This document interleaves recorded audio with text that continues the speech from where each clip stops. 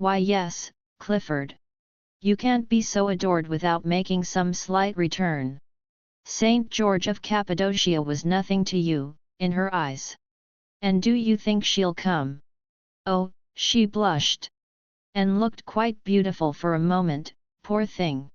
Why don't men marry the women who would really adore them? The women start adoring too late. But did she say she'd come? Oh! Connie imitated the breathless Miss Bentley, your ladyship, if ever I should dare to presume. Dare to presume? How absurd! But I hope to God she won't turn up. And how was her tea? Oh, Lipton's, and very strong. But Clifford, do you realize you are the Roman de la Rose of Miss Bentley and lots like her? I'm not flattered, even then. They treasure up every one of your pictures in the illustrated papers, and probably pray for you every night. It's rather wonderful. She went upstairs to change.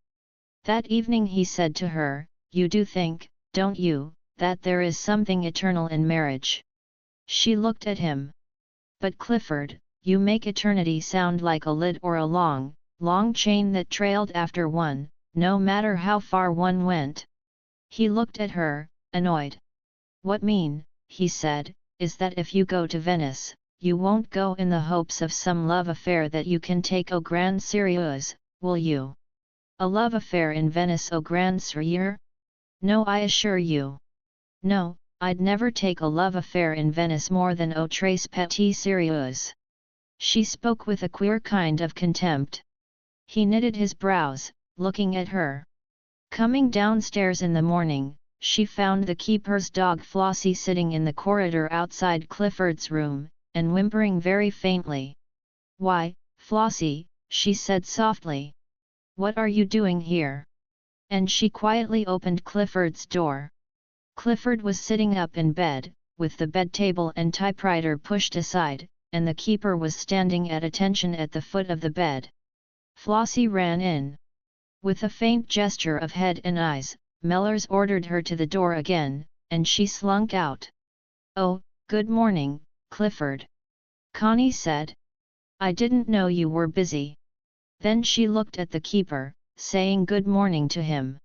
He murmured his reply, looking at her as if vaguely. But she felt a whiff of passion touch her, from his mere presence. Did I interrupt you, Clifford? I'm sorry. No, it's nothing of any importance. She slipped out of the room again, and up to the blue boudoir on the first floor. She sat in the window, and saw him go down the drive, with his curious, silent motion, effaced. He had a natural sort of quiet distinction, an aloof pride, and also a certain look of frailty. A hireling. One of Clifford's hirelings. The fault, dear Brutus, is not in our stars, but in ourselves, that we are underlings.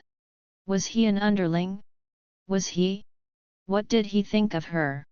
It was a sunny day, and Connie was walking in the garden, and Mrs. Bolton was helping her.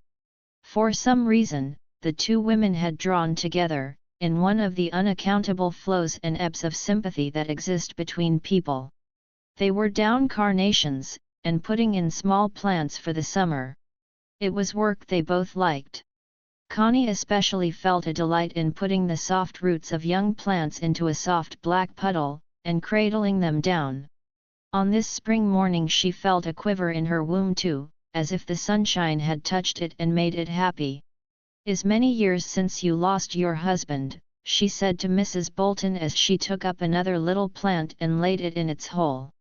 23, said Mrs. Bolton, as she carefully separated the young columbines into single plants. 23 years since they brought him home. Connie's heart gave a lurch, at the terrible finality of it. Brought him home? Why did he get killed, do you think? She asked. He was happy with you. It was a woman's question to a woman. Mrs. Bolton put aside a strand of hair from her face, with the back of her hand. I don't know, my lady. He sort of wouldn't give in to things, he wouldn't really go with the rest. And then he hated ducking his head for anything on earth. A sort of obstinacy, that gets itself killed. You see, he didn't really care. I lay it down to the pit. He ought never to have been down pit. But his dad made him go down, as a lad, and then, when you're over 20, it's not very easy to come out. Did he say he hated it? Oh no. Never. He never said he hated anything. He just made a funny face. He was one of those who wouldn't take care, like some of the first lads as went off so blithe to the war and got killed right away. He wasn't really weasel-brained. But he wouldn't care. I used to say to him, you care for naught nor nobody. But he did. The way he sat when my first baby was born, motionless, and the sort of fatal eyes he looked at me with, when it was over.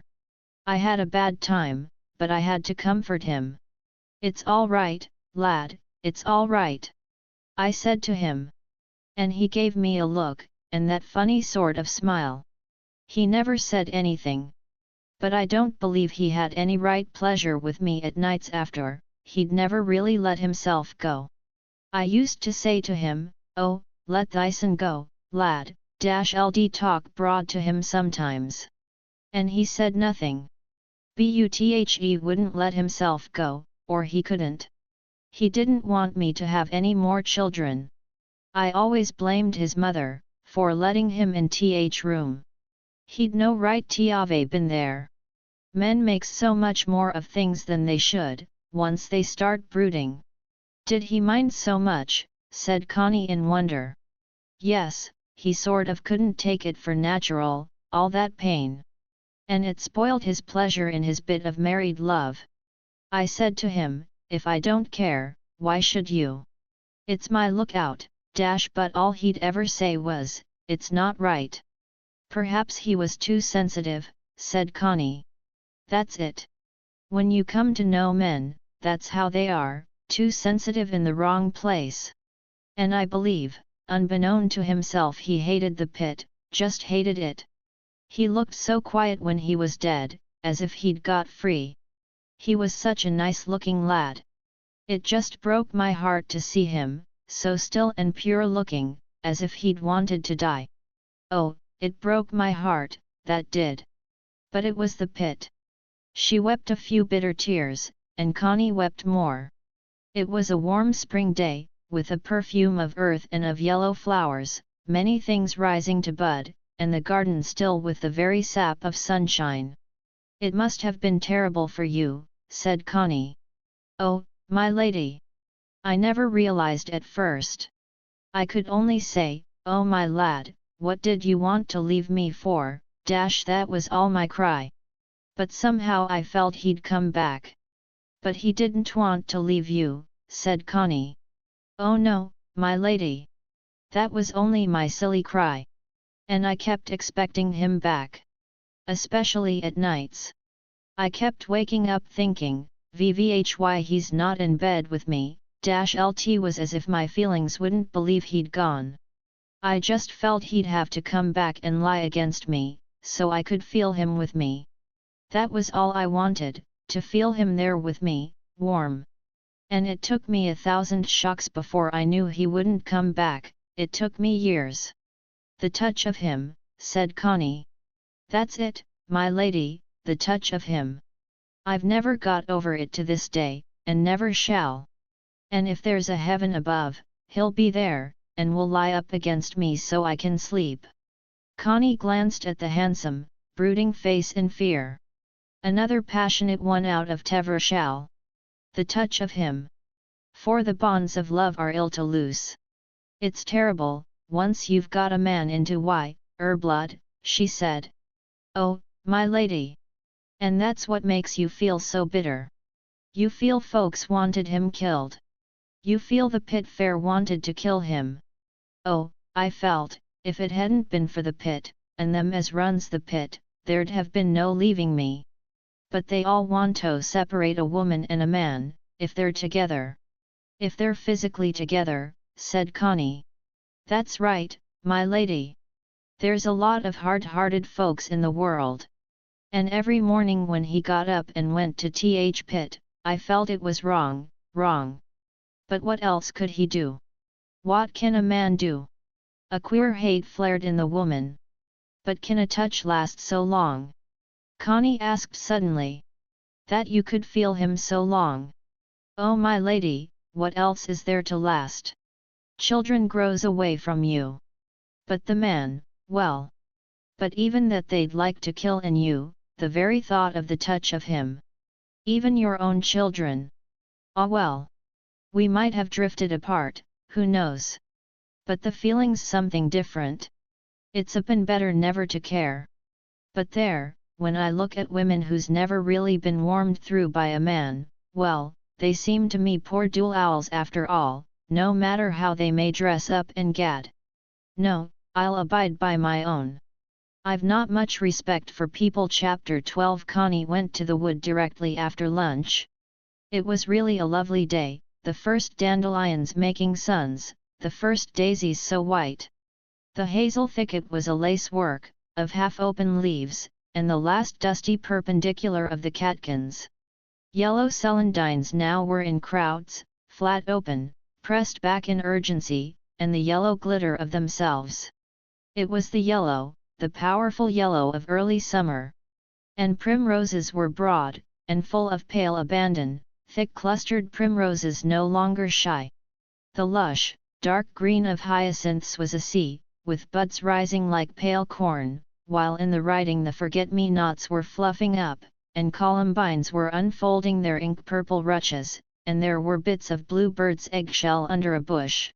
Everywhere the bud knots and the leap of life. The keeper was not at the hut. Everything was serene, brown chickens running lustily. Connie walked on towards the cottage, because she wanted to find him. The cottage stood in the sun, off the wood's edge. In the little garden the double daffodils rose in tufts, near the wide open door, and red double daisies made a border to the path. There was the bark of a dog, and Flossie came running. The wide open door. So he was at home. And the sunlight falling on the red brick floor. As she went up the path, she saw him through the window, sitting at the table in his shirt sleeves, eating. The dog whuffed softly, slowly wagging her tail. He rose, and came to the door, wiping his mouth with a red handkerchief, still chewing. "May I come in?" she said. "Come in."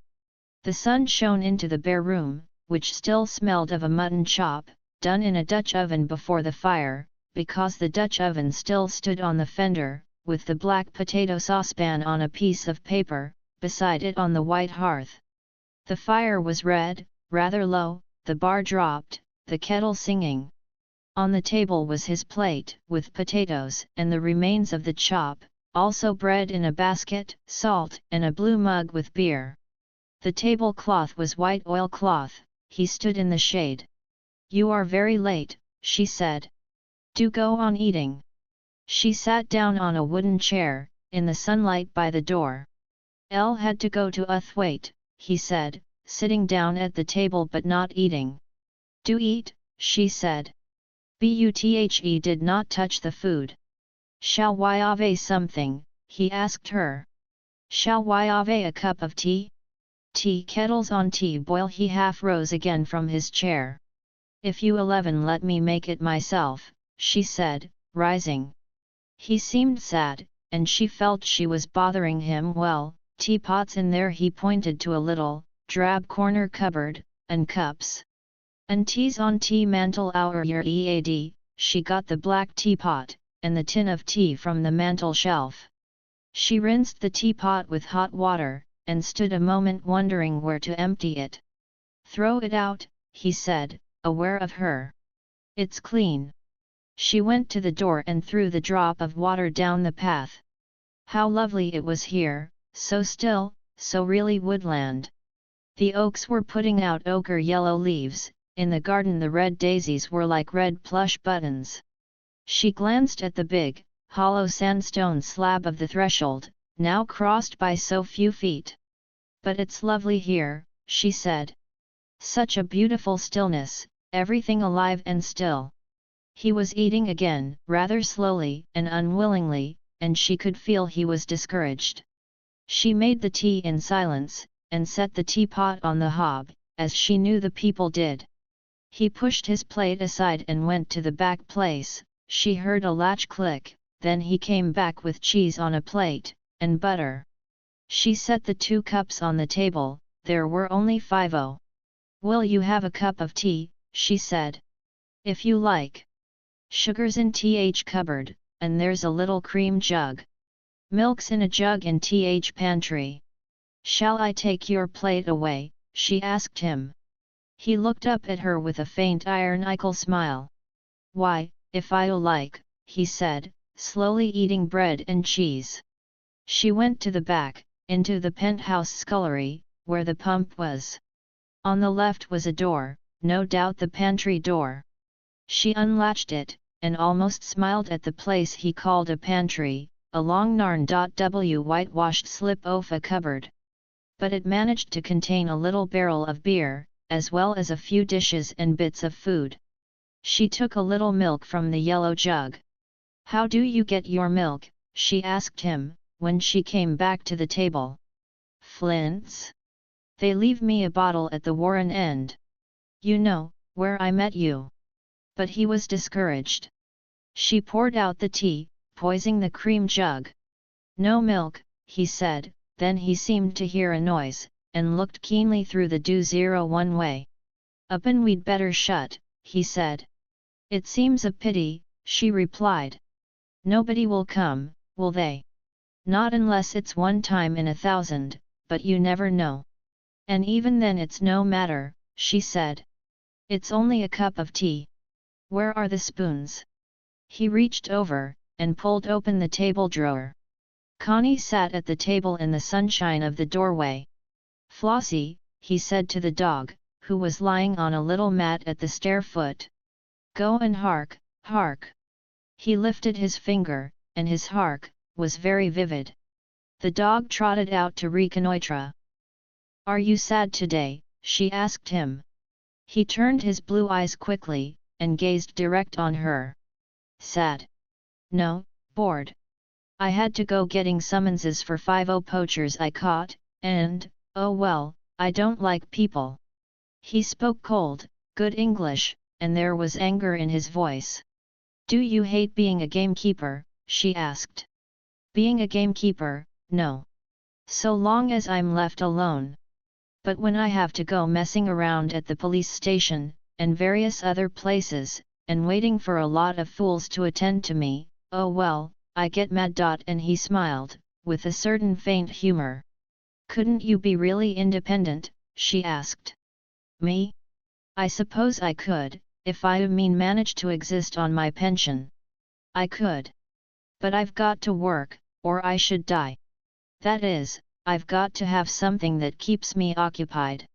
And I'm not in a good enough temper to work for myself.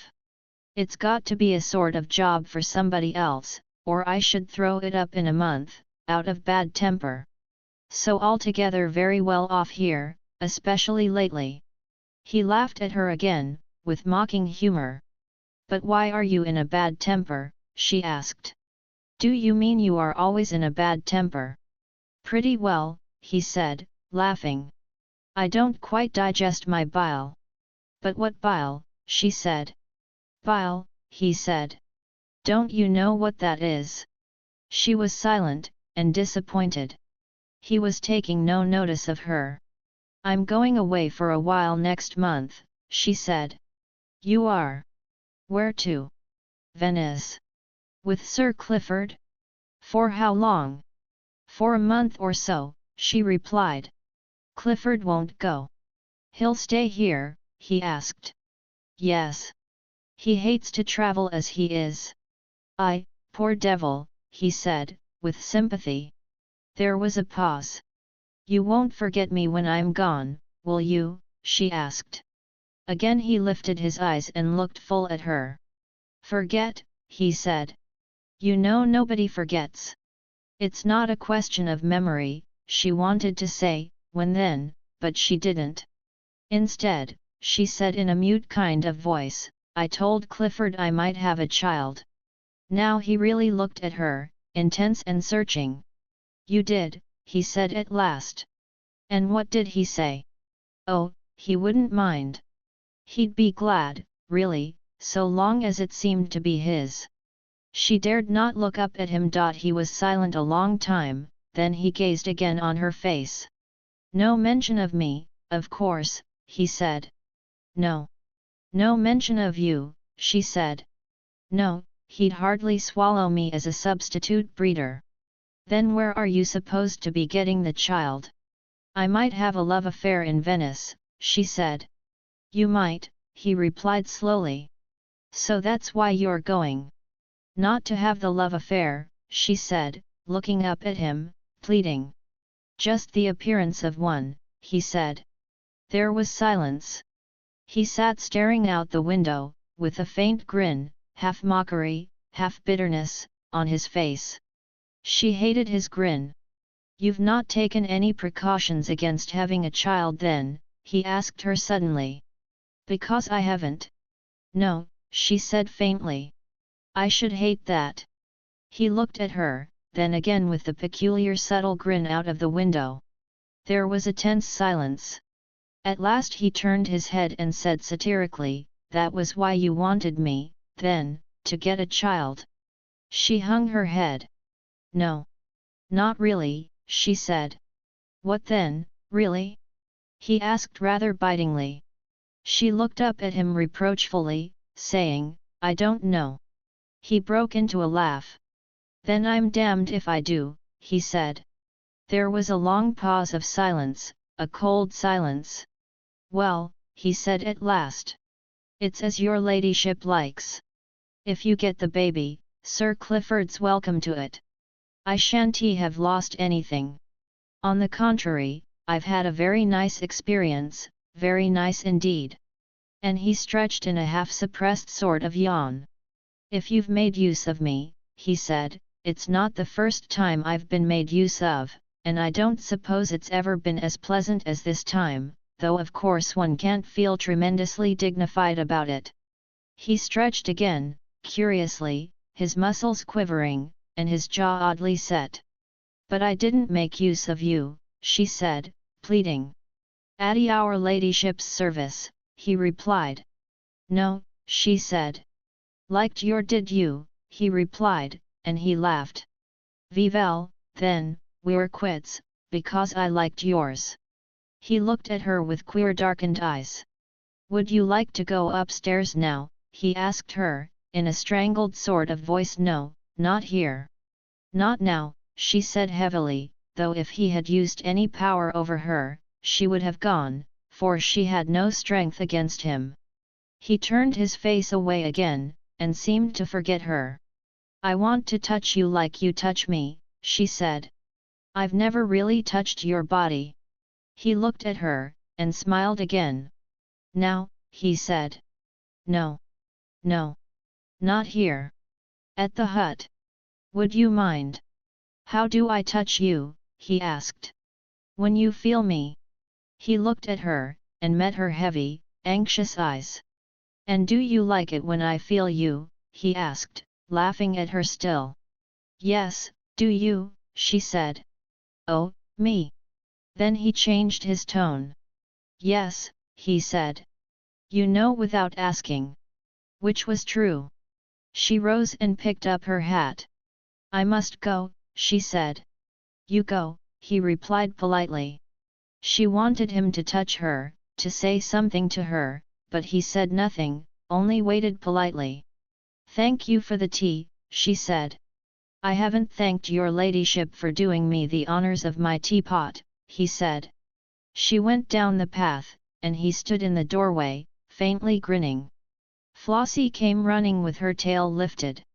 And Connie had to plod dumbly across into the wood, knowing he was standing there watching her, with that incomprehensible grin on his face. She walked home very much downcast and annoyed. She didn't at all like his saying he had been made use of because, in a sense, it was true. But he oughtn't to have said it. Therefore, again, she was divided between two feelings, resentment against him, and a desire to make it up with him. She passed a very uneasy and irritated tea time, and at once went up to her room. But when she was there it was no good, she could neither sit nor stand. She would have to do something about it. She would have to go back to the hut. If he was not there, well and good. She slipped out of the side door, and took her way direct and a little sullen. When she came to the clearing she was terribly uneasy. But there he was again, in his shirt sleeves, stooping, letting the hens out of the coops, among the chicks that were now growing a little gawky, but were much more trim than hen chickens. She went straight across to him. "You see I've come," she said.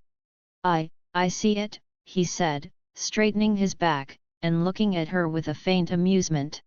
"Do you let the hens out now?" she asked. "Yes, they've sat themselves to skin and bone," he said. "And now they're not all that anxious to come out and feed. There's no self in a sitting hen, she's all in the eggs or the chicks. The poor mothinens, such blind devotion! Even to not their own." Connie looked at them in compassion. A helpless silence fell between the man and the woman. "Shall us go it?" he asked. "Do you want me?" she asked, in a sort of mistrust.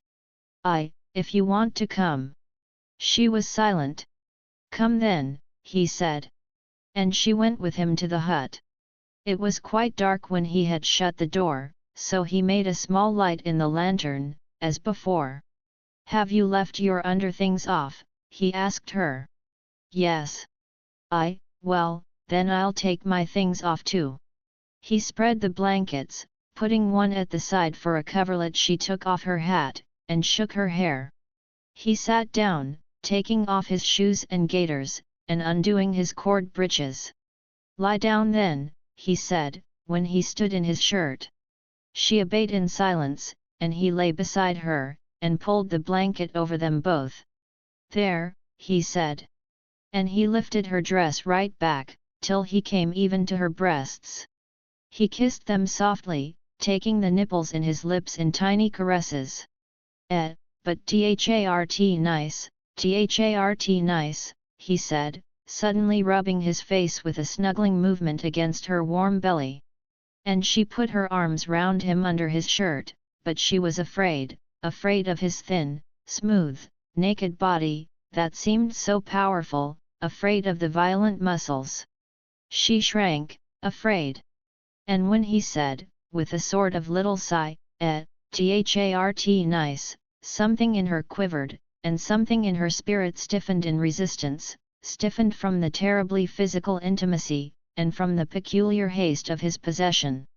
And this time the sharp ecstasy of her own passion did not overcome her. She lay with her ends inert on his striving body, and do what she might, her spirit seemed to look on from the top of her head, and the butting of his haunches seemed ridiculous to her, and the sort of anxiety of his penis to come to its little evacuating crisis seemed farcical. Yes, this was love, this ridiculous bouncing of the buttocks, and the wilting of the poor, insignificant, moist little penis. This was the divine love. After all, the moderns were right when they felt contempt for the performance, for it was a performance. It was quite true, as some poets said, that the God who created man must have had a sinister sense of humor, creating him a reasonable being, yet forcing him to take this ridiculous posture, and driving him with blind craving for this ridiculous performance. Even a Maupassant found it a humiliating anticlimax. Men despised the intercourse act, and yet did it. Cold and derisive her queer female mind stood apart, and though she lay perfectly still, her impulse was to heave her loins, and throw the man out, escape his ugly grip, and the butting overriding of his absurd haunches. His body was a foolish, impudent, imperfect thing, a little disgusting in its unfinished clumsiness. For surely a complete evolution would eliminate this performance, this function.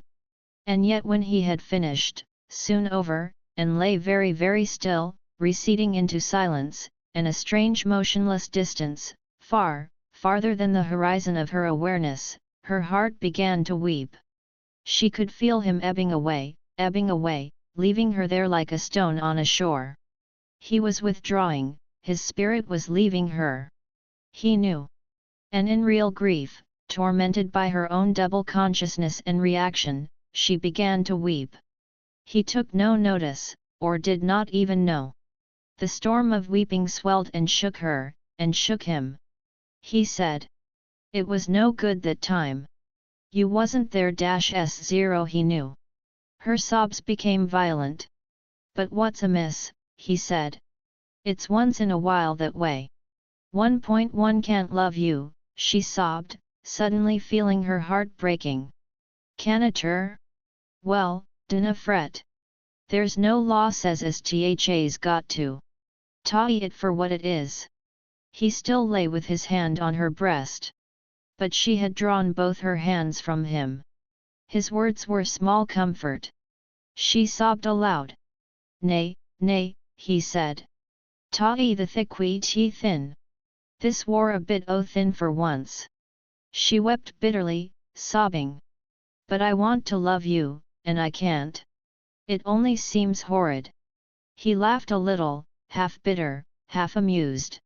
"It isna horrid," he said, "even if Tha thinks it is. An Tha canna mai it horrid. Dinna fret thysen about lovin' me. Thalt niver force thysen to tea. There's sure to be a bad nut in a basketful.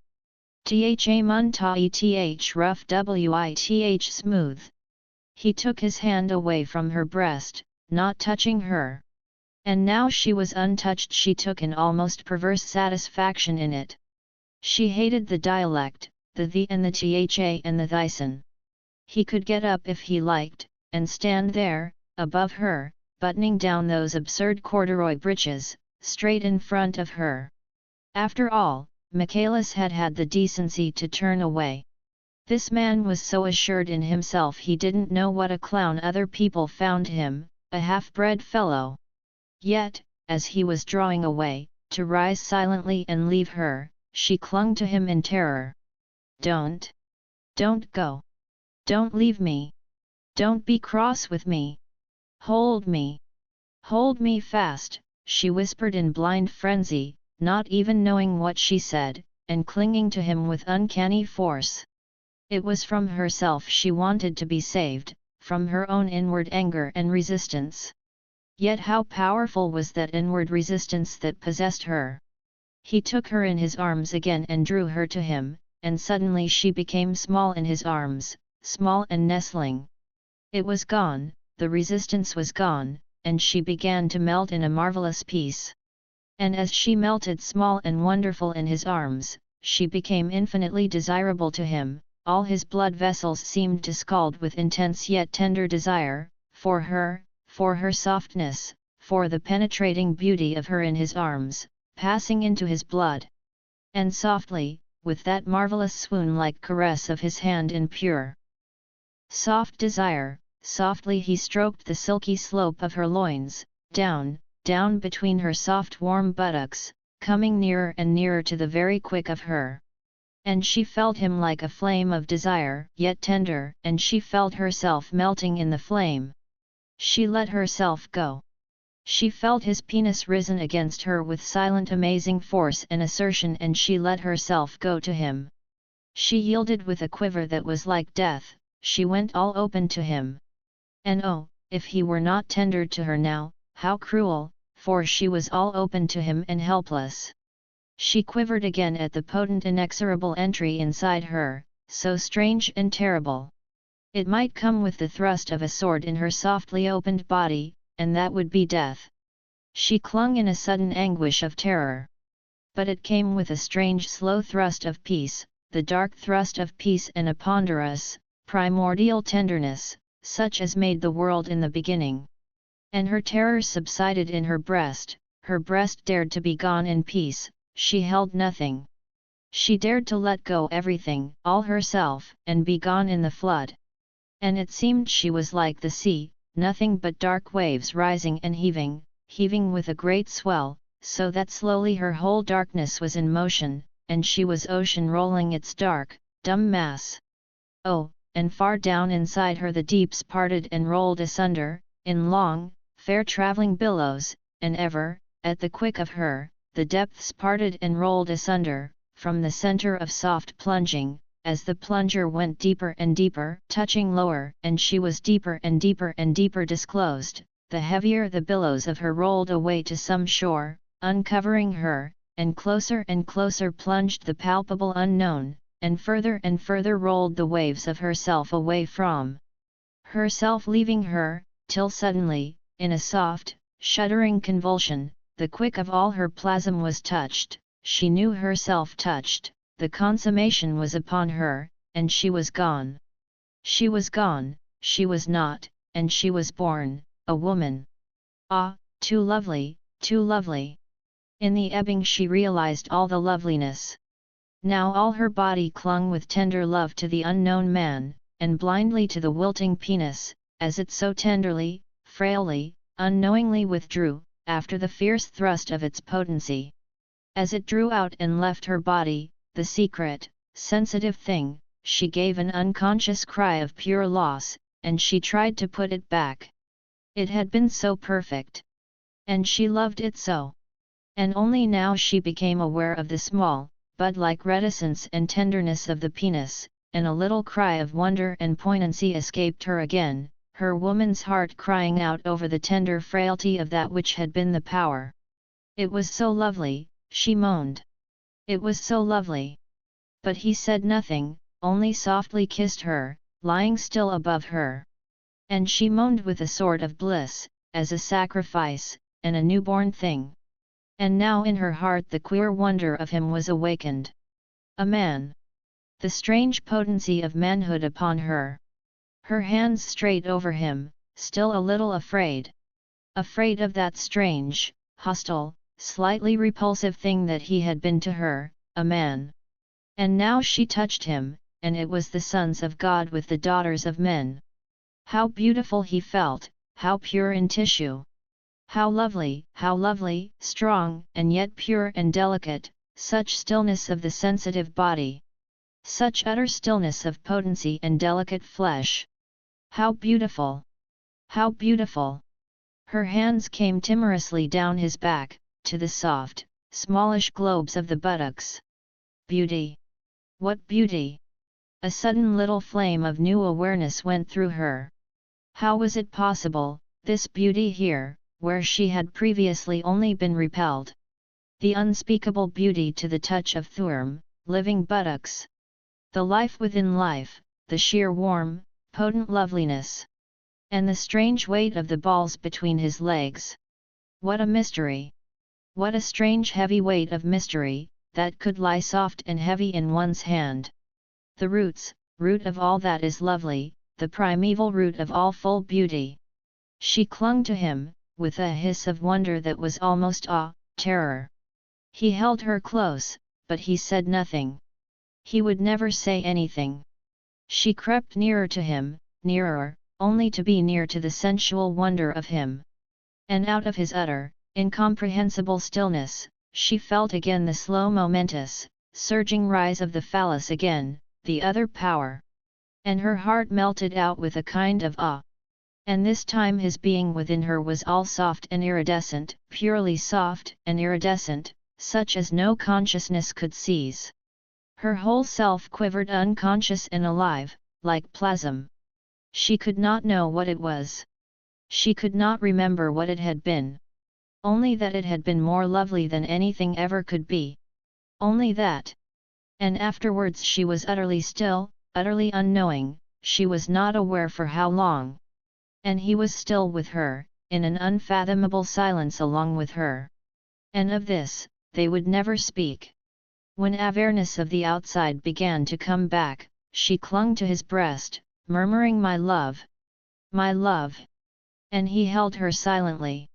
And she curled on his breast, perfect. But his silence was fathomless. His hands held her like flowers, so still and strange. "Where are you?" she whispered to him. "Where are you? Speak to me. Say something to me." He kissed her softly, murmuring, my lass." But she did not know what he meant, she did not know where he was. In his silence he seemed lost to her. "You love me, don't you?" she murmured. "Tha knows," he said. "But tell me," she pleaded. "Oh, asnt ter felt it," he said dimly but softly and surely. And she clung close to him, closer. He was so much more peaceful in love than she was, and she wanted him to reassure her. "You do love me," she whispered, assertive. And his hands stroked her softly, as if she were a flower, without the quiver of desire, but with delicate nearness. And still there haunted her a restless necessity to get a grip on love. "Say you'll always love me," she pleaded. He said, abstractedly. And she felt her questions driving him away from her. "Mustn't we get up?"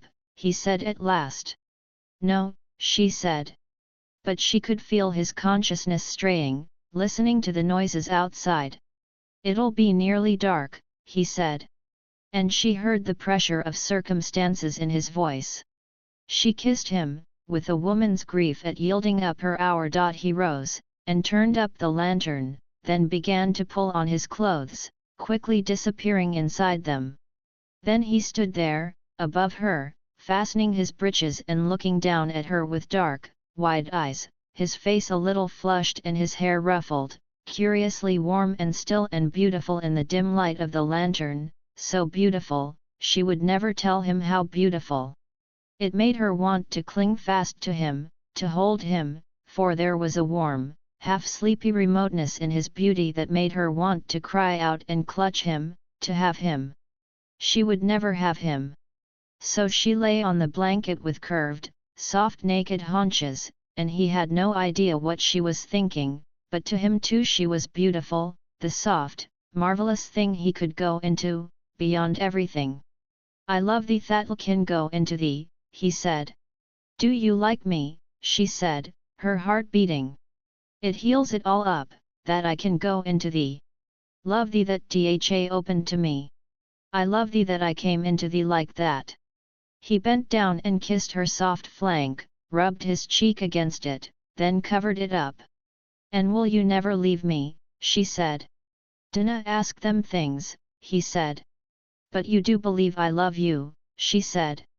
"Dha loved me just now, wider than iver dha thought dha would. But who knows what'll happen, once dha starts thinkin' about it. No, don't say those things, and you don't really think that I wanted to make use of you, do you? How? To have a child? Now anybody can have any child it world," he said, as he sat down fastening on his. "Oh no," she cried. "You don't mean it." Well," he said, looking at her under his brows. "This war tea best." She lay still. He softly opened the door. The sky was dark blue, with crystalline, turquoise rim. He went out, to shut up the hens, speaking softly to his dog. And she lay and wondered at the wonder of life, and of being. When he came back she was still lying there, glowing like a gypsy.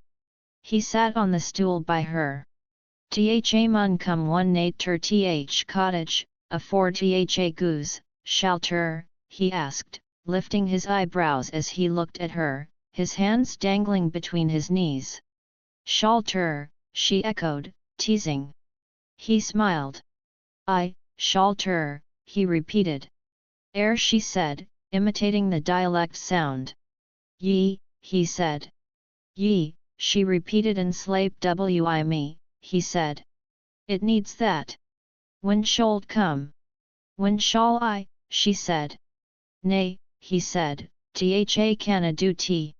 When shall't come then?" "Upon Sunday," she said. "Upon a Sunday?" He laughed at her quickly. "Nay, Tha canna," he protested.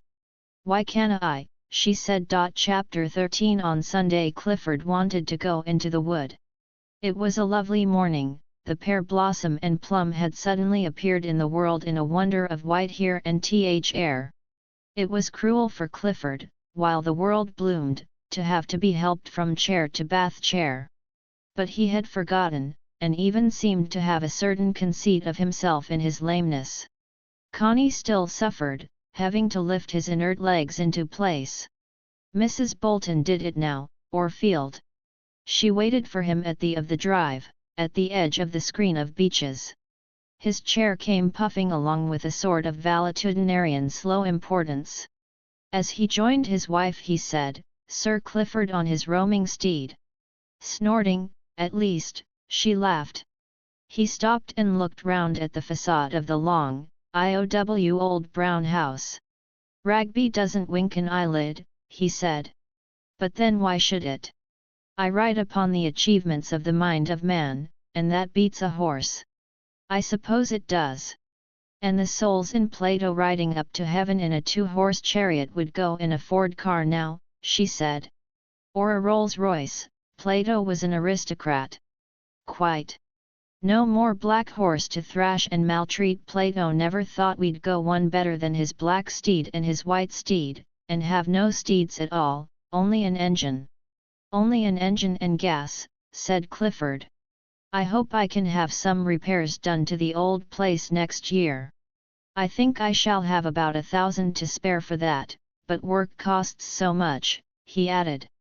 "Oh, good," said Connie.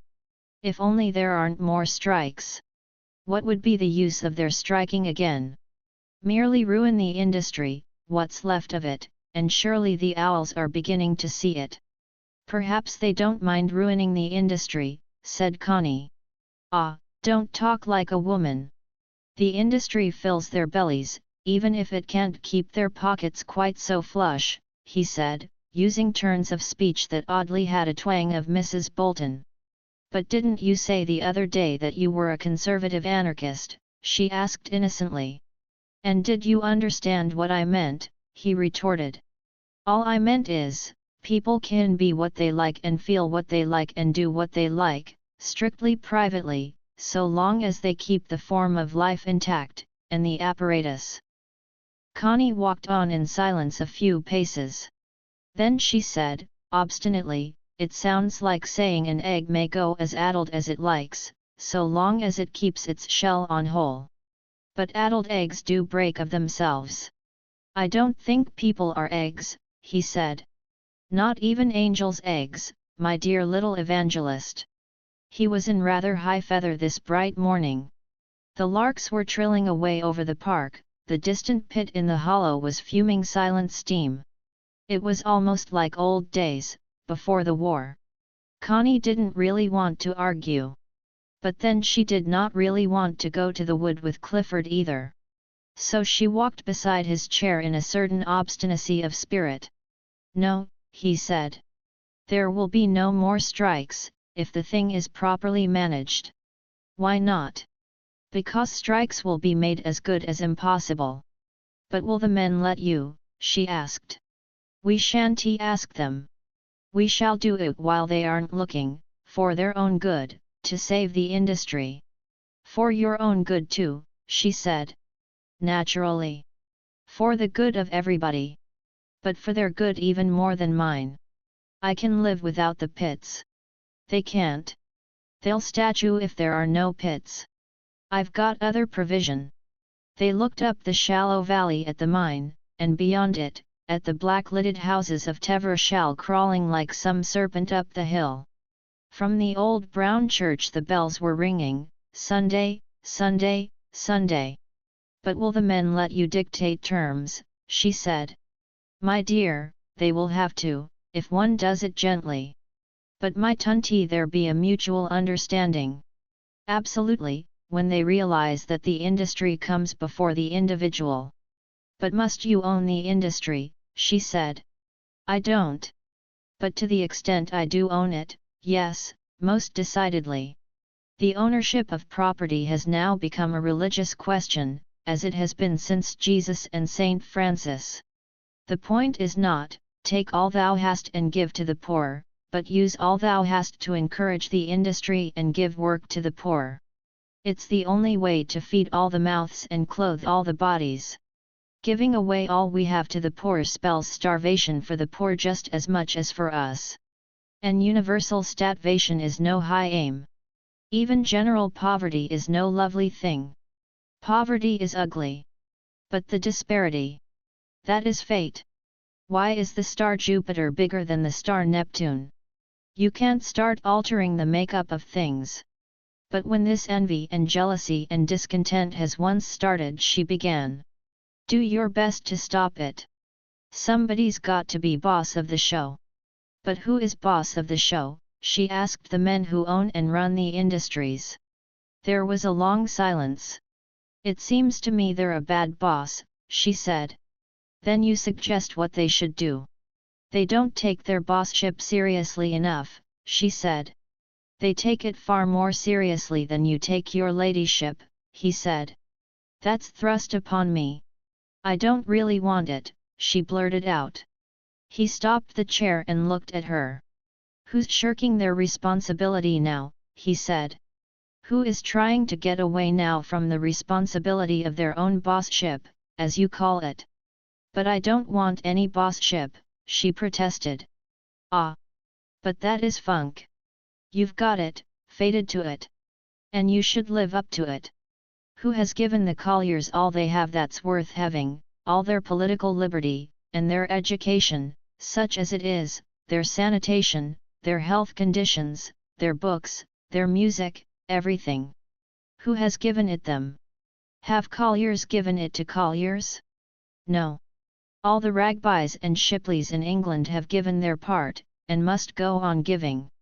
There's your responsibility. Connie listened, and flushed very red. I'd like to give something, she said. But I'm not allowed. Everything is to be sold and paid for now, and all the things you mention now, Ragby and Shipley sells them to the people, at a good profit. Everything is sold. You don't give one heartbeat of real sympathy. And besides, who has taken away from the people their natural life and manhood, and given them this industrial horror? Who has done that? And what must I do? He asked, green. Ask them to come and pillage me. Why is Tevershall so ugly, so hideous? Why are their lives so hopeless? They built their own Tevershall, that's part of their display of freedom. They built themselves their pretty Tevershall, and they live their own pretty lives. I can't live their lives for them. Every beetle must live its own life.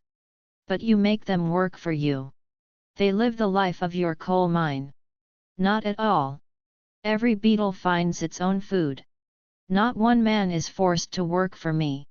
Their lives are industrialized and hopeless, and so are ours, she cried. I don't think they are.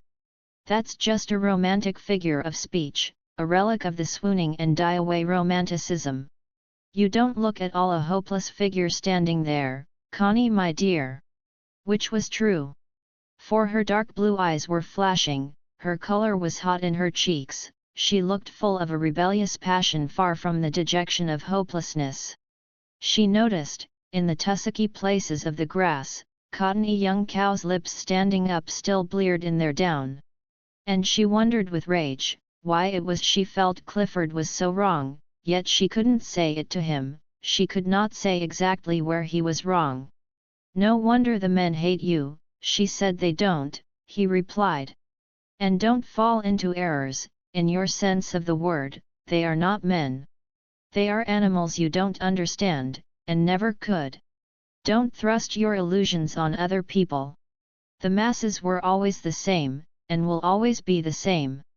An Arrow's slaves were extremely little different from our colliers or the Ford motor car workmen. I mean Nero's mine slaves and his field slaves. It is the masses, they are the unchangeable. An individual may emerge from the masses. But the emergence doesn't alter the mass. The masses are unalterable. It is one of the most momentous facts of social science. Panem et circenses. Only today education is one of the bad substitutes for a circus. Is wrong is that we've made a profound hash of the circus's part of the program, and poisoned our masses with a little education. When Clifford became really roused in his feelings about the common people, Connie was frightened. There was something devastatingly true in what he said. But it was a truth that killed. Seeing her pale and silent, Clifford started the chair again, and no more was said till he halted again at the wood gate, which she opened. And what we need to take up now, he said, is whips, not swords. The masses have been ruled since time began, until time ends, ruled they will have to be. It is sheer hypocrisy and farce to say they can rule themselves. But can you rule them? She asked. I? Oh yes. Neither my mind nor my will is crippled, and I don't rule with my legs. Can do my share of ruling, absolutely, my share, and give me a son, and he will be able to rule his portion after me. But he wouldn't be your own son, of your own ruling class, or perhaps not, she stammered. L don't care who his father may be, so long as he is a healthy man not below normal intelligence. Give me the child of any healthy, normally intelligent man, and I will make a perfectly competent Catterley of him. It is not who begets us, that matters, but where fate places us. Place any child among the ruling classes, and he will grow up, to his own extent, a ruler. Put kings and dukes' children among the masses, and they'll be little plebeians, mass products. It is the overwhelming pressure of environment. Then the common people aren't a race, and the aristocrats aren't blood, she said. No, my child. All that is romantic illusion. Aristocracy is a function, a part of fate. And the masses are a functioning of another part of fate. The individual hardly matters. It is a question of which function you are brought up to and adapted to. It is not the individuals that make an aristocracy, it is the functioning of the aristocratic whole. And it is the functioning of the whole mass that makes the common man what he is. Then there is no common humanity between us all. Just as you like. We all need to fill our bellies. But when it comes to expressive or executive functioning, I believe there is a gulf, and an absolute one, between the ruling and the serving classes. The 50 functions are opposed. And the function determines the individual. Connie looked at him with dazed eyes. Won't you come on, she said. And he started his chair. He had said his say. Now he lapsed into his peculiar and rather vacant apathy, that Connie found so trying. In the wood, anyhow, she was determined not to argue. In front of them ran the open cleft of the riding, between the hazel walls and the gay grey trees. The chair puffed slowly on, slowly surging into the forget-me-nots that rose up in the drive like milk froth, beyond the hazel shadows. Clifford steered the middle course, where feet passing had kept a channel through the flowers. But Connie, walking behind, had watched the wheels jolt over the wood rough and the bugle, and squash the little yellow cups of the creeping jenny. Now they made a wake through the forget-me-nots. All the flowers were there, the first bluebells in blue pools, like standing water. You are quite right about its being beautiful, said Clifford. It is so amazingly. What is quite so lovely as an English spring? Connie thought it sounded as if even the spring bloomed by Act of Parliament. An English spring? Why not an Irish one? Or Jewish?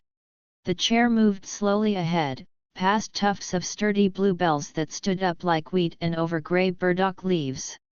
When they came to the open place where the trees had been felled, the light flooded in rather stark. And the bluebells made sheets of bright blue color, here and there, shearing off into lilac and purple. And between, the bracken was lifting its brown curled heads, like legions of young snakes with a new secret to whisper to Eve. Clifford kept the chair going till he came to the brow of the hill. Connie followed slowly behind.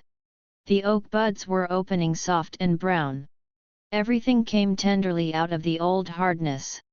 Even the oak trees put out the softest young leaves, spreading thin, brown little wings like young bat wings in the light. Why had men never any newness in them, any freshness to come forth with? Stale men. Clifford stopped the chair at the top of the rise and looked down. The bluebells washed blue like flood water over the broad riding, and lit up the downhill with a warm blueness. It's a very fine color in itself, said Clifford, but useless for making a painting. Quite, said Connie, completely uninterested. Shall I venture as far as the spring, said Clifford. Will the chair get up again? She said. We'll try, nothing venture, nothing win. And the chair began to advance slowly, joltingly down the beautiful broad riding washed over with blue encroaching hyacinths. O last of all ships, through the hyacinthian shallows! O pinnace on the last wild waters, sailing in the last voyage of our civilization! Whither, O weird-wheeled ship, your slow course steering? Quiet and complacent, Clifford sat at the wheel of adventure, in his old black hat and tweed jacket, motionless and cautious. "O Captain, my Captain, our splendid trip is done." "Not yet though." Downhill, in the wake, came Constance in her grey dress, watching the chair jolt. They passed the narrow track to the hut. Thank heaven it was not wide enough for the chair, hardly wide enough for one person. The chair reached the bottom of the slope, and swerved round, to disappear. And Connie heard a low whistle behind her. She glanced sharply round. The keeper was striding downhill towards her, his dog keeping behind him. "Is Sir Clifford going to the cottage?" he asked, looking into her eyes. "No, only to the well." "Ah! Good. Then I can keep out of sight. But I shall see you tonight. I shall wait for you at the park gate about 10. He looked again direct into her eyes. "Yes," she faltered. They heard the pap, pap, of Clifford's horn, tooting for Connie. She cooed in reply. The keeper's face flickered with a little grimace, and with his hand he softly brushed her breast upwards, from underneath. She looked at him, frightened, and started running down the hill, calling cooee again to Clifford. The man above watched her, then turned, grinning faintly, back into his path. She found Clifford slowly mounting to the spring, which was halfway up the slope of the dark larch wood. He was there by the time she caught him up. "She did that all right," he said, referring to the chair. Connie looked at the great grey leaves of burdock that grew out ghostly from the edge of the larch wood. "The people call it Robin Hood's rhubarb." How silent and gloomy it seemed by the well! Yet the water bubbled so bright, wonderful. And there were bits of bright and strong blue bugle dot, and there, under the bank, the yellow earth was moving. A mole! It emerged, rowing its pink hands, and waving its blind gimlet of a face, with the tiny pink nose tip uplifted. "It seems to see with the end of its nose," said Connie. "Better than with its eyes," he said. "Will you drink? Will you?" She took an enamel mug from a twig on a tree, and stooped to fill it for him. He drank in sips. Then she stooped again, and drank a little herself. "So icy," she said, gasping. "Good, isn't it? Did you wish? Did you?" "Yes, I wished. But I won't tell." She was aware of the rapping of a woodpecker, then of the wind, soft and eerie through the larches. She looked up. White clouds were crossing the blue. "Clouds," she said. "White lambs only," he replied. A shadow crossed the little clearing. The mole had swum out onto the soft yellow earth. "Unpleasant little beast, we ought to kill him," said Clifford. "Look. He's like a parson in a pulpit," she said. She gathered some sprigs of woodruff and brought them to him. "New mown hay," he said. "Doesn't it smell like the romantic ladies of the last century, who had their heads screwed on the right way after all?" She was looking at the white clouds. "I wonder if it will rain," she said. "Rain? Why? Do you want it to?" They started on the return journey, Clifford jolting cautiously downhill. They came to the dark bottom of the hollow, turned to the right, and after 100 yards swerved up the foot of the long slope, where bluebells stood in the light. "Now, old girl," said Clifford, putting the chair to it. It was a steep and jolty climb. The chair pugged slowly, in a struggling, unwilling fashion. Still, she nosed her way up unevenly, till she came to where the hyacinths were all around her, then she balked, struggled, jerked a little way out of the flowers, then stopped. "We'd better sound the horn and see if the keeper will come," said Connie. "He could push her a bit." "For that matter, I will push. It helps." "We'll let her breathe," said Clifford. "Do you mind putting a scotch under the wheel?" Connie found a stone, and they waited. After a while Clifford started his motor again, then set the chair in motion. It struggled and faltered like a sick thing, with curious noises. "Let me push," said Connie, coming up behind. "No. Don't push," he said angrily. "What's the good of the damned thing, if it has to be pushed? Put the stone under." There was another pause, then another start, but more ineffectual than before. "You must let me push," said she. "Or sound the horn for the keeper." "Wait." She waited, and he had another try, doing more harm than good. "Sound the horn then, if you won't let me push," she said. "Hell! Be quiet a moment." She was quiet a moment. He made shattering efforts with the little motor. "You'll only break the thing down altogether, Clifford," she remonstrated, "besides wasting your nervous energy." "If I could only get out and look at the damned thing," he said, exasperated. And he sounded the horn stridently. "Perhaps Mellors can see what's wrong." They waited, among the mashed flowers under a sky softly curdling with cloud. In the silence a wood pigeon began to coo "Roo-hoo-hoo." "Roo-hoo-hoo." Clifford shut her up with a blast on the horn. The keeper appeared directly, striding inquiringly round the corner. He saluted. "Do you know anything about motors?" asked Clifford sharply. "I am afraid I don't." "Has she gone wrong?" "Apparently," snapped Clifford. The man crouched solicitously by the wheel, and peered at the little engine. "I'm afraid I know nothing at all about these mechanical things, Sir Clifford," he said calmly. "If she has enough petrol and oil, just look carefully and see if you can see anything broken," snapped Clifford. The man laid his gun against a tree, took off his coat, and threw it beside it. The brown dog sat guard. Then he sat down on his heels and peered under the chair, poking with his finger at the greasy little engine, and resenting the grease marks on his clean Sunday shirt.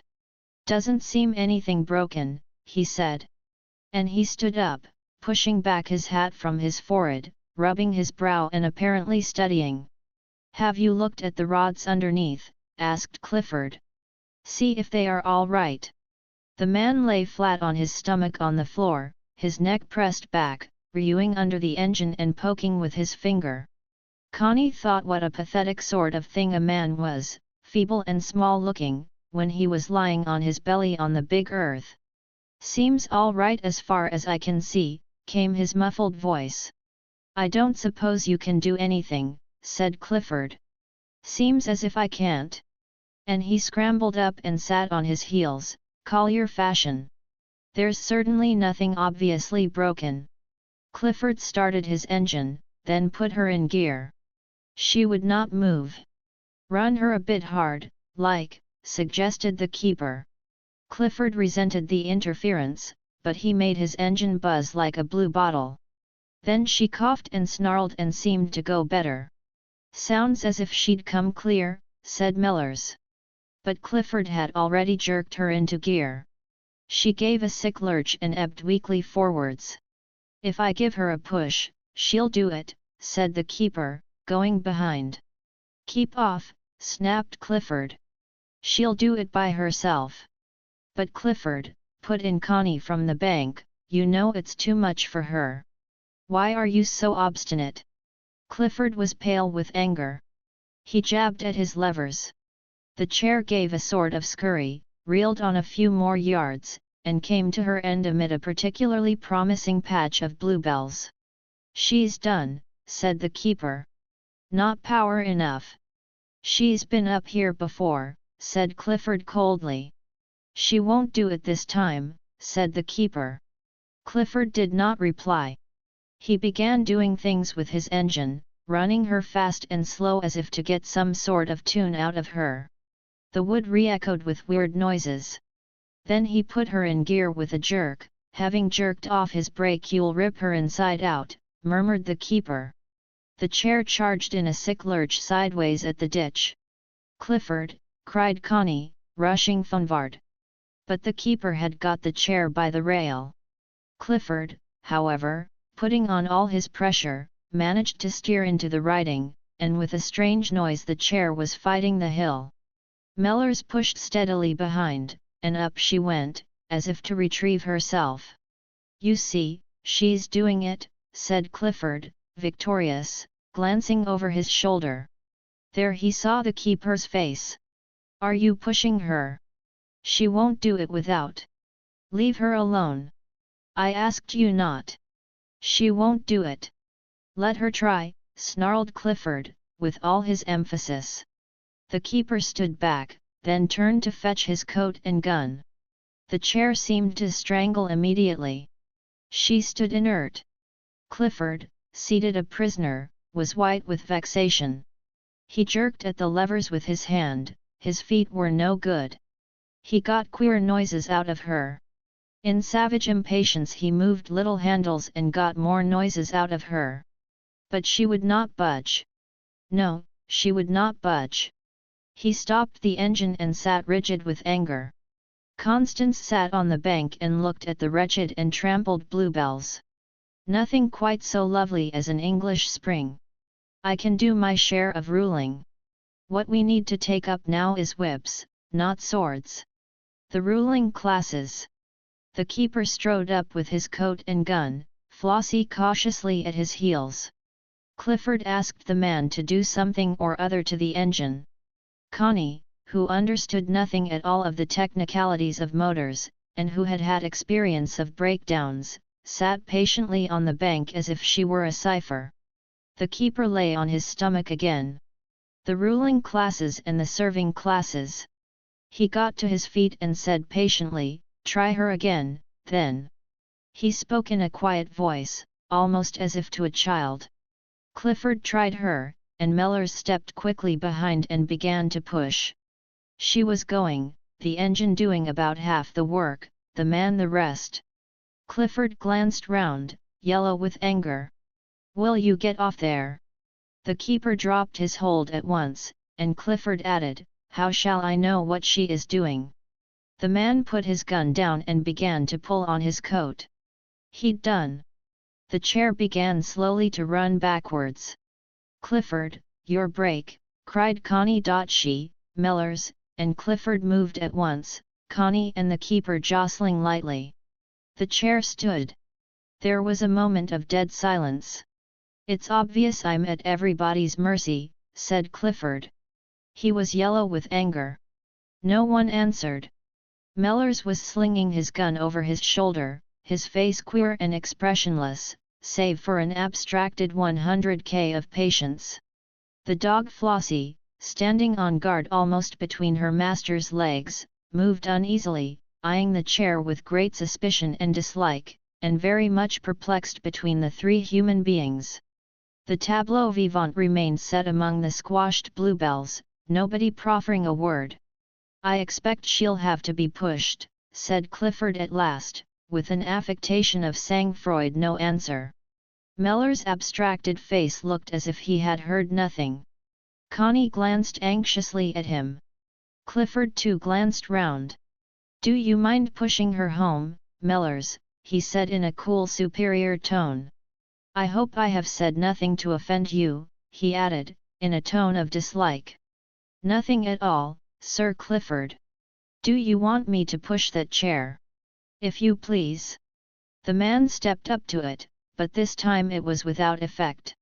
The brake was jammed. They poked and pulled, and the keeper took off his gun and his coat once more. And now Clifford said never a word.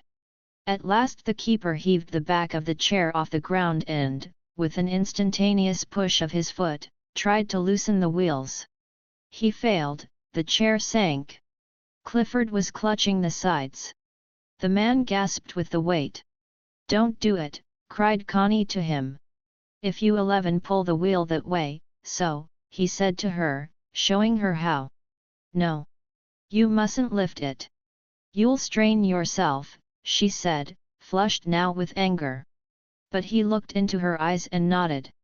And she had to go and take hold of the wheel, ready. He heaved and she tugged, and the chair reeled. For God's sake, cried Clifford in terror. But it was all right, and the brake was off.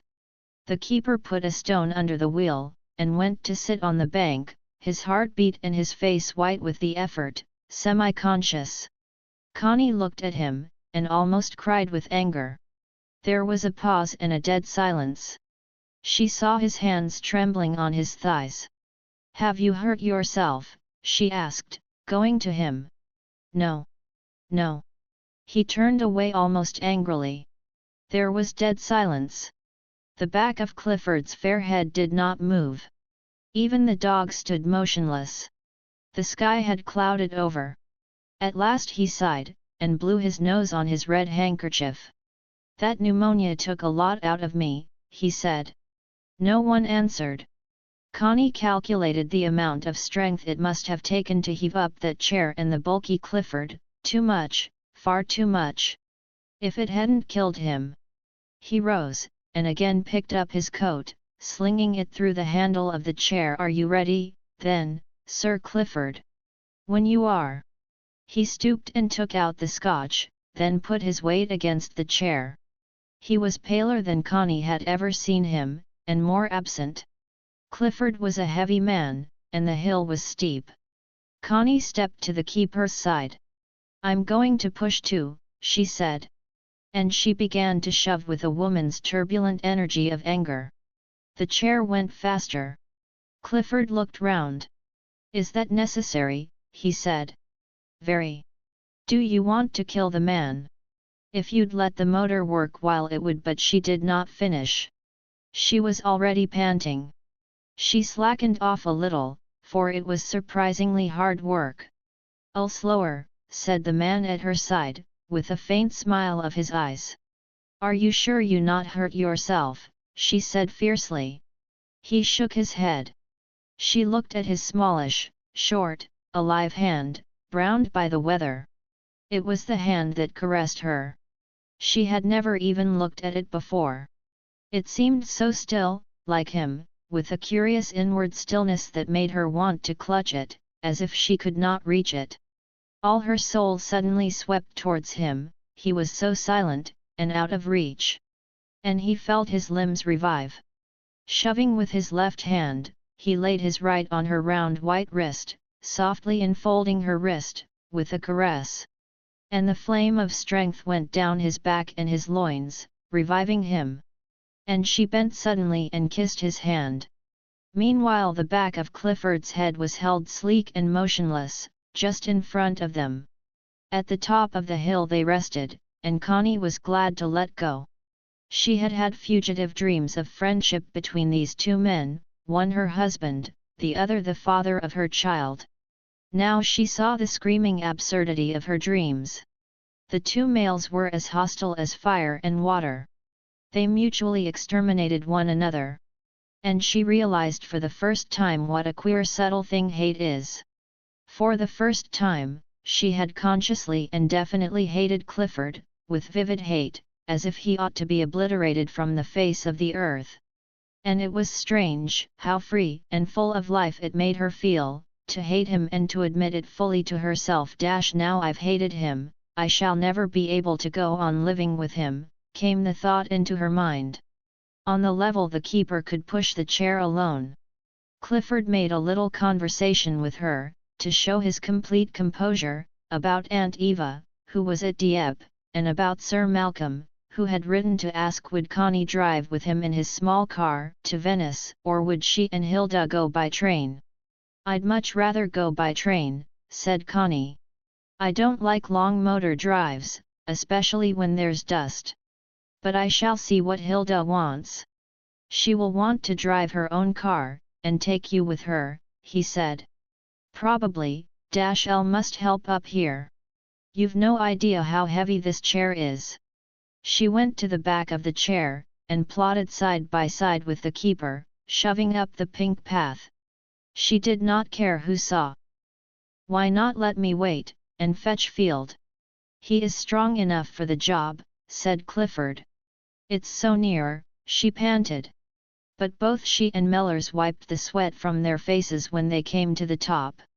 It was curious, but this bit of work together had brought them much closer than they had been before. Thanks so much, Mellors, said Clifford, when they were at the house door. I must get a different sort of motor, that's all. Won't you go to the kitchen and have a meal? It must be about time. Thank you, Sir Clifford. I was going to my mother for dinner today, Sunday.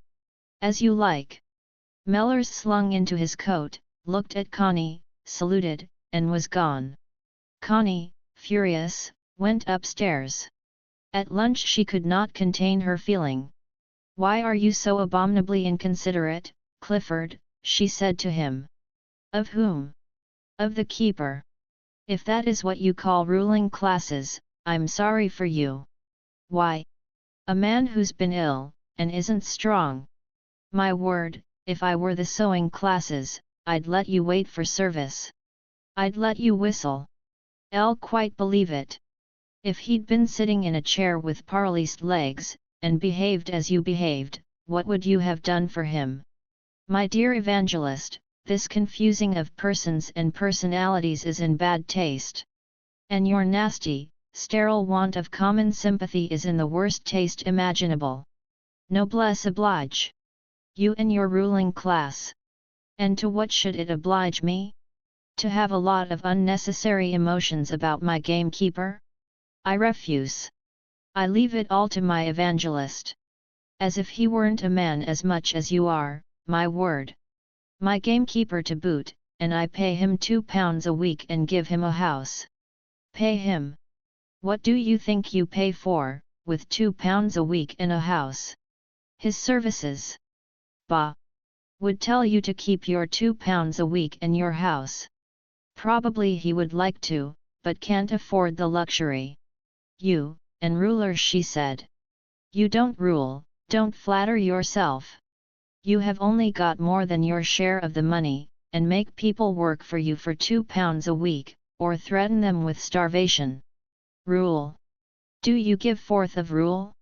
Why, you're dried up. You only bully with your money, like any Jew or any Schreiber. You are very elegant in your speech, Lady Catterley. I assure you, you were very elegant altogether out there in the wood. I was utterly ashamed of you.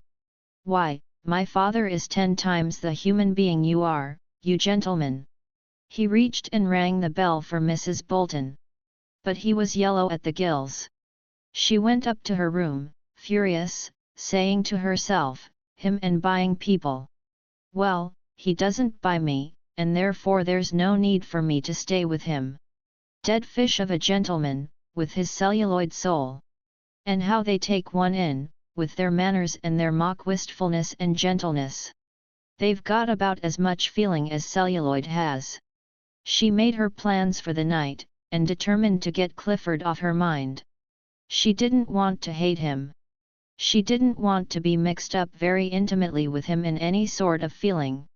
She wanted him not to know anything at all about herself, and especially, not to know anything about her feeling for the keeper. This squabble of her attitude to the servants was an old one.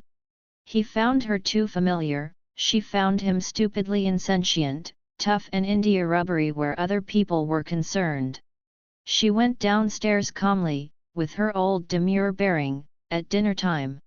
He was still yellow at the gills, in for one of his liver bouts, when he was really very queer. He was reading a French book. Have you ever read Proust? He asked her. I've tried, but he bores me. He's really very extraordinary. Possibly. But he bores me, all that sophistication. He doesn't have feelings, he only has streams of words about feelings. I'm tired of self-important mentalities. Would you prefer self-important animalities? Perhaps. But one might possibly get something that wasn't self-important. Well, I like Proust's subtlety and his well-bred anarchy. It makes you very dead, really. There speaks my evangelical little wife. They were at it again, at it again. But she couldn't help fighting him. He seemed to sit there like a skeleton, sending out a skeleton's cold grisly will against her. Almost she could feel the skeleton clutching her and pressing her to its cage of ribs. He too was really up in arms, and she was a little afraid of him. She went upstairs as soon as possible, and went to bed quite early. But at 9:30 she got up, and went outside to listen. There was no sound. She slipped on a dressing gown and went downstairs. Clifford and Mrs. Bolton were playing cards, gambling.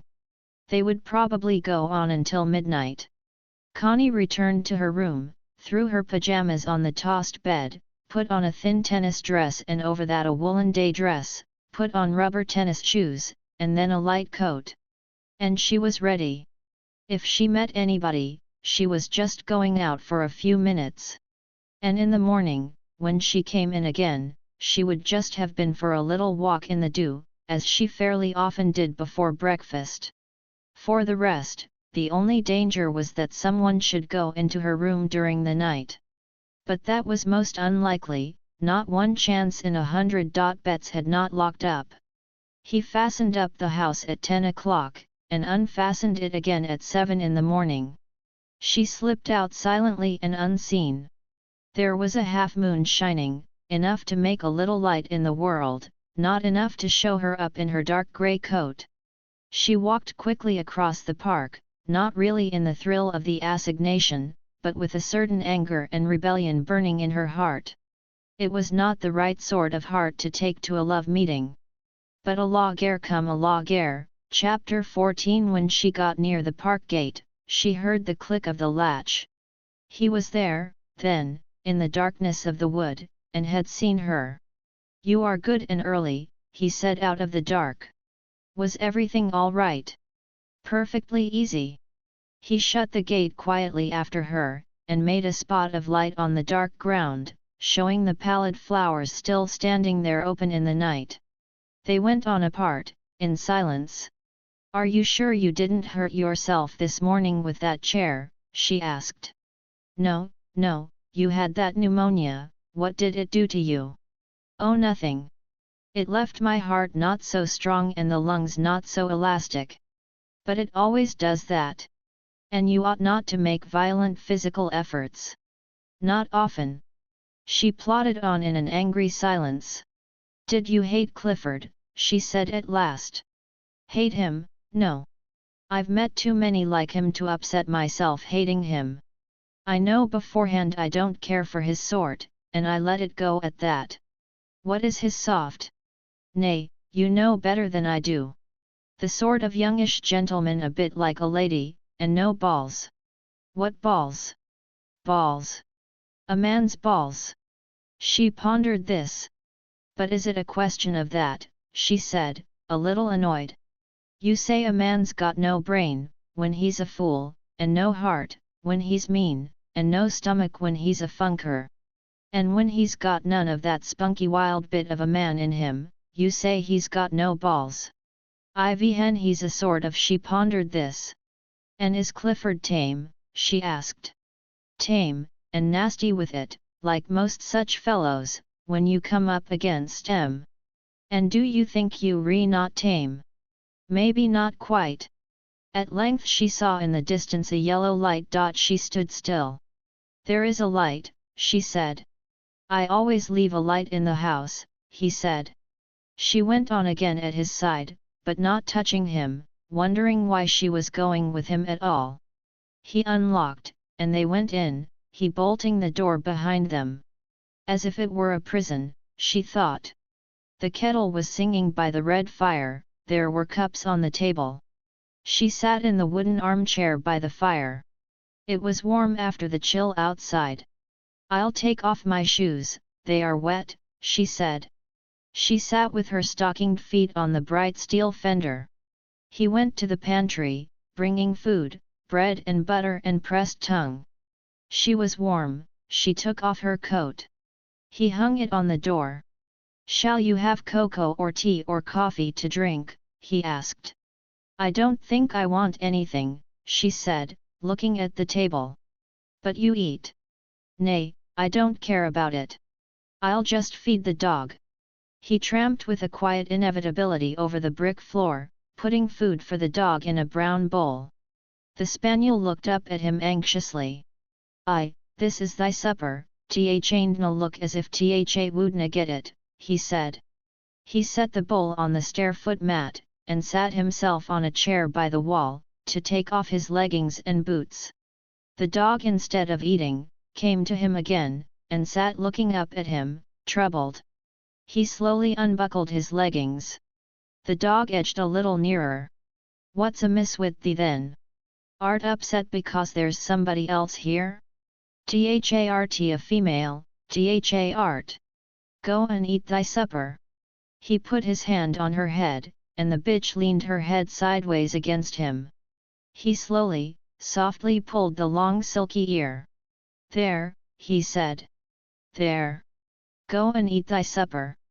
Go. He tilted his chair towards the pot on the mat, and the dog meekly went, and fell to eating. Do you like dogs? Connie asked him.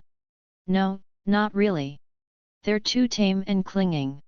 He had taken off his leggings and was unlacing his heavy boots. Connie had turned from the fire. How bare the little room was! Yet over his head on the wall hung a hideous enlarged photograph of a young married couple, apparently him and a bold-faced young woman, no doubt his wife. Is that you? Connie asked him. He twisted and looked at the enlargement above his head. I'll taken just afore we was married, when I was 21. He looked at it impassively. Do you like it? Connie asked him. Like it? No. I never liked the thing. But she fixed it all up to have it done, like. He returned to pulling off his boots. If you don't like it, why do you keep it hanging there? Perhaps your wife would like to have it, she said. He looked up at her with a sudden grin. She carted off everything as was worth taking from t'choose, he said. But she left that. Then why do you keep it? For sentimental reasons. Nay, I never look at it. I hardly knowed it wore the It's been the sin we come to this place. Why don't you burn it, she said. He twisted round again and looked at the enlarged photograph. It was framed in a brown and gilt frame, hideous. It showed a clean-shaven, alert, very young-looking man in a rather high collar, and a somewhat plump, bold young woman with hair fluffed out and crimped, and wearing a dark satin blouse. It wouldn't be a bad idea, would it? He said. He had pulled off his boots, and put on a pair of slippers. He stood up on the chair, and lifted down the photograph. It left a big pale place on the greenish wallpaper. No use dusting it now, he said, setting the thing against the wall. He went to the scullery, and returned with hammer and pincers. Sitting where he had sat before, he started to tear off the back paper from the big frame, and to pull out the sprigs that held the backboard in position, working with the immediate quiet absorption that was characteristic of him. He soon had the nails out, then he pulled out the backboards, then the enlargement itself, in its solid white mount. He looked at the photograph with amusement. Shows me for what I was, a young curate, and her for what she was, a bully, he said. The prig and the bully. Let me look, said Connie. He did look indeed very clean-shaven and very clean altogether, one of the clean young men of 20 years ago.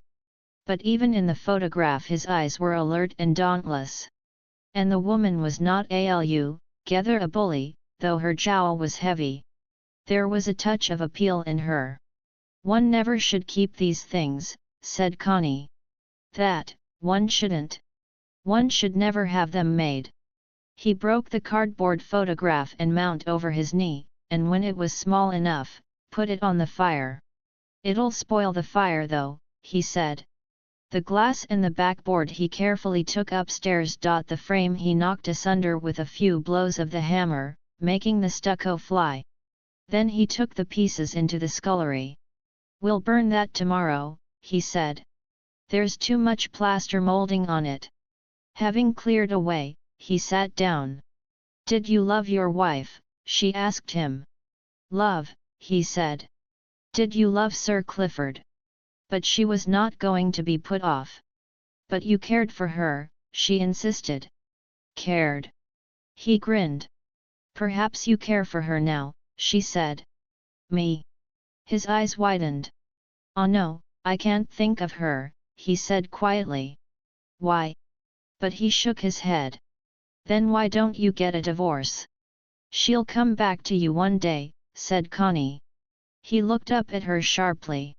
She wouldn't come within a mile of me. She hates me a lot worse than I hate her. You'll see she'll come back to you. That she never will. That's done. It would make me sick to see her. You will see her. And you're not even legally separated, are you?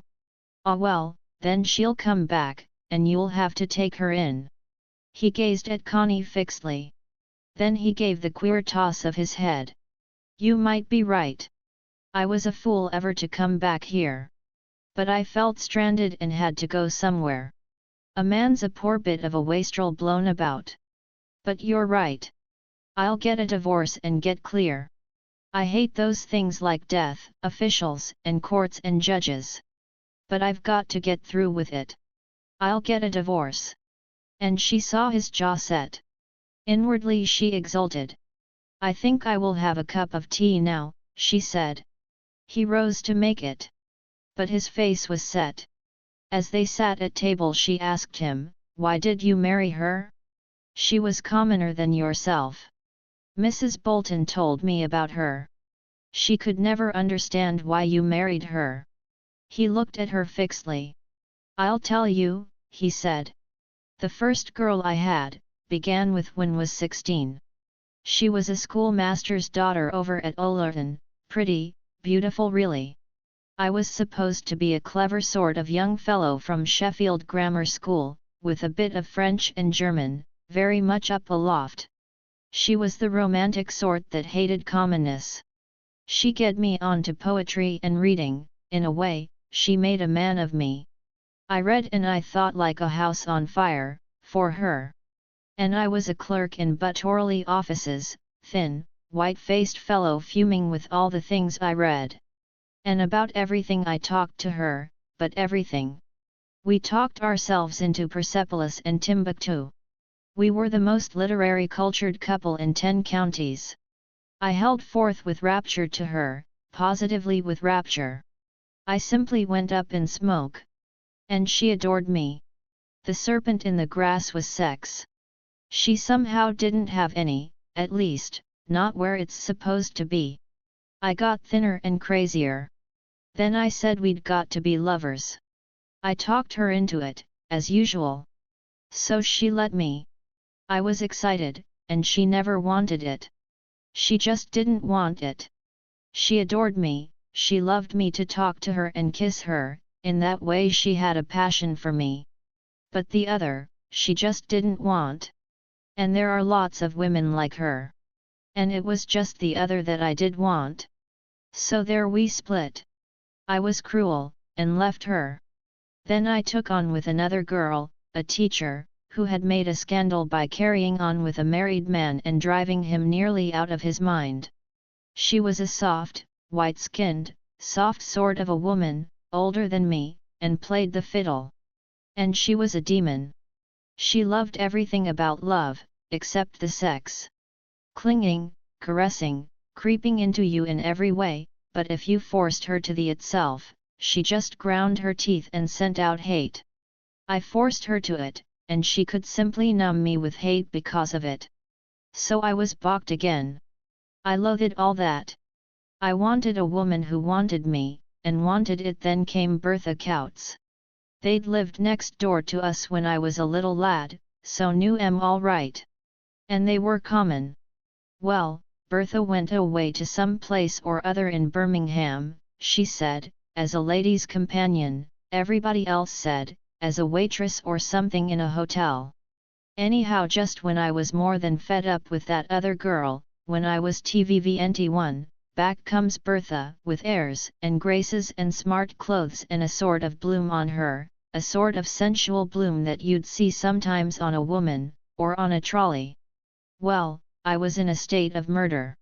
I chucked up my job at Catterley because I thought I was a weed, clerking there, and I got on as overhead blacksmith at Tevershall, shoeing horses mostly. It had been my dad's job, and I'd always been with him. It was a job I liked, handling horses, and it came natural to me. So I stopped talking fine, as they call it, talking proper English, and went back to talking broad. I still read books, at home, but I blacksmithed and had a pony trap of my own, and was my Lord Duckfoot. My dad left me £300 when he died. So I took on with Bertha, and I was glad she was common. I wanted her to be common. I wanted to be common myself. Well, I married her, and she wasn't bad. Those other pure women had nearly taken all the balls out of me, but she was all right that way. She wanted me, and made no bones about it. And I was as pleased as Punch.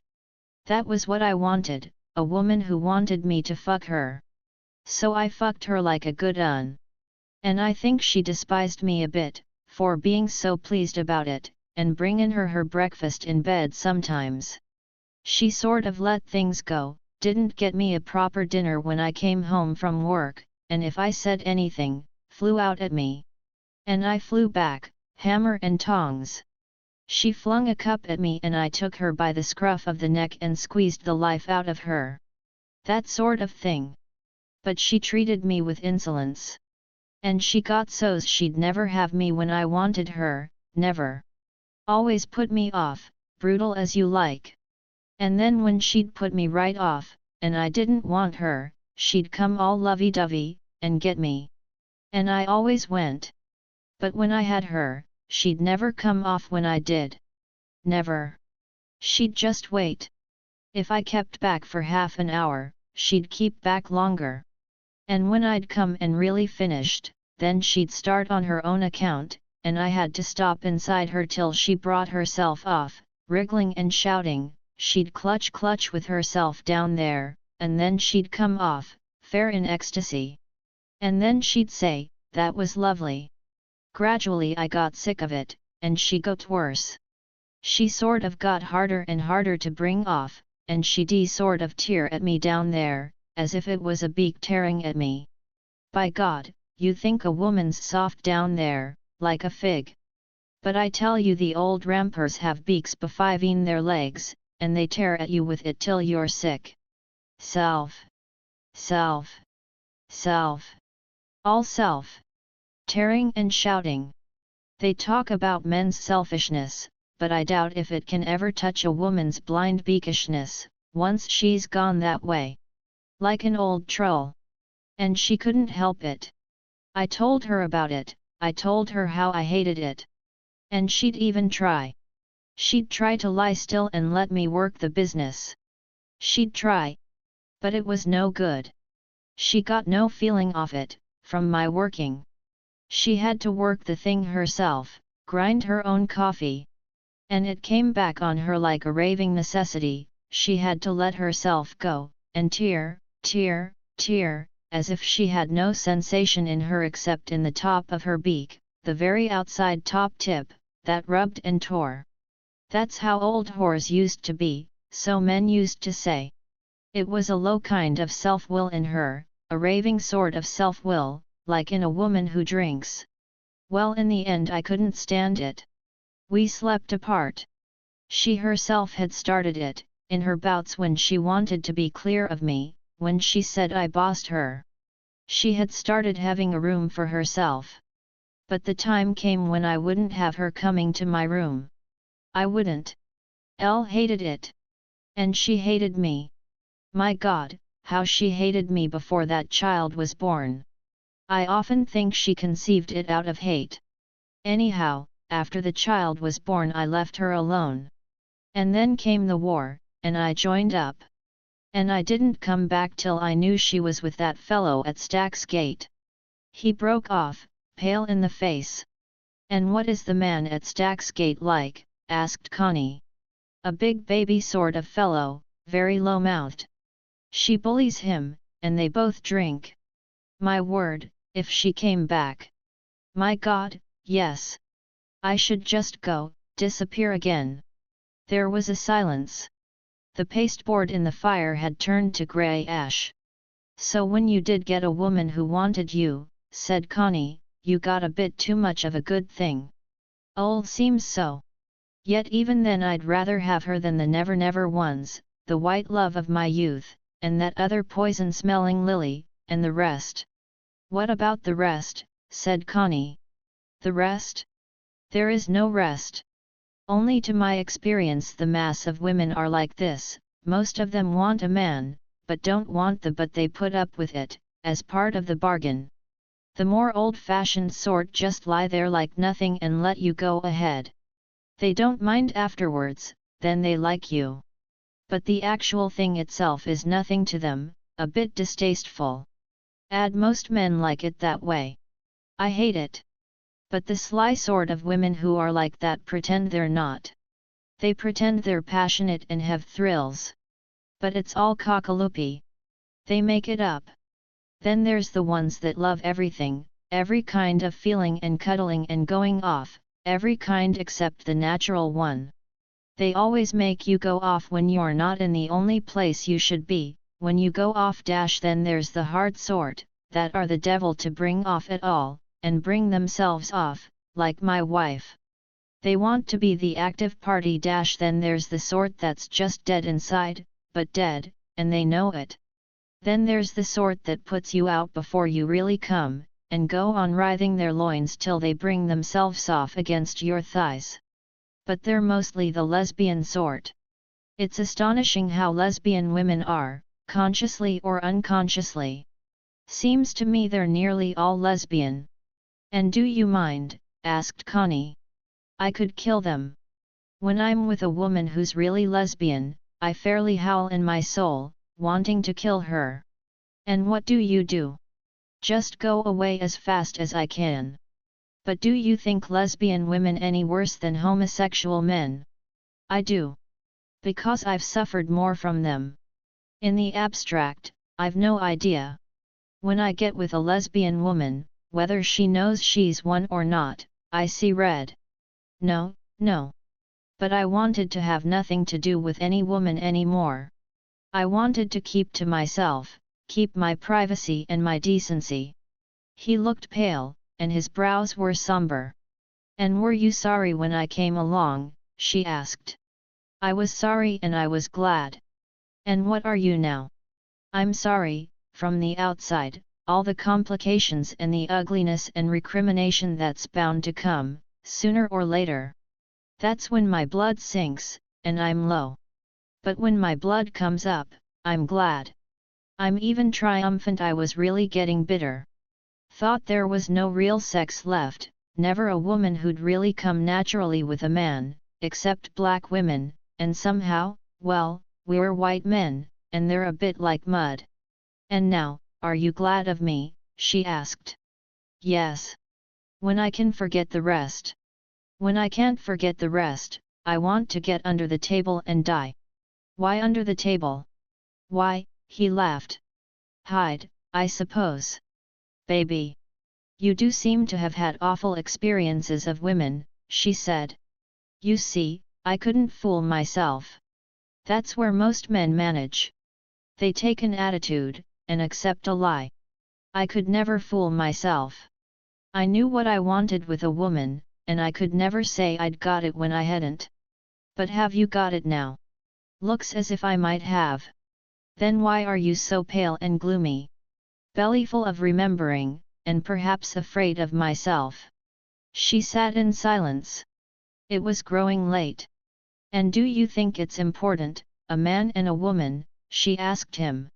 For me it is. For me it's the core of my life, if I have a right relation with a woman. And if you didn't get it? Then I'd have to do without. Again she pondered, before she asked, and do you think you've always been right with women? God, no. I let my wife get to what she was, my fault a good deal. I spoiled her.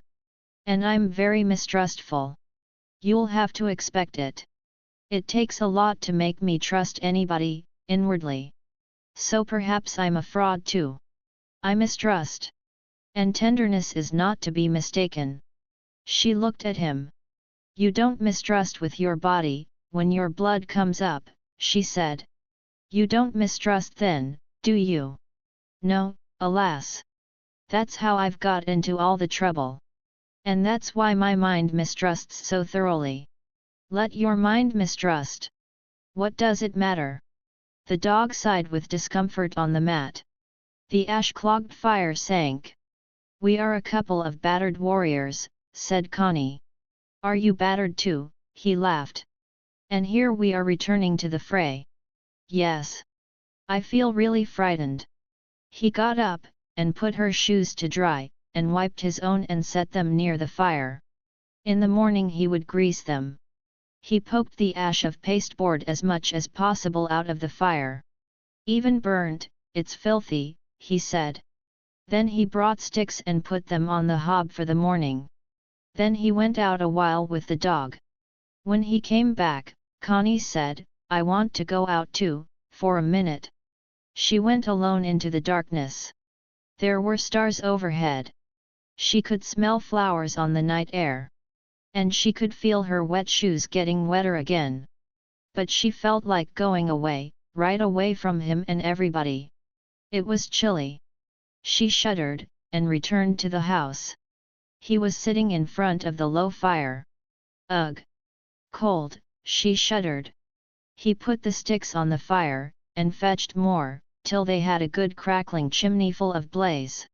The rippling running yellow flame made them both happy, warmed their faces and their souls.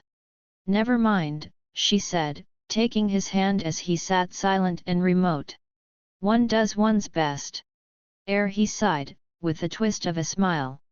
She slipped over to him, and into his arms, as he sat there before the fire.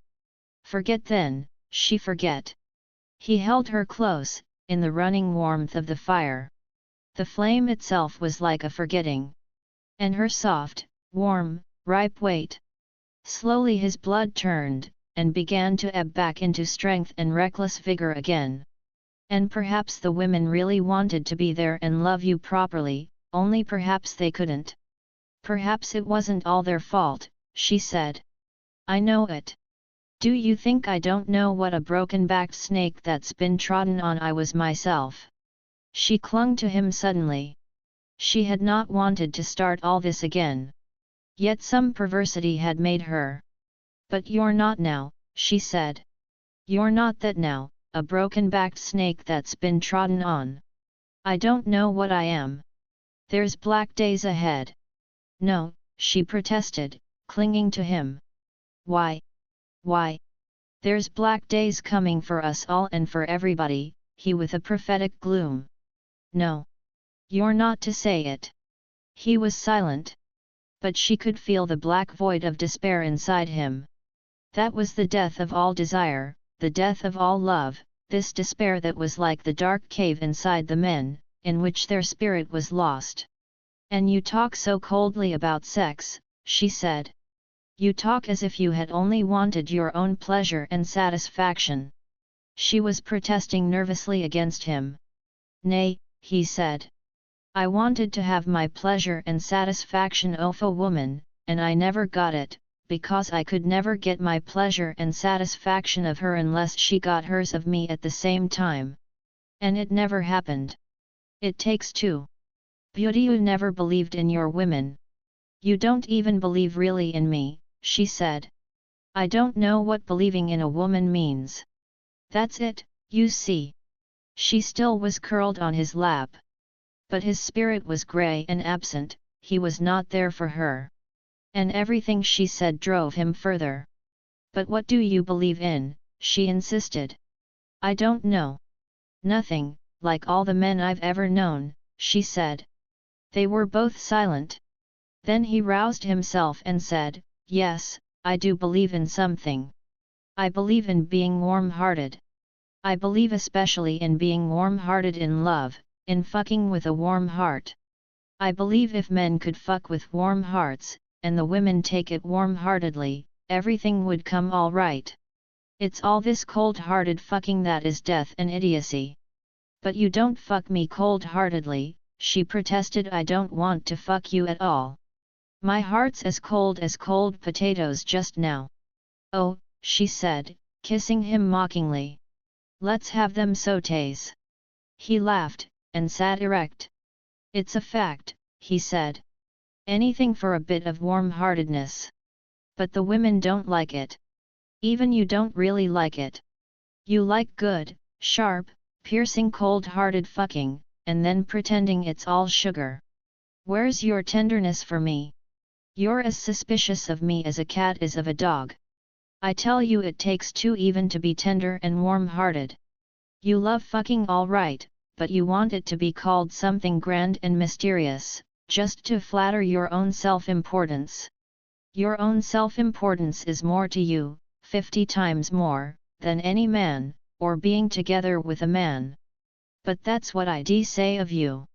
Your own self-importance is everything to you. Very well then, he said, moving as if he wanted to rise. Let's keep apart then.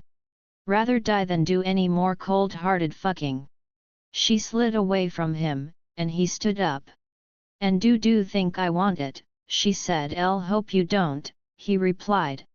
But anyhow, you go to bed and sleep down here. She looked at him. He was pale, his brows were sullen, he was as distant in recoil as the cold pole. Men were all alike. I can't go home till morning, she said. No. Go to bed. It's 1:45. I certainly won't, she said. He went across and picked up his boots. Then I'll go out, he said. He began to put on his boots. She stared at him. Wait, she faltered. Wait. What's come between us? He was bent over, lacing his boot, and did not reply. The moments passed. A dimness came over her, like a swoon. All her consciousness died, and she stood there wide-eyed, looking at him from the unknown, knowing nothing any more. He looked up, because of the silence, and saw her wide-eyed and lost. And as if a wind tossed him, he got up and hobbled over to her, one shoe off and one shoe on, and took her in his arms, pressing her against his body, which somehow felt hurt right through. And there he held her, and there she remained. Till his hands reached blindly down and felt for her, and felt under the clothing to where she was smooth and warm. "Ma lass," he murmured. "Ma little lass. Dinna let's fight. Dinna let's never fight.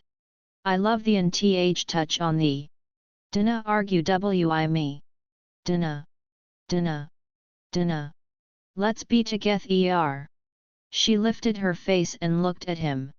"Don't be upset," she said steadily. "It's no good being upset.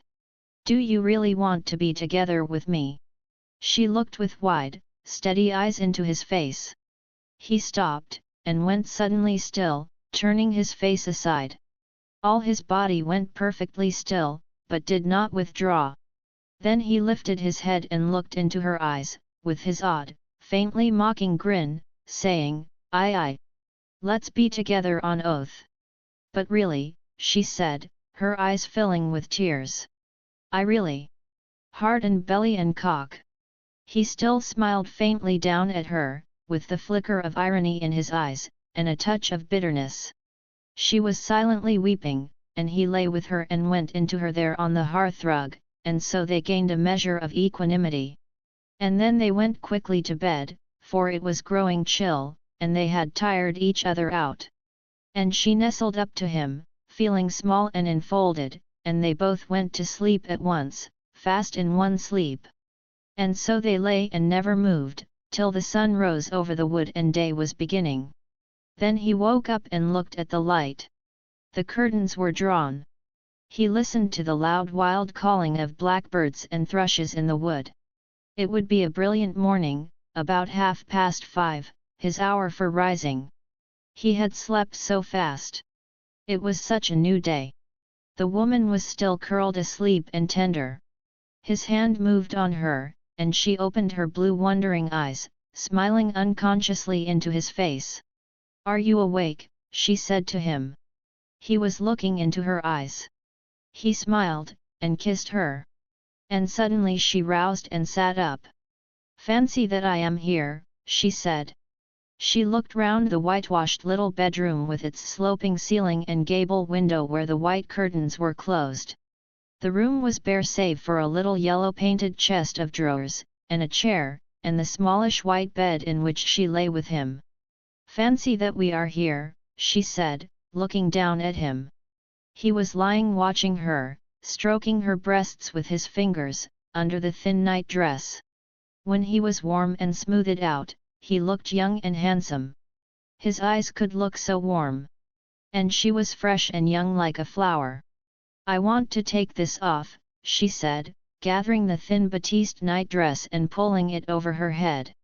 She sat there with bare shoulders and longish breasts faintly golden. He loved to make her breasts swing softly, like bells. "You must take off your pajamas too," she said. Nay. Yes. Yes, she commanded. And he took off his old cotton pajama jacket, and pushed down the trousers. Save for his hands and wrists and face and neck he was white as milk, with fine slender muscular flesh. To Connie he was suddenly piercingly beautiful again, as when she had seen him that afternoon washing himself. Gold of sunshine touched the closed white curtain. She felt it wanted to come in. "Oh, do let's draw the curtains. The birds are singing so. Do let the sun in," she said. He slipped out of bed with his back to her, naked and white and thin, and went to the window, stooping a little, drawing the curtains and looking out for a moment. The back was white and fine, the small buttocks beautiful with an exquisite, delicate manliness, the back of the neck ruddy and delicate and yet strong. There was an inward, not an outward strength in the delicate fine body. "But you are beautiful," she said. "So pure and fine. Come." She held her arms out. He was ashamed to turn to her, because of his aroused nakedness. He caught his shirt off the floor, and held it to him, coming to her. "No," she said, still holding out her beautiful slim arms from her dropping breasts. "Let me see you." He dropped the shirt and stood still looking towards her. The sun through the low window sent in a beam that lit up his thighs and slim belly and the erect fallows rising darkish and hot-looking from the little cloud of vivid gold-red hair. She was startled and afraid. "How strange," she said slowly. "How strange he stands there. So big. And so dark and cocksure. Is he like that?" The man looked down the front of his slender white body, and laughed. Between the slim breasts the hair was dark, almost black. But at the root of the belly, where the fallows rose thick and arching, it was gold-red, vivid in a little cloud. "So proud," she murmured, uneasy. "And so lordly. Now I know why men are so overbearing. But he's lovely, really. Like another being. A bit terrifying. But lovely really.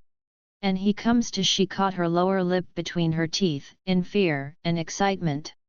The man looked down in silence at the tense fallows. "That did not change. I," he said at last, in a little ice.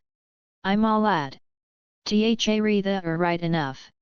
Ye, tha mun rear thy head. The on thy own, and ta es no count o nob dy. Tha ma es nout o me, John Thomas. Art boss? Of me? Well, tha re more cocky than me, and tha says less. John Thomas. Dost want her? Dost want my Lady Lane? Tha's dipped me in again, tha hast. And tha comes up smilin' ax then. Ax Lady Jane. Say, lift up your heads, O ye gates, that the King of Glory may come in. Cheek on theel cunt, that's what tha re after. Tell Lady Jane tha wants cunt. John Thomas, and cunt o Lady Jane, oh, don't tease him," said Connie, crawling on her knees on the bed towards him and putting her arms round his white slender loins. and drawing him to her so that her hanging, swinging breasts touched the tip of the stirring, erect fallows and caught the drop of moisture. She held the man fast. "Lie down," he said. "Lie down. Let me come." He was in a now. And afterwards, when they had been quite still, the woman had to uncover the man again, to look at the mystery of the fallows. "And now he's tiny, and soft like a little bud of life," she said, taking the soft small penis in her hand. "Isn't he somehow lovely? So on his own, so strange. And so innocent. And he comes so far into me. You must never insult him, you know. He's mine too. He's not only yours. He's mine. And so lovely and innocent." And she held the penis soft in her hand. He laughed. "Blessed be the tie that binds our hearts in kindred love," he said. "Of course," she said. "Even when he's soft and little I feel my heart simply tied to him. And how lovely your hair is here. Quite different." "That's John Thomas's hair, not mine," he said. "John Thomas. John Thomas," and she quickly kissed the soft penis, that was beginning to stir again. "I," said the man, stretching his body almost painfully. "He's got his root in my soul, has that gentleman. And sometimes I don't know what ter do wi him. He's got a will of his own, and it's hard to suit him. Yet I wouldn't have him killed. No wonder men have always been afraid of him," she said. "He's rather terrible." The quiver was going through the man's body, as the stream of consciousness again changed its direction, turning downwards. And he was helpless, as the penis in slow soft undulations filled and surged and rose up, and grew hard, standing there hard and overweening, in its curious towering fashion. The woman too trembled a little as she watched. "There! Take him then. He's thine," said the man. And she quivered, and her own mind melted out. Sharp soft waves of unspeakable pleasure washed over her as he entered her, and started the curious molten thrilling that spread and spread till she was carried away with the last, blind flush of extremity. He heard the distant hooters of Stack's Gate for 7 o'clock. It was Monday morning. He shivered a little, and with his face between her breasts pressed her soft breasts up over his ears, to deafen him. She had not even heard the hooters. She lay perfectly still, her soul washed transparent. "You must get up, mustn't you?" he muttered. "What time?" came her colorless voice. 7 o'clock blowers a bit sin. "I suppose I must." She was resenting as she always did, the compulsion from outside. He sat up and looked blankly out of the window.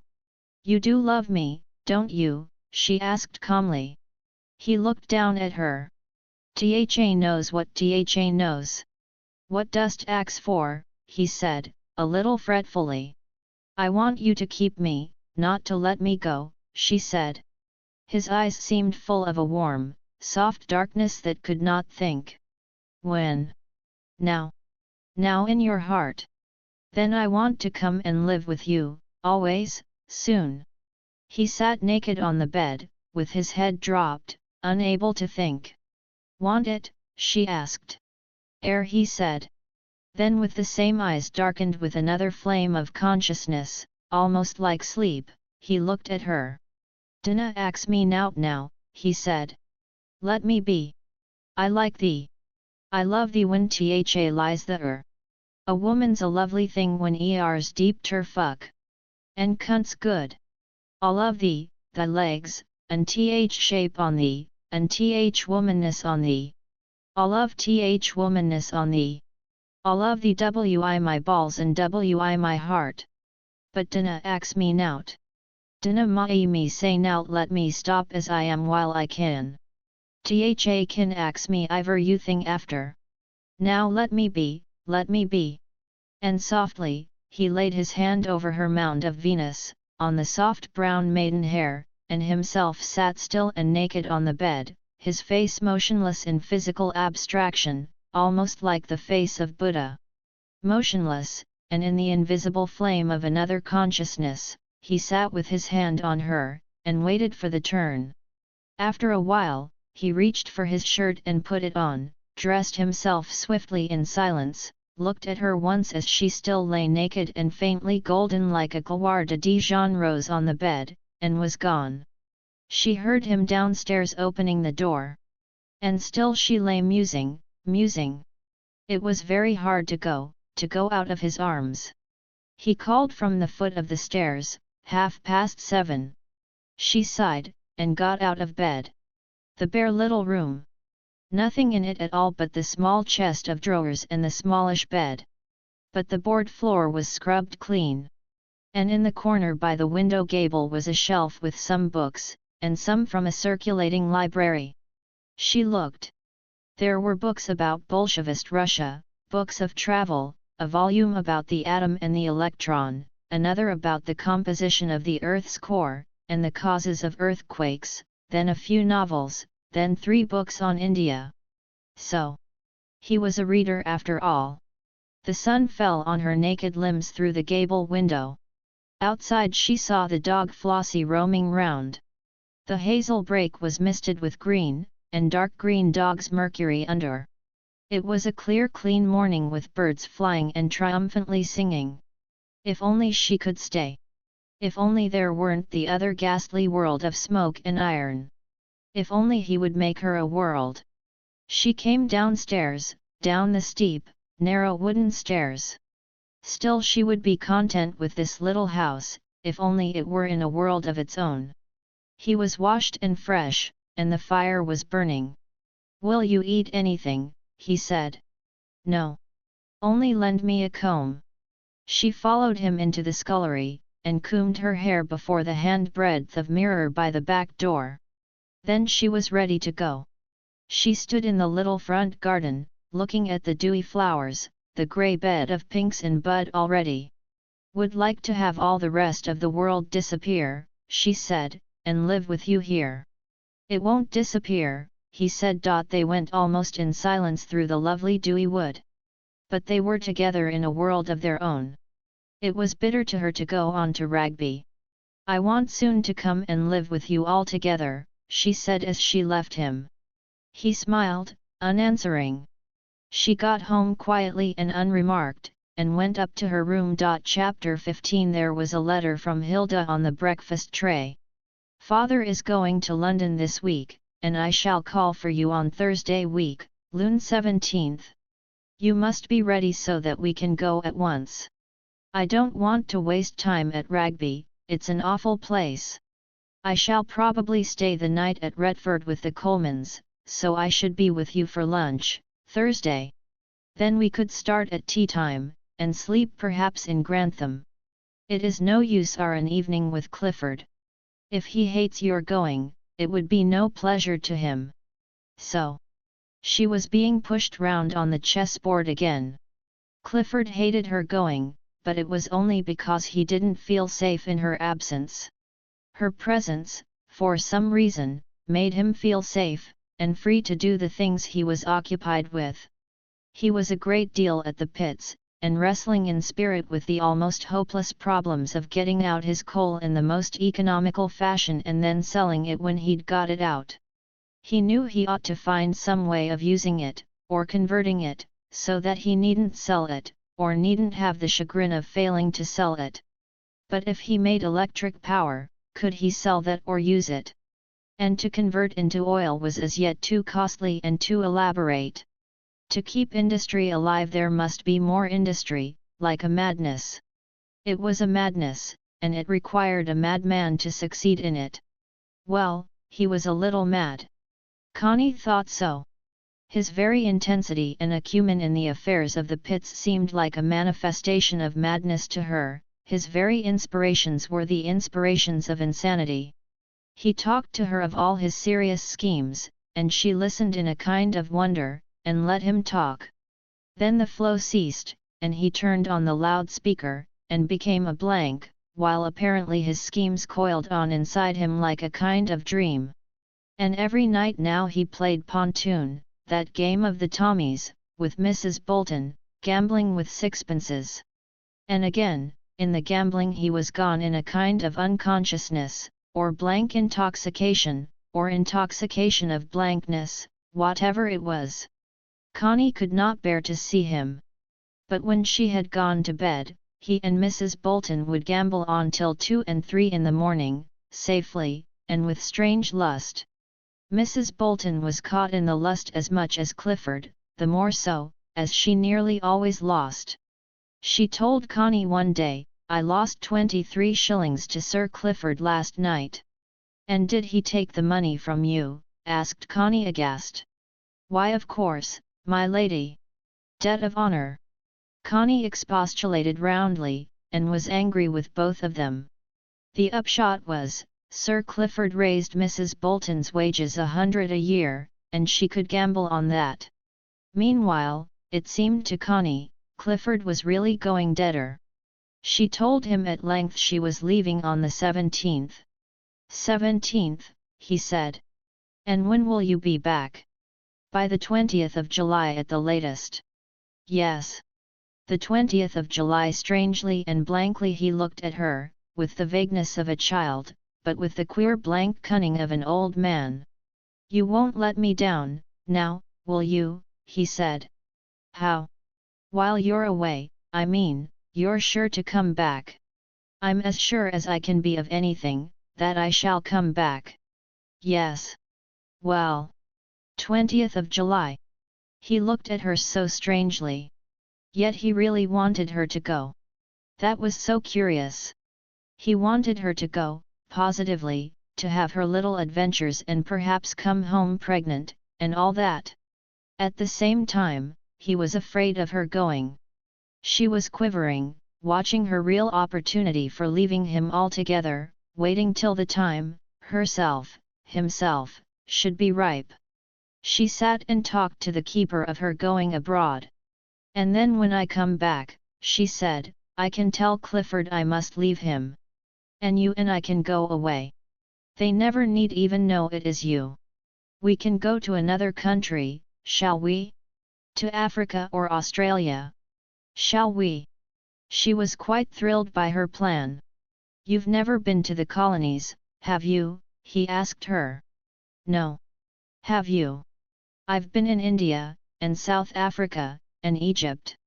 "Why shouldn't we go to South Africa?" "We might," he said slowly. "Or don't you want to?" she asked. "I don't care. I don't much care what I do. Doesn't it make you happy?" "Why not? We shan't be poor." "I have about 600 a year," I wrote and asked. "It's not much, but it's enough, isn't it? It's riches to me. Oh, how lovely it will be! But I ought to get divorced, and so ought you, unless we going to have complications." There was plenty to think about. Another day she asked him about himself. They were in the hut, and there was a thunderstorm. "And weren't happy, when you were a lieutenant and an officer and a gentleman?" "Happy? All right. I liked my colonel." "Did you love him?" "Yes. I loved him." "And did he love you?" "Yes. In a way, he loved me." "Tell me about him." "What is there to tell? He had risen from the ranks. He loved the army. And he had never married. He was 20 years older than me. He was a very intelligent man, and alone in the army, as such a man is, a passionate man in his way, and a very clever officer. Lived under his spell while I was with him. I sort of let him run my life. And I never regret it." "And did you mind very much when he died?" "I was as near death myself. But when I came to, knew another part of me was finished. But then I had always known it would finish in death. All things do, as far as that goes." She sat and ruminated. The thunder crashed outside. It was like being in a little ark in the flood. "You seem to have such a lot behind you," she said. "Do I? It seems to me I've died once or twice already. Yet here I am, on, and in for more trouble." She was thinking hard, yet listening to the storm. And weren't you happy as an officer and a gentleman, when your colonel was dead? No. They were a mingy lot. He laughed suddenly. The colonel used to say, lad, the English middle classes have to chew every mouthful 30 times because their guts are so narrow, a bit as big as a pea would give them a stoppage. They're the mingiest set of ladylike snipe ever invented, full of conceit of themselves, frightened even if their bootlaces aren't correct, rotten as high game, and always in the right. That's what finishes me up. Kowtow, are slicking till their tongues are tough, yet they're always in the right. Prigs on top of everything. Prigs. A generation of ladylike prigs with half a ball each. Connie laughed. The rain was rushing down. He hated them. No, said he. He didn't bother. He just disliked them. There's a difference. Because, as he said, the Tommies are getting just as priggish and half-bald and narrow-gutted. It's the fate of mankind, to go that way. The common people too, the working people. All the lot. Their spunk is gone dead. Motor cars and cinemas and aeroplanes suck that last bit out of them. I tell you, every generation breeds a more rabbity generation, with India rubber tubing for guts and tin legs and tin faces. Tin people. It's all a steady sort of Bolshevism, just killing off the human thing, and worshipping the mechanical thing. Money, money, money. All the modern lot get their real kick out of killing the old human feeling out of man, making mincemeat off old Adam and the old Eve. They're all alike. The world is all alike. Kill off the human reality, a quid for every foreskin, 2 quid for each pair of balls. What is cunt but machine fucking? LT's all alike. Pay 'em money to cut off the world's cock. Pay money, money, money to them that will take spunk out of mankind, and leave 'em all little twiddling machines. He sat there in the hut, his face pulled to mocking irony. Yet even then, he had one ear set backwards, listening to the storm over the wood. It made him feel so alone. But won't it ever come to an end? She said. It will. It'll achieve its own salvation. When the last real man is killed, and they're all tame, white, black, yellow, all colors of tame ones, then they'll all be insane. Because the root of sanity is in the balls. Then they'll all be insane, and they'll make their grand auto da fe. You know auto da fe means act of faith? Well, they'll make their own grand little act of faith. They'll offer one another up. You mean kill one another? I do, ducky. If we go on at our present rate, then in 100 years' time there won't be 10,000 people in this island, there may not be 10. They'll have lovingly wiped each other out. The thunder was rolling further away. How nice, she said. Quite nice. To contemplate the extermination of the human species and the long pause that follows before some other species crops up, it calms you more than anything else. And if we go on in this way, with everybody, intellectuals, artists, government, industrialists and workers all frantically killing off the last human feeling, the last bit of their intuition, the last healthy instinct, if it goes on in algebraical progression, as it is going on, then ta-ta. To the human species. Goodbye. Darling. The serpent swallows itself and leaves a void, considerably messed up, but not hopeless. Very nice. Savage wild dogs bark in Rugby, and savage wild pit ponies stamp on Tevershall pit bank. Te Deum Laud Connie laughed, but not very happily. Then you ought to be pleased that they are all Bolshevists, she said. You ought to be pleased that they hurry on towards the end. So I am. I don't stop em. Because I couldn't if I would. Then why are you so bitter? I'm not. If my cock gives its last crow, I don't mind. But if you have a child, she said. He dropped his head. Why, he said at last. It seems to me a wrong and bitter thing to do, to bring a child into this world. No. Don't say it. Don't say it, she pleaded. I think I'm going to have one. Say you'll he pleased. She laid her hand on his. I'm pleased for you to be pleased, he said.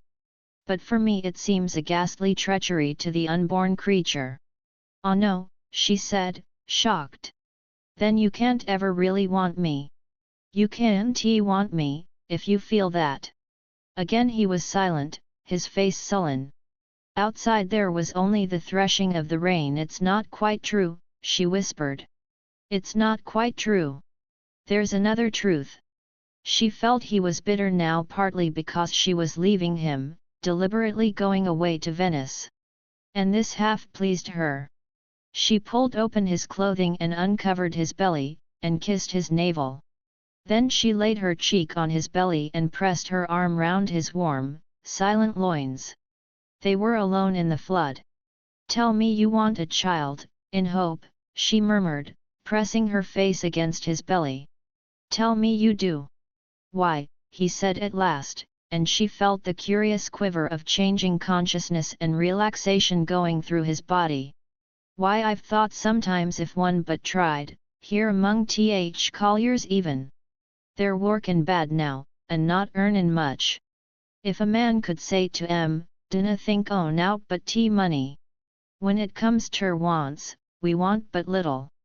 Let's not live for money. She softly rubbed her cheek on his belly, and gathered his balls in her hand. The penis stirred softly, with strange life, but did not rise up. The rain beat bruisingly outside. Let's live for summat else. Let's not live ter make money, neither for ourselves nor for anybody else. Now we're forced to. We're forced to make a bit for ourselves, and a fair lot for bosses. Let's stop it. Bit by bit, let's stop it. We needn't rant and rave. Bit by bit, let's drop the whole industrial life and go back. The least little bit o' money'll do. For everybody, me and you, bosses and masters, even King. The least little bit o' money'll really do. Just make up your mind to it, and you've got out o' mess. He paused, then went on, and I'd tell 'em, look. Look at Joe. He moves lovely. Look how he moves, alive and aware. He's beautiful. And look at Jonah. He's clumsy, he's ugly, because he's never willin' to rouse himself. I'd tell 'em, look. Look at yourselves. One shoulder higher than t'other, legs twisted, feet all lumps. What have yer done ter yetselves, the blasted work? Spoilt yourselves. No need to work that much. Take your clothes off and look at why, yourselves. Yer ought ter be alive and beautiful, and you're ugly and half dead. So I'd tell 'em. And I'd get my men to wear different clothes, open clothes, red trousers, bright red, and little short white jackets. Why, if men had red, fine legs, that alone would change them in a month. They'd begin to be men again, to be men. And the women could dress as they liked. Because if once the men walked with legs clothes bright scarlet, and buttocks nice and showing scarlet under a little white jacket, then the women would begin to be women. It's because men aren't men, that women have to be in time pull down Tevershall and build a few beautiful buildings, that would hold us all. And clean the country up again.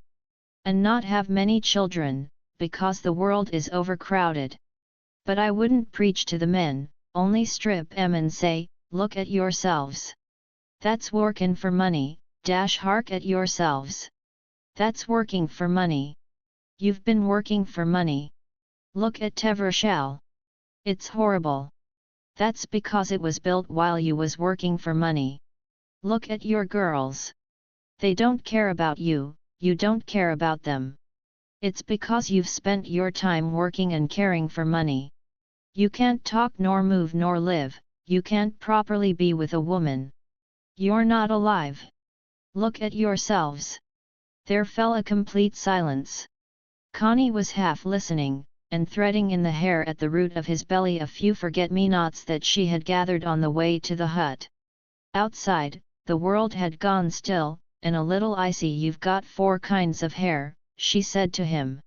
On your chest it's nearly black, and your hair isn't dark on your head, but your mustache is hard and dark red, and your hair here, your love hair, is like a little brush of bright red gold mistletoe. It's the loveliest of all. He looked down and saw the milky bits of forget-me-nots in the hair on his groin. Oh, that's where to put forget-me-nots, in the man hair, or the maiden hair. But don't you care about the future? She looked up at him. Oh, I do, terribly, she said. Because when I feel the human world is doomed, has doomed itself by its own mingy beastliness, then I feel the colonies aren't far enough. The moon wouldn't be far enough, because even there you could look back and see the earth, dirty, beastly, unsavory among all the stars, made foul by men. Then I feel I've swallowed gall, and it's eating my inside out, and nowhere's far enough away to get away. But when I get a turn, I forget it all again. Though it's a shame, what's been done to people these last 100 years, men turned into nothing but labor insects, and all their manhood taken away, and all their real life. I'd wipe the machines off the face of the earth again, and end the industrial epoch absolutely, like a black mistake. But since I can't, and nobody can, I'd better hold my peace, and try and live my own life, if I've got one to live, which I rather doubt. The thunder had ceased outside, but the rain which had abated, suddenly came striking down, with a last blench of lightning and mutter of departing storm. Connie was uneasy. He had talked so long now, and he was really talking to himself, not to her. Despair seemed to come down on him completely, and she was feeling happy. She hated despair.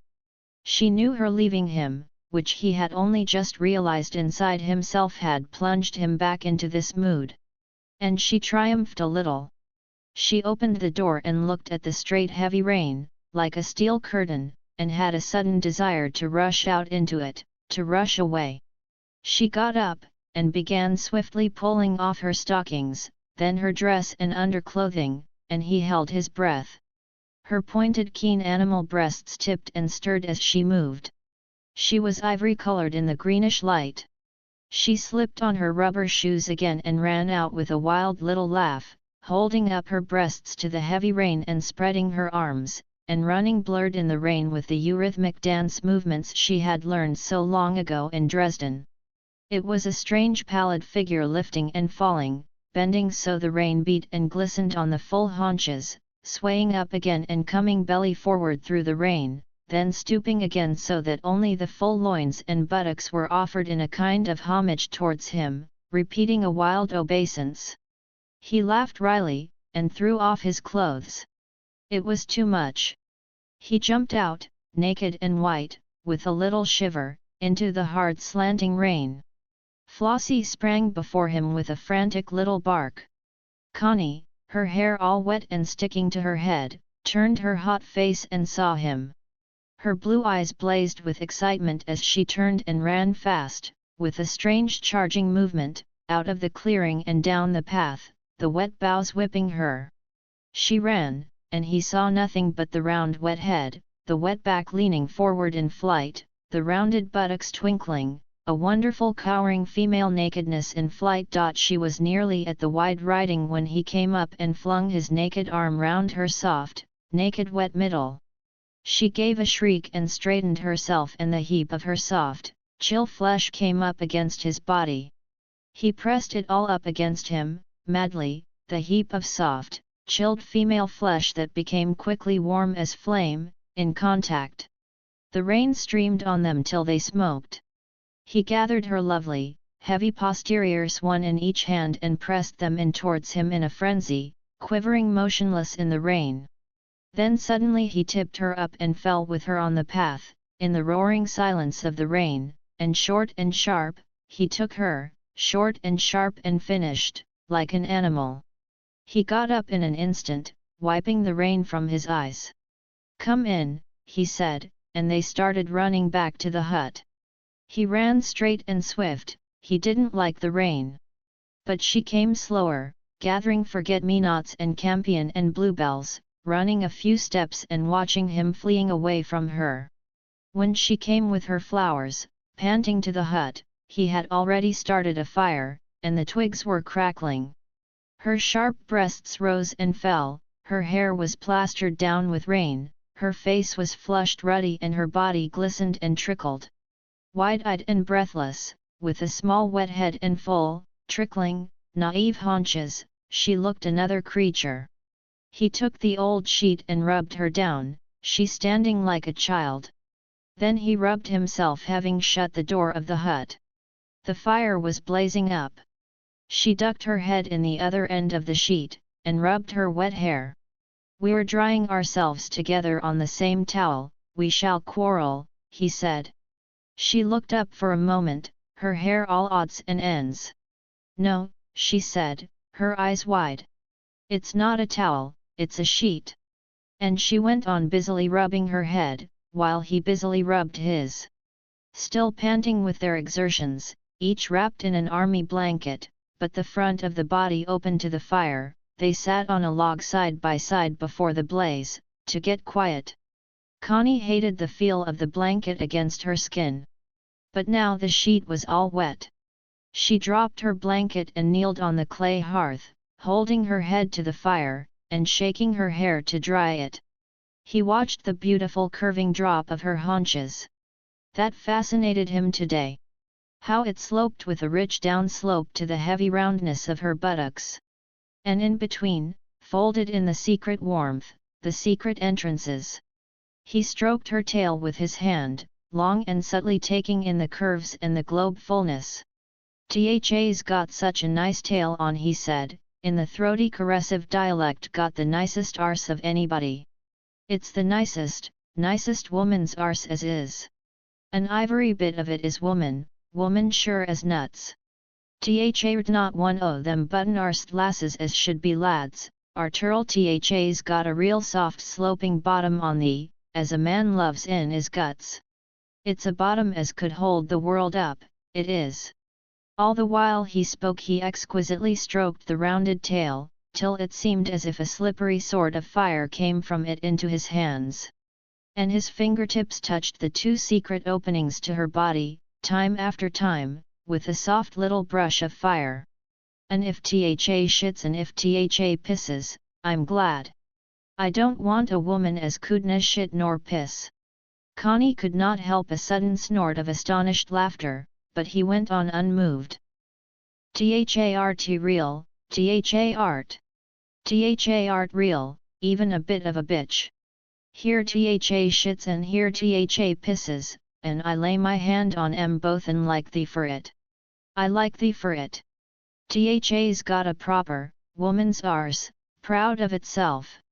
It's none ashamed of itself, this isna." He laid his hand close and firm over her secret places, in a kind of close greeting. "I like it," he said.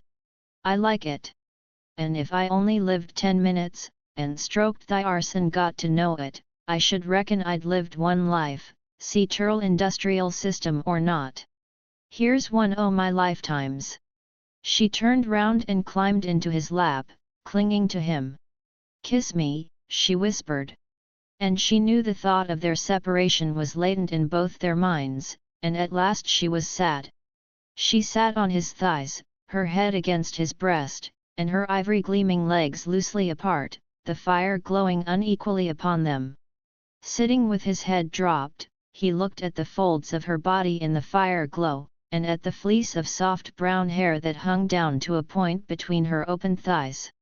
He reached to the table behind, and took up her bunch of flowers, still so wet that ps of rain fell onto her. "Flowers stops out of doors all weathers," he said. "They have no houses. Not even a hut," she murmured.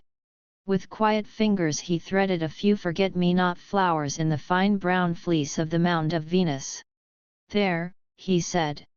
"There's forget-me-nots in the right placer." She looked down at the milky odd little flowers among the brown maiden hair at the lower tip of her body. "Doesn't it look pretty?" she said. "Pretty as life," he replied. And he stuck a pink campion bud among the hair. "There. That's me where you won't forget me. That's Moses in the bulrushes." You don't mind, do you, that I'm going away? She asked wistfully, looking up into his face. But his face was inscrutable, under the heavy brows. He kept it quite blank. You do as you wish, he said. And he spoke in good English. But I won't go if you don't wish it, she said, clinging to him. There was silence. He leaned and put another piece of wood on the fire. The flame glowed on his silent, abstracted face. She waited, but he said nothing. Only I thought it would be a good way to begin a break with Clifford. I do want a child. And it would give me a chance to, she resumed. To let them think a few lies, he said. Yes, that among other things. Do you want them to think the truth? I don't care what they think I do. I don't want them handling me with their unpleasant cold minds, not while I'm still at Rugby. They can think what they like when I'm finally gone. He was silent. But Sir Clifford expects you to come back to him. Oh, I must come back, she said, and there was silence. And would you have a child in Rugby? He asked. She closed her arm round his neck. If you wouldn't take me away, I should have to, she said. Take you where to? Anywhere. Away. But right away from Rugby. When? Why, when I come back. But what's the good of coming back, doing the thing twice, if you're once gone, he said. Oh, I must come back. I've promised. I've promised so faithfully. Besides, I come back to you, really. To your husband's gamekeeper. I don't see that that matters, she said. No. He mused a while. And when would you think of going away again, then, finally? When exactly? Oh, I don't know. I'd come back from Venice. And then we'd prepare everything. How prepare? Oh, I'd tell Clifford. I'd have to tell him. Would you? He remained silent. She put her arms round his neck. Don't make it difficult for me, she pleaded. Make what difficult? For me to go to Venice and arrange things. A little smile, half a grin, flickered on his face. I don't make it difficult, he said. I only want to find out just what Yan are after. But you don't really know yourself. You want to take time, get away and look at it. I don't blame you. I think you're wise. You may prefer to stay mistress of Rugby. I don't blame you. I've no Rugbys to offer. In fact, you know what you'll get out of me. No, I think you're right. I really do. And I'm not keen on coming to live on you, being kept by you. There's that too. She felt somehow as if he were giving her tit for tat. But you want me, don't you? She asked. Do you want me? You know I do. That's evident. Quite. And when do you want me? You know we can arrange it all when I come back. Now I'm out of breath with you. I must get calm and clear. Quite. Get calm and clear. She was a little offended. But you trust me, don't you? She said. Oh, absolutely. She heard the mockery in his tone. Tell me then, she said flatly, do you think it would be better if I don't go to Venice? I'm sure it's better if you do go to Venice, he replied in the cool, slightly mocking voice. You know it's next Thursday, she said. Yes. She now began to muse. At last she said, and we shall know better where we are when I come back, shan't we? Oh surely. The curious gulf of silence between them. I've been to the lawyer about my divorce, he said, a little constrainedly. She gave a slight shudder. Have you? She said. And what did he say? He said I ought to have done it before, that may be a difficulty. But since was in the army, he thinks it will go through all right. If only it doesn't bring her down on my head. Will she have to know? Yes. She is sewed with a notice, so is the man she lives with, the correspondent. Isn't it hateful, all the performances? I suppose I'd have to go through it with Clifford. There was a silence. And of course, he said, I have to live an exemplary life for the next 6 or 8 months. So if you go to Venice, there's temptation removed for a week or 2, at least. Am I temptation? She said, stroking his face. I'm so glad I'm temptation to you. Don't let's think about it. You frighten me when you start thinking, you roll me out flat. Don't let's think about we can think so much when we are apart. That's the whole point. I've been thinking, I must come to you for another night before I go. I must come once more to the cottage. Shall I come on Thursday night? Isn't that when your sister will be there? Yes. But she said we would start at tea time. So we could start at tea time. But she could sleep somewhere else and I could sleep with you. But then she'd have to know. I shall tell her. I've more or less told her already. I must talk it all over with Hilda. She's a great help, so sensible. He was thinking of her plan. So you'd start off from Rugby at tea time, as if you were going to London? Which way were you going? By Nottingham and Grantham. And then your sister would drop you somewhere and you'd walk or drive back here. Sounds very risky, to me. Does it? Well, then, Hilda could bring me back. She could sleep at Mansfield, and bring me back here in the evening, and fetch me again in the morning. It's quite easy. And the people who see you? I'll wear goggles and a veil. He pondered for some time. He said, You please yourself as usual. But wouldn't it please you? Oh yes. It'd please me all right, he said a little grimly. I might as well smite while the iron's hot. Do you know what I thought? She said suddenly. It suddenly came to me. You are the knight of the burning pestle. Oh, and you? Are you the lady of the red-hot mortar? Yes, she said. Yes. You're Sir Pestle and I'm Lady Mortar. All right, then I'm knighted. John Thomas is Sir John, to your Lady Jane. Yes. John Thomas is knighted. I'm my Lady Maidenhair, and you must have flowers too. Yes. She threaded 2 pink campions in the bush of red gold hair above his penis. There, she said. Charming. Charming. Sir John. And she pushed a bit of forget-me-not in the dark hair of his breast. And you won't forget me there, will you? She kissed him on the breast, and made 2 bits of forget-me-not lodge one over each nipple, kissing him again. Make a calendar of me, he said. He laughed, and the flowers shook from his breast. Wait a bit, he said. He rose, and opened the door of the hut. Flossie, lying in the porch, got up and looked at him. It's me, he said. The rain had ceased. There was a wet, heavy, perfumed stillness. Evening was approaching. He went out and down the little path in the opposite direction from the riding.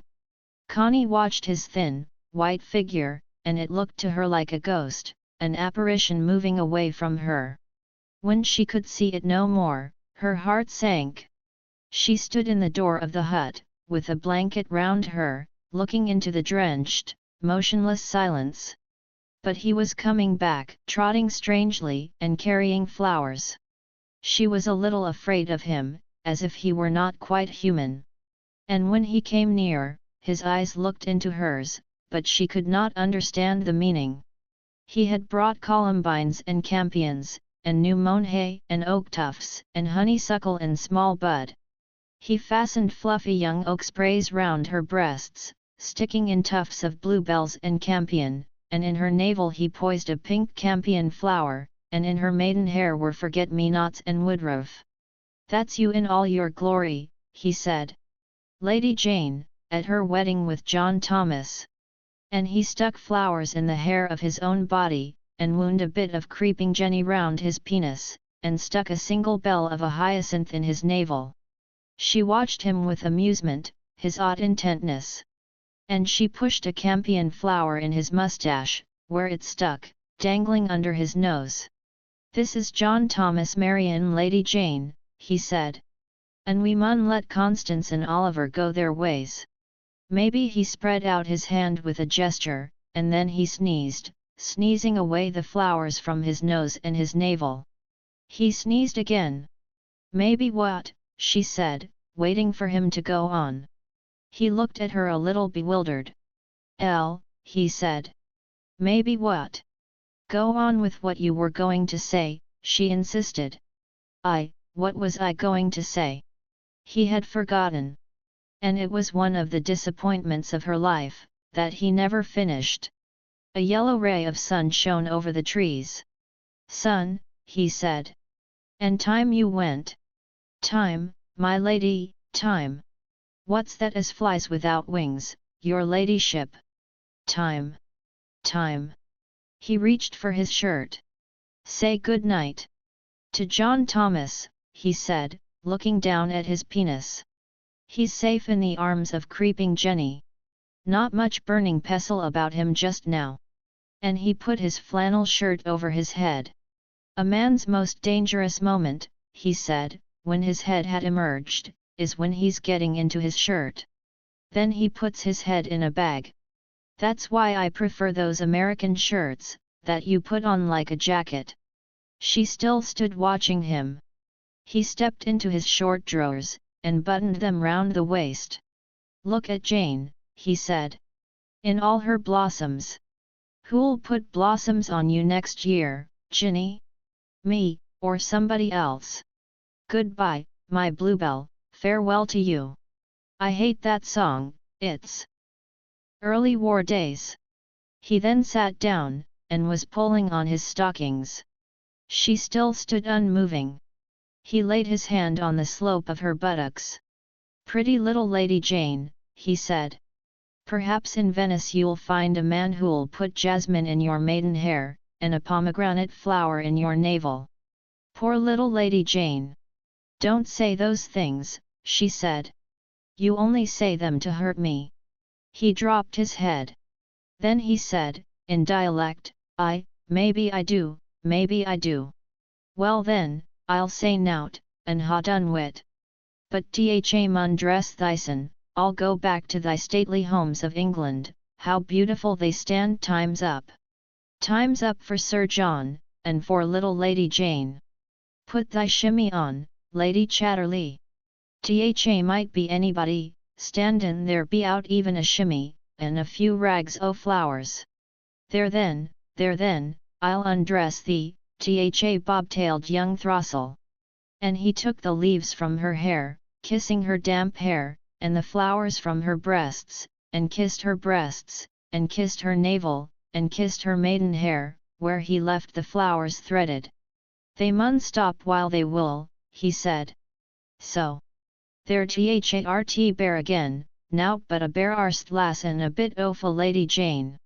Now put thy shimmy on, for tha mun go, or else Lady Catterley's goin' to be late for dinner, and where ave yer been to my pretty maid?" She never knew how to answer him when he was in this condition of the vernacular. So she dressed herself and prepared to go a little ignominiously home to Ragby. Or so she felt it, a little ignominiously home. He would accompany her to the broad riding. His young pheasants were all right under the shelter. When he and she came out on to the riding, there was Mrs. Bolton faltering palely towards them. "Oh, my lady, we wondered if anything had happened." "No. Nothing has happened." Mrs. Bolton looked into the man's face, that was smooth and new-looking with love. She met his half-laughing, half-mocking eyes. He always laughed at mischance. But he looked at her kindly. "Evening, Mrs. Bolton. Your ladyship will be all right now, so I can leave you. Good night to your ladyship." "Good night, Mrs. Bolton." He saluted and turned away. Chapter 16 Connie arrived home to an ordeal of cross-questioning. Clifford had been out at tea time, had come in just before the storm, and where was her ladyship? Nobody knew, only Mrs. Bolton suggested she had gone for a walk into the wood. Into the wood, in such a storm? Clifford for once let himself get into a state of nervous frenzy. He started at every flash of lightning, and blenched at every roll of thunder. He looked at the icy thunder rain as if it dare the end of the world. He got more and more worked up. Mrs. Bolton tried to soothe him. "She'll be sheltering in the hut, till it's over. Don't worry, her ladyship is all right. I don't like her being in the wood in a storm like this. I don't like her being in the wood at all. She's been gone now more than 2 hours. When did she go out?" "A little while before you came in. I didn't see her in the park. God knows where she is and what has happened to her." "Oh, nothing's happened to her. You'll see, she'll be home directly after the rain stops. It's just the rain that's keeping her." But her ladyship did not come home directly the rain stopped. In fact, time went by, the sun came out for his last yellow glimpse, and there still was no sign of her. The sun was set, it was growing dark, and the first dinner gong had rung. "It's no good," said Clifford in a frenzy. "I'm going to send out Field and Betts to find her." "Oh, don't do that," cried Mrs. Bolton. "They'll think there's a suicide or something." "Oh, don't start a lot of talk going. Let me slip over to the hut and see if she's not there. I'll find her all right." So, after some persuasion, Clifford allowed her to go. And so Connie had come upon her in the drive, alone and palely loitering. "You mustn't mind me coming to look for you, my lady." But Sir Clifford worked himself up into such a state. He made sure you were struck by lightning, or killed by a falling tree. And he was determined to send Field and Betts to the wood to find the body. "So I thought I'd better come, rather than set all the servants agog." She spoke nervously. She could still see on Connie's face the smoothness and the half-dream of passion, and she could feel the irritation against herself. "Quite," said Connie. And she could say no more. The two women plodded on through the wet world, in silence, while great drops splashed like explosions in the wood. When they came to the park, Connie strode ahead, and Mrs. Bolton panted a little. She was getting plumper. "How foolish of Clifford to make a fuss," said Connie at length, angrily, really speaking to herself. "Oh, you know what men are. They like working themselves up.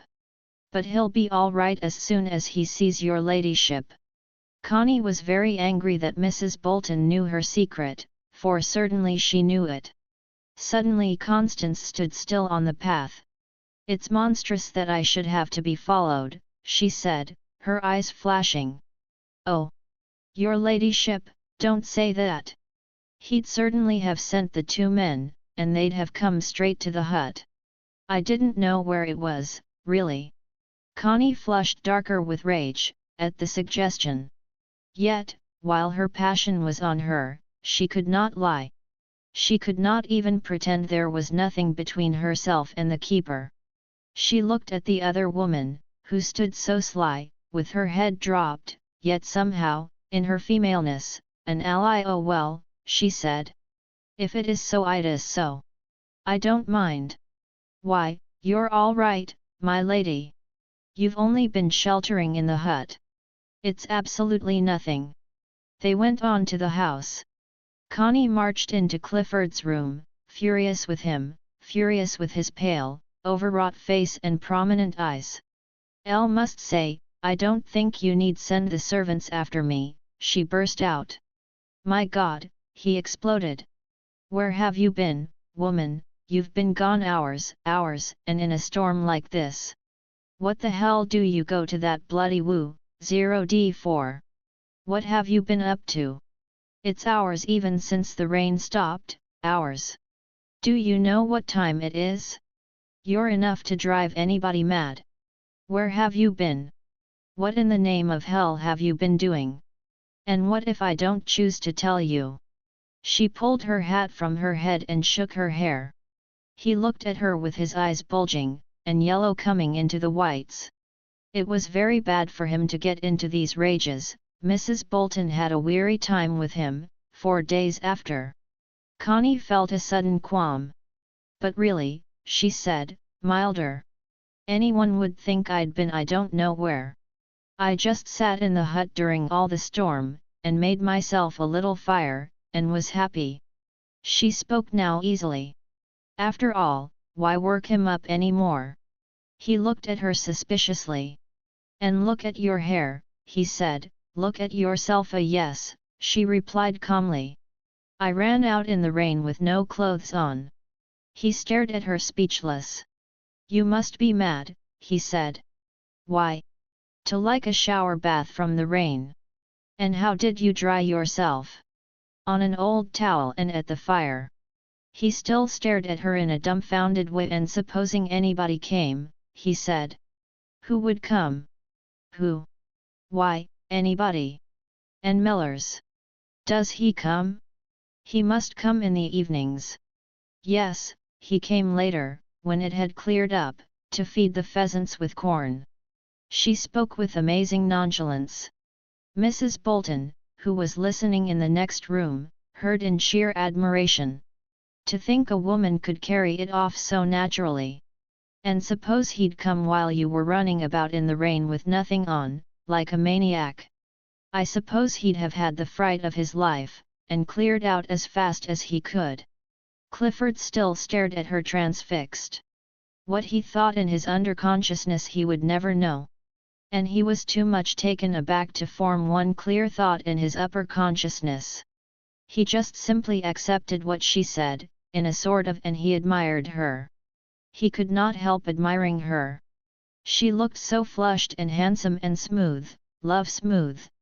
At least, he said, subsiding, you'll be lucky if you've got off without a severe cold. Oh, I haven't got a cold, she replied. She was thinking to herself of the other man's words, T-Ha's got the nicest woman's arse of anybody. She dearly wished she could tell Clifford that this had been said her, during the famous thunderstorm. However, she bore herself rather like an offended queen, and went upstairs to change. That evening, Clifford wanted to be nice to her. He was reading one of the latest scientific religious books. He had a streak of a spurious sort of religion in him, and was egocentrically concerned with the future of his own ego. It was like his habit to make conversation to Connie about some book, since the conversation between them had to be made, almost chemically. They had almost chemically to concoct it in their heads. What do you think of this, by the way, he said, reaching for his book. You'd have no need to cool your ardent body by running out in the rain, if only we have a few more eons of evolution behind us. Ah, here it universe shows us two aspects, on one side it is physically wasting, on the other it is spiritually ascending. Connie listened, expecting more. But Clifford was waiting. She looked at him in surprise. And if it spiritually ascends, she said, what does it leave down below, in the place where its tail used to be? Ah, he said. Take the man for what he means. Ascending is the opposite of his wasting, I presume. Spiritually blown out, so to speak. No, but seriously, without joking, do you think there is anything in it? She looked at him again. Physically wasting, she said. I see you getting fatter, and I'm not wasting myself. Do you think the sun is smaller than he used to be? He's not to me. And I suppose the apple Adam offered Eve wasn't really much bigger, if any, than one of our orange pippins. Do you think it was?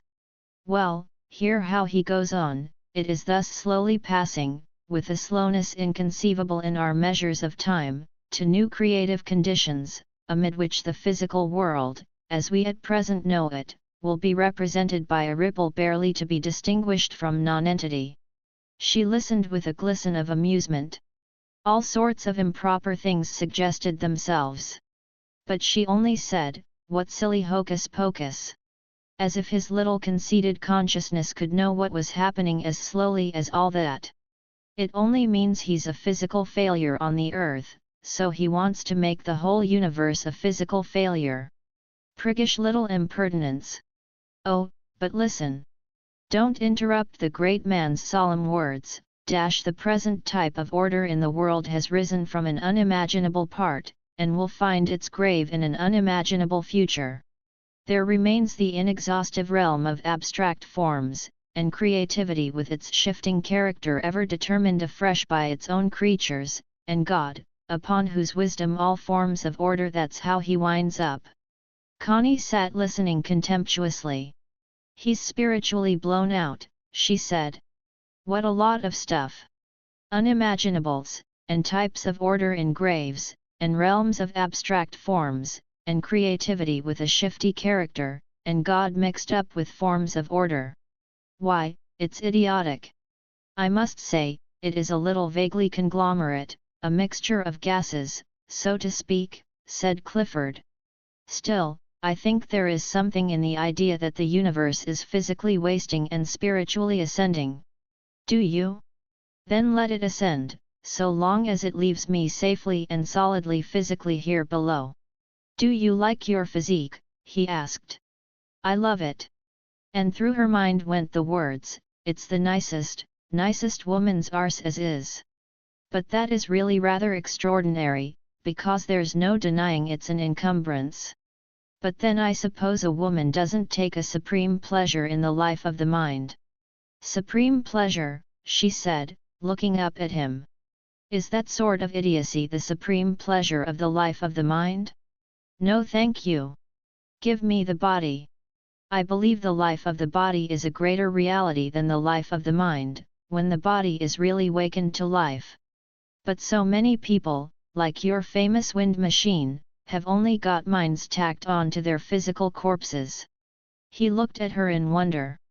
The life of the body, he said, is just the life of the animals. And that's better than the life of professional corpses. But it's not true. The human body is only just coming to real life. With the Greeks it gave a lovely flicker, then Plato and Aristotle killed it, and Jesus finished it off. But now the body is coming really to life, it is really rising from the tomb. And it will be a lovely, lovely life in the lovely universe, the life of the human body.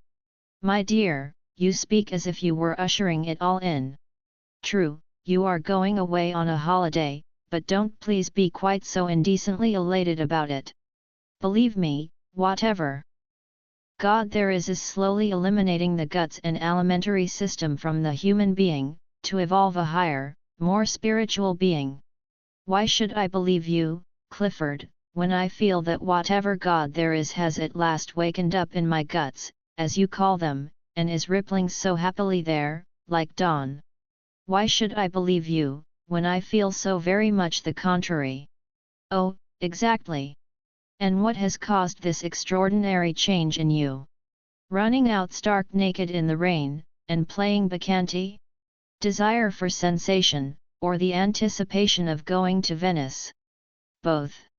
Do you think it is horrid of me to be so thrilled at going off? She said. Rather horrid to show it so plainly. Then I'll hide it. Oh, don't trouble. You almost communicate a thrill to me. I almost feel that it is I who am going off. Well, why don't you come? We've gone over all that. And as a matter of fact, I suppose your greatest thrill comes from being able to say a temporary farewell to all this. Nothing so thrilling, for the moment, as every parting means a meeting elsewhere. And every meeting is a new bondage. I'm not going to enter any new bondages. Don't boast, while the gods are listening, he said. She pulled up short. No. Won't boast, she said. But she was thrilled, nonetheless, to be going off, to feel bonds snap. She couldn't help it. Clifford, who couldn't sleep, gambled all night with Mrs. Bolton, till she was too sleepy almost to live. And the day came round for Hilda to arrive. Connie had arranged with Mellors that if everything promised well for their night together, she would hang a green shawl out of the window. If there were frustration, a red one. Mrs. Bolton helped Connie to pack. It will be so good for your ladyship to have a change. I think it will. You don't mind having Sir Clifford on your hands alone for a time, do you? Oh no. I can manage him quite all right. I mean, I can do all he needs me to do. Don't you think he's better than he used to be? Oh much. You do wonders with him. Do I though? But men are all alike, just babies, and you have to flatter them and wheedle them and let them think they're having their own way. Don't you find it so, my lady? I'm afraid I haven't much experience. Connie paused in her occupation. Even your husband, did you have to manage him, and wheedle him like a baby? She asked, looking at the other woman. Mrs. Bolton paused too. She said. Had to do a good bit of coaxing, with him too. But he always knew what I was after, I must say that. But he generally gave in to me. He was never the lord and master thing. No. At least there'd be a look in his eyes sometimes, and then I knew I'd got to give in. But usually he gave in to me. No, he was never lord and master. But neither was Elle. I knew when I could go no further with him, and then I gave in, though it cost me a good bit, sometimes. And what if you had held out against him? Oh, I don't know, I never did. Even when he was in the wrong, if he was fixed, I gave in. You see, I never wanted to break what was between us. And if you really set your will against a man, that finishes it. If you care for a man, you have to give in to him once he's really determined, whether you're in the right or not, you have to give in. Else you break something. But I must say, Ted you'd give in to me sometimes, when I was set on a thing, and in the wrong. So I suppose it cuts both ways. And that's how you are with all your patients? Asked Connie. Oh, that's different. I don't care at all, in the same way. I know what's good for them, or I try to, and then I just contrive to manage them for their own good. It's not like anybody as you're really fond of. It's quite different. Once you've been really fond of a man, you can be affectionate to almost any man, if he needs you at all. But it's not the same thing. You don't really care. I doubt, once you've really cared, if you can ever really care again. These words frightened Connie. Do you think one can only care once? She asked. Or never? Most women never care, never begin to. They don't know what it means. Nor men either. But when I see a woman as cares, my heart stands still for her. And do you think men easily take offense? Yes. If you wound them on their pride. But aren't women the same? Only our two prides are a bit different. Connie pondered this. She began again to have some misgiving about her going away. After all, was she not giving her man the go-by, if only for a short time? And he knew it. That's why he was so queer and sarcastic. Still, the human existence is a good deal controlled by the machine of external circumstance. She was in the power of this machine. She couldn't extricate herself all in 5 minutes. She didn't even want to. Hilda arrived in good time on Thursday morning, in a nimble 2-seater car, with her suitcase strapped firmly behind. She looked as demure and maidenly as ever, but she had the same will of her own. She had the very hell of a will of her own, as her husband had found out. But the husband was now divorcing her. Yes, she even made it easy for him to do that, though she had no lover. For the time being, she was off men. She was very well content to be quite her own mistress, and mistress of her 2 children, whom she was going to bring up properly, whatever that may mean. Connie was only allowed a suitcase, also. But she had sent on a trunk to her father, who was going by train. No use taking a car to Venice. And Italy much too hot to motor in July. He was going comfortably by train. He had just come down from Scotland. So, like a demure Arcadian field marshal, Hilda arranged the material part of the journey. She and Connie sat in the upstairs room, chatting. But Hilda, said Connie, a little frightened. I want to stay near here tonight. Not here, near here. Hilda fixed her sister with grey, inscrutable eyes. She seemed so calm, and she was so often furious. "Near here?" she asked softly. "Well, you know I love somebody, don't you? I gathered there was something. Well, he lives near here, and I want to spend this last night with him. I must. I've promised." Connie became insistent. Hilda bent her Minerva-like head in silence. Then she looked up. "Do you want to tell me who he is?" she said. "He's our gamekeeper," faltered Connie, and she flushed vividly, like a shamed child. "Connie," said Hilda, lifting her nose slightly with disgust, a motion she had from her mother. "No, but he's lovely really. He really understands tenderness," said Connie, trying to apologize for him. Hilda, like a ruddy, rich-colored Athena, bowed her head and pondered. She was really violently angry. But she dared not show it, because Connie, taking after her father, would straight away become obstreperous and unmanageable. It was true, Hilda did not like Clifford, his cool assurance that he was somebody. She thought he made use of Connie shamefully and impudently. She had hoped her sister would leave him. But, being solid Scotch middle class, she loathed any lowering of oneself or the family. She looked up at last. "You'll regret it," she said. "I shan't," cried Connie, flushed red. "He's quite the exception. I really love him. He's lovely as a lover." Hilda still pondered. "You'll get over him quite soon," she said, "and live to be ashamed of yourself because of I shan't." "I hope I'm going to have a child of his." "Connie," said Hilda, hard as a hammer stroke, and pale with anger. "I shall if I can.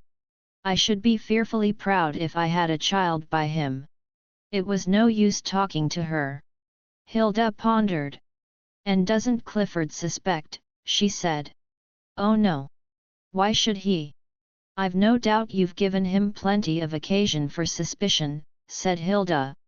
"Not at all. And tonight's business seems quite gratuitous folly.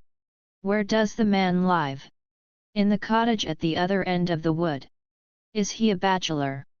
"No. His wife left him." "How old?" "I don't know." "Older than me." Hilda became more angry at every reply, angry as her mother used to be, in a kind of paroxysm. But still she hid it.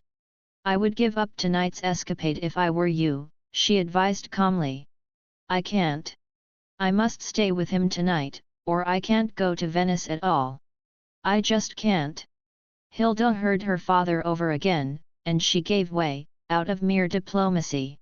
And she consented to drive to Mansfield, both of them, to dinner, to bring Connie back to the Lane End after dark, and to fetch her from the Lane End the next morning, herself sleeping in Mansfield, only half an hour away. Good going. But she was furious. She stored it up against her sister, this balk in her plans. Connie flung an emerald green shawl over her window % sill. On the strength of her anger, Hilda warmed toward Clifford. After all, he had a mind. And if he had no sex, functionally, all the better, so much the less to quarrel about.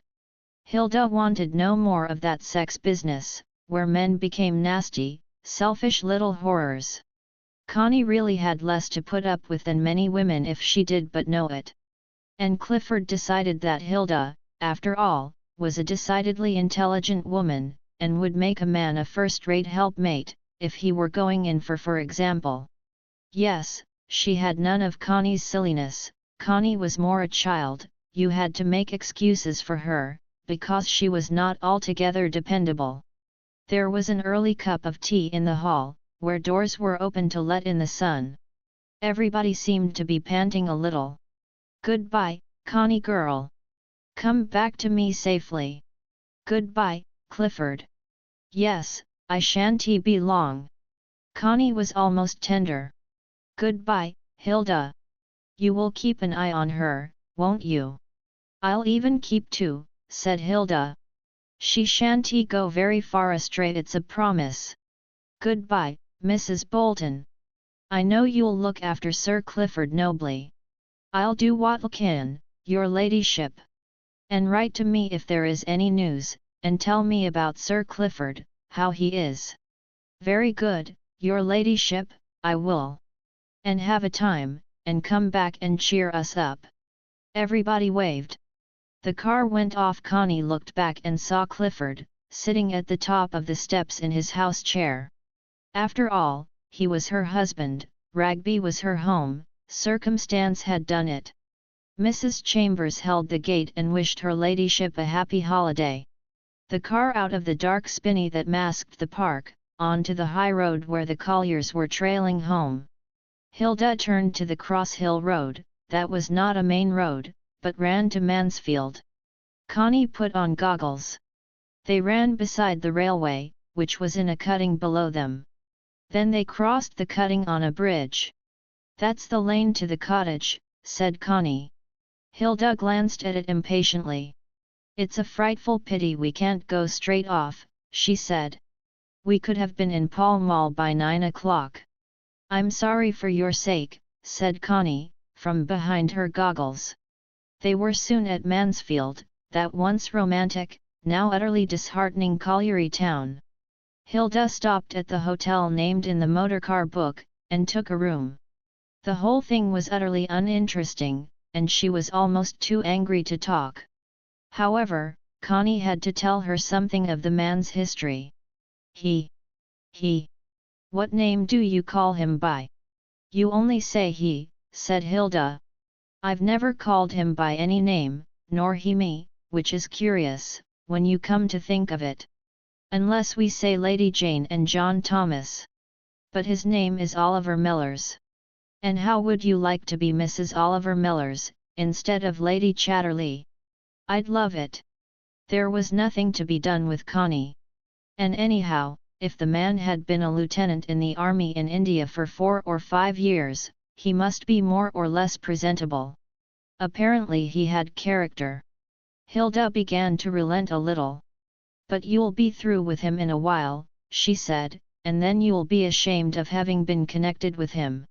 One can't mix up with the working people. But you are such a socialist.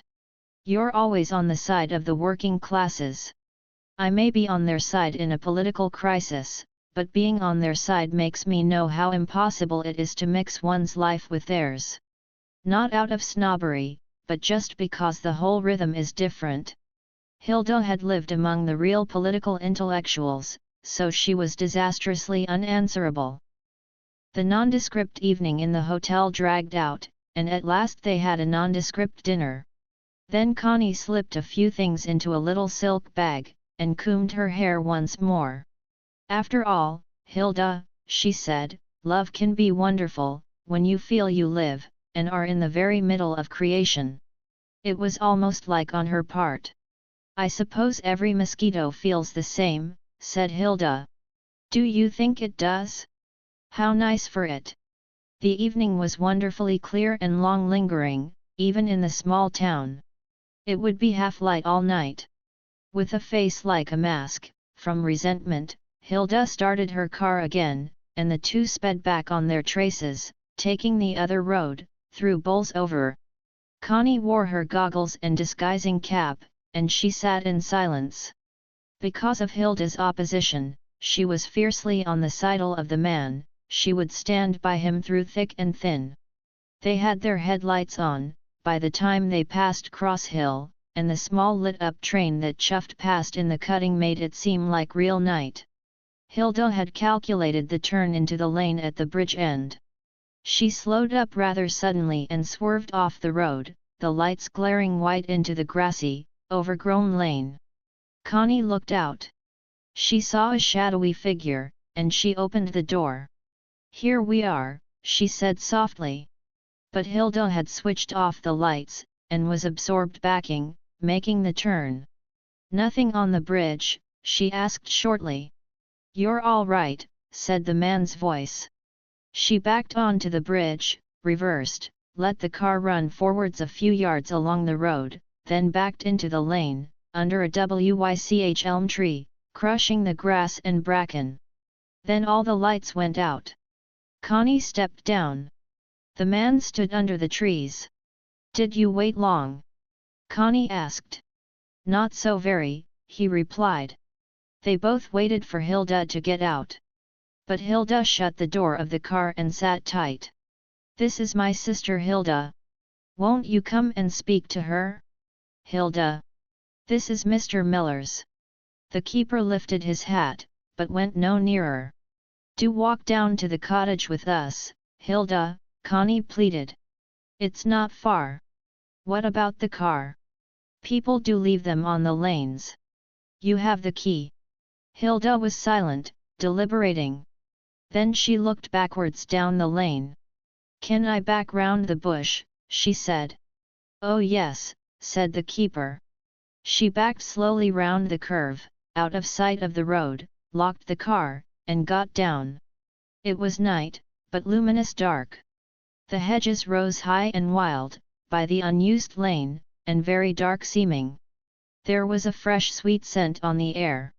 The keeper went ahead, then came Connie, then Hilda, and in silence. He lit up the difficult places with a flashlight torch, and they went on again, while an owl softly hooted over the oaks, and Flossie padded silently around. Nobody could speak. There was nothing to say. At length Connie saw the yellow light of the house, and her heart beat fast. She was a little frightened. They trailed on, still in Indian file. He unlocked the door and preceded them into the warm but bare little room. The fire burned low and red in the grate. The table was set with 2 plates and 2 glasses on a proper white tablecloth for once. Hilda shook her hair and looked round the bare, cheerless room. Then she summoned her courage and looked at the man. He was tall and thin, and she thought him good-looking. He kept a quiet distance of his own, and seemed absolutely unwilling to speak. Do sit down, Hilda, said Connie. Do, he said. Can make you tea or anything, or will you drink a glass of beer? It's moderately cool. Beer, said Connie. Beer for me, please, said Hilda, with a mock sort of shyness. He looked at her and blinked. He took a blue jug and tramped to the scullery. When he came back with the beer, his face had changed again. Connie sat down by the door, and Hilda sat in his seat, with the back to the wall, against the window corner. That is his chair, said Connie softly. And Hilda rose as if it had burnt her. Sit yer still, sit yer still. Ta oni cheer as yo en a mind to, none of us is th big bear, he said, with complete equanimity. And he brought Hilda a glass, and poured her beer first from the blue jug. As for cigarettes, he said, I've got none, but up'n you've got your own. I dinna smoke, mission. Shall we eat summit? He turned direct to Connie. Shall te eat a smite o summit, if I bring it thee? Tha can usually do wi a bite. He spoke the vernacular with a curious calm assurance, as if he were the landlord of the inn. What is there? Asked Connie, flushing. Boiled ham, cheese, pickled wa nuts, if you're like dash nout much. Yes, said Connie. Won't you, Hilda? Hilda looked up at him. Why do you speak Yorkshire? She said softly. That's non-Yorkshire, that's Derby. He looked back at her with that faint, distant grin. Derby, then. Why do you speak Derby? You spoke natural English at first. Did I though? And canna I change if I am a mind to tea? Nay, nay, let me talk Derby if it suits me. If I own nout against it.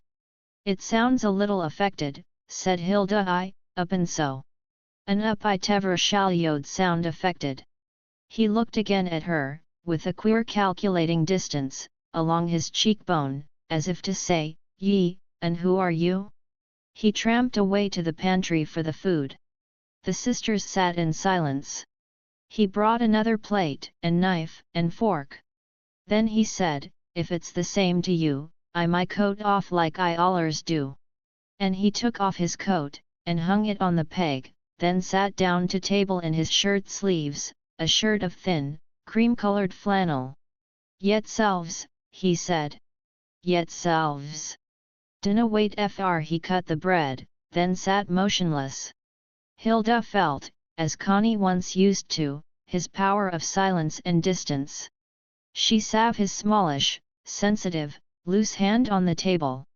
He was no simple working man, not he was acting. Acting. "Still," she said, as she took a little cheese.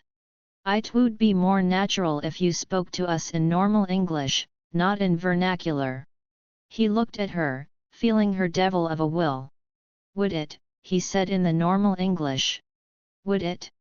Would anything that was said between you and me be quite natural, unless you said you wished me to hell before your sister ever saw me again, and unless I said something almost as unpleasant back again? Would anything else be natural?"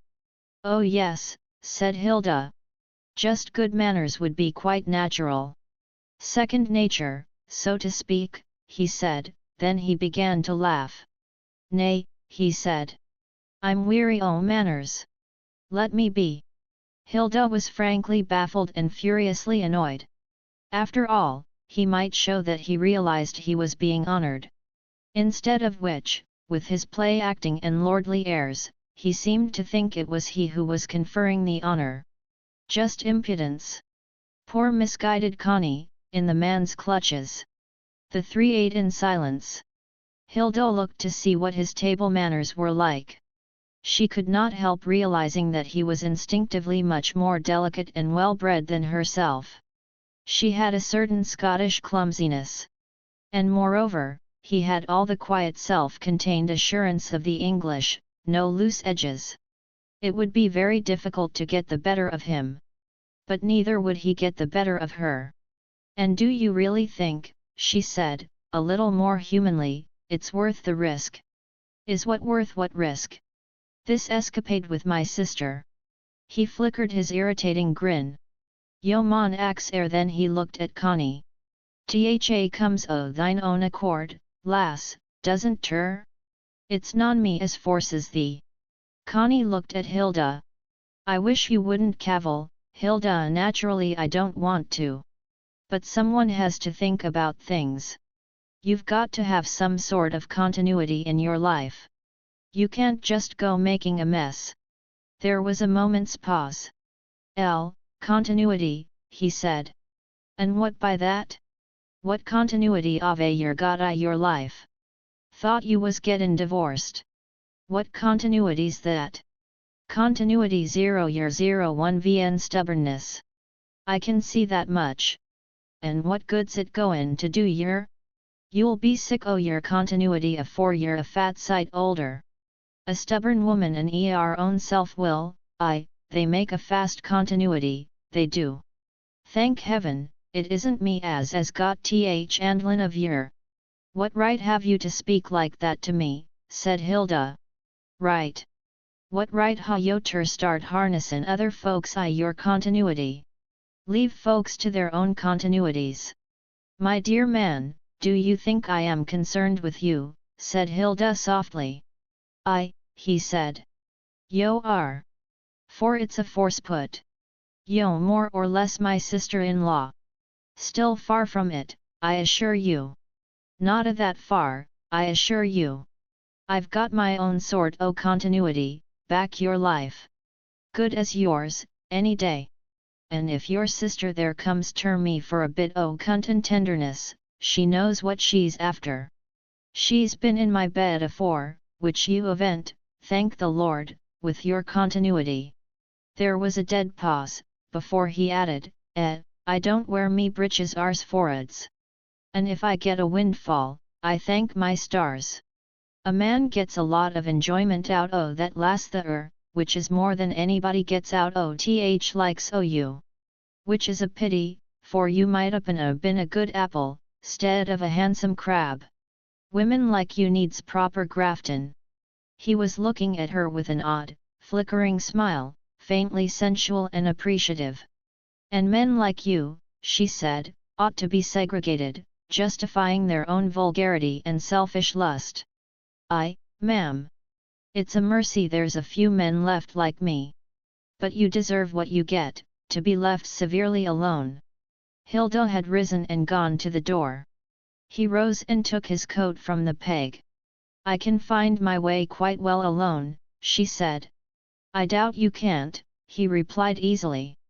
They tramped in ridiculous file down the lane again, in silence. An owl still hooted. He knew he ought to shoot it. The car stood untouched, a little dewy. Hilda got in and started the engine. The other two waited. All I mean, she said from her entrenchment, is that I doubt if you'll find it's been worth it, either of you. One man's meat is another man's poison, he said, out of the darkness. But it's meat and drink to me. The lights flared out. Don't make me wait in the morning, no, I won't. Good night. The car rose slowly onto the high road, then slid swiftly away, leaving the night silent. Connie timidly took his arm, and they went down the lane.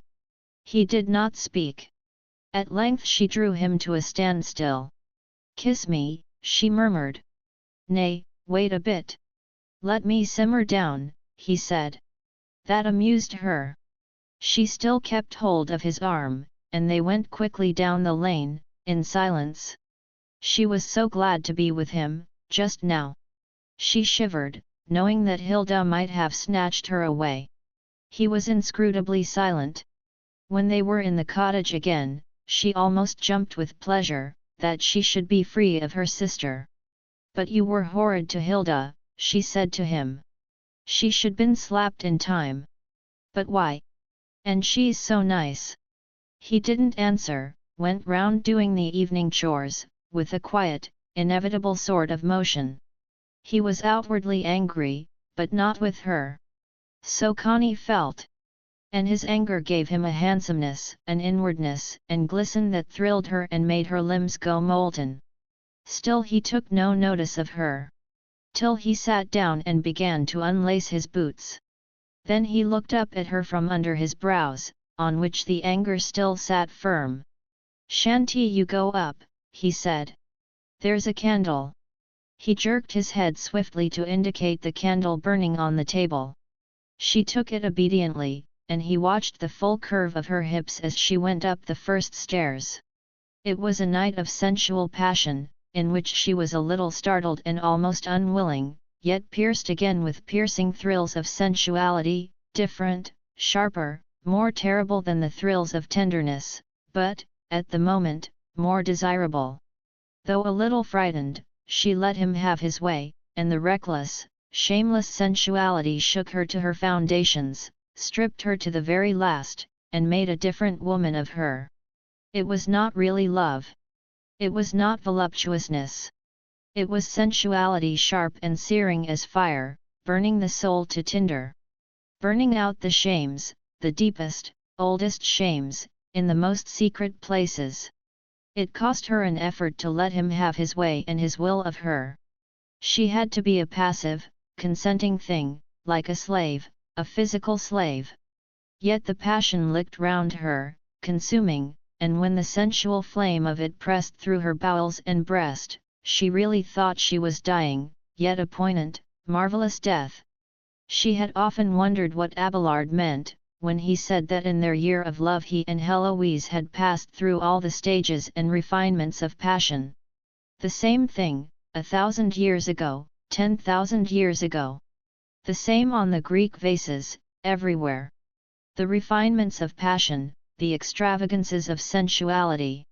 And necessary, forever necessary, to burn out false shames and smelt out the heaviest ore of the body into purity. With the fire of sheer sensuality. In the short summer night she learned so much. She would have thought a woman would have died of shame. Instead of which, the shame died.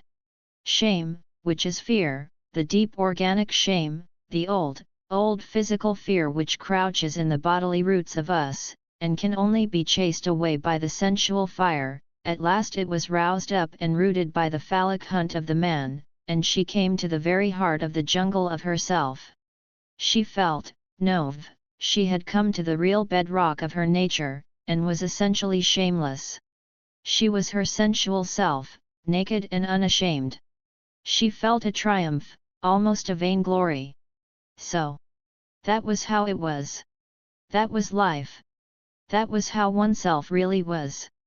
There was nothing left to disguise or be ashamed of. She shared her ultimate nakedness with a man, another being. And what a reckless devil the man was. Really like a devil. One had to be strong to bear him. But it took some getting at the core of the physical jungle, the last and deepest recess of organic shame.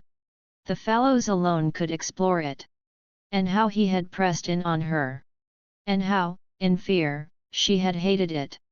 But how she had really wanted it. She knew now.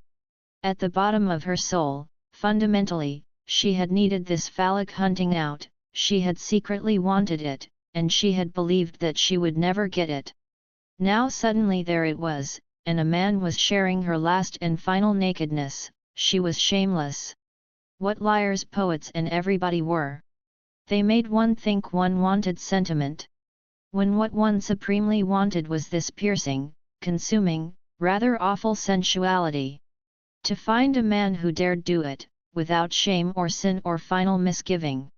If he had been ashamed afterwards, and made one feel ashamed, how awful. A pity most men are so doggy, a bit shameful, like Clifford. Like Michaelis even. Both sensually a bit doggy and humiliating. The supreme pleasure of the mind. And what is that to a woman? What is it, really, to the man either? He becomes merely messy and doggy, even in his mind. It needs sheer sensuality even to purify and quicken the mind. Sheer fiery sensuality, not messiness. Ah, God, how rare a thing a man is. They are all dogs that trot and sniff and copulate. To have found a man who was not afraid and not ashamed. She looked at him now, sleeping so like a wild animal asleep, gone in the remoteness of it. She nestled down, not to be away from him. Till his rousing waked her completely. He was sitting up in bed, looking down at her. She saw her own nakedness in his eyes, immediate knowledge of her. And the fluid, male knowledge of herself seemed to flow to her from his eyes and wrap her voluptuously. Oh, how voluptuous and lovely it was to have limbs and body half asleep, heavy and suffused with passion. "Is it time to wake up?" she said. 6:30. She had to be at the lane end at 8. Always, always, always this compulsion on one. "I might make the breakfast and bring it up here, should I?" he said. "Oh yes." Flossie whimpered gently below. He got up and threw off his pajamas, and rubbed himself with a towel. When the human being is full of courage and full of life, how beautiful it is. So she thought, as she watched him in silence draw the curtain, "Will you?" The sun was shining already on the tender green leaves of morning, and the wood stood bluey fresh, in the nearness. She sat up in bed, looking dreamily out the dormer window, her naked arms pushing her naked breasts together. He was dressing himself. She was half dreaming of life, a life together with him, just a life. He was going, fleeing from her dangerous, crouching nakedness. "Have I lost my nightie altogether?" she said. He pushed his hand down in the bed, and pulled out the bit of flimsy silk. "I knowed I felt silk at my ankles," he said. "But the night dress was slit almost in." "Never mind," she said. "It belongs here, really. I'll leave it." Leave it, I can put it between my legs at night, for company. There's no name nor mark on it, is there?" She slipped on the torn thing, and sat dreamily looking out of the window. The window was open, the air of morning drifted in, and the sound of birds. Birds flew continuously past. Then she saw Flossie roaming out. It was morning. Downstairs she heard him making the fire, pumping water, going out at the back door. By and by came the smell of bacon, and at length he came upstairs with a huge black tray that would only just go the door. He set the tray on the bed, and poured out the tea. Connie squatted in her torn night dress, and fell on her food hungrily. He sat on the one chair, with his plate on his knees. "How good it is," she said. "How nice to have breakfast together." He ate in silence, his mind on the time that was quickly passing. That made her remember. "Oh, how I wish I could stay here with you, and Rugby were a million miles away. It's Rugby I'm going away from really. You know that, don't you? And you promise we will live together and have a life together, you and me. You promise me, don't you? Oh, when we can." "Yes. And we will. We will, won't we?" She leaned over, making the tea spill, catching his wrist. He said, tidying up the tea. "We can't possibly not live together now, can we?" she said appealingly. He looked up at her with his flickering grin. "No," he said. "Only you got to start in 25 minutes. "Have I?" she cried. Suddenly he held up a warning finger, and rose to his feet.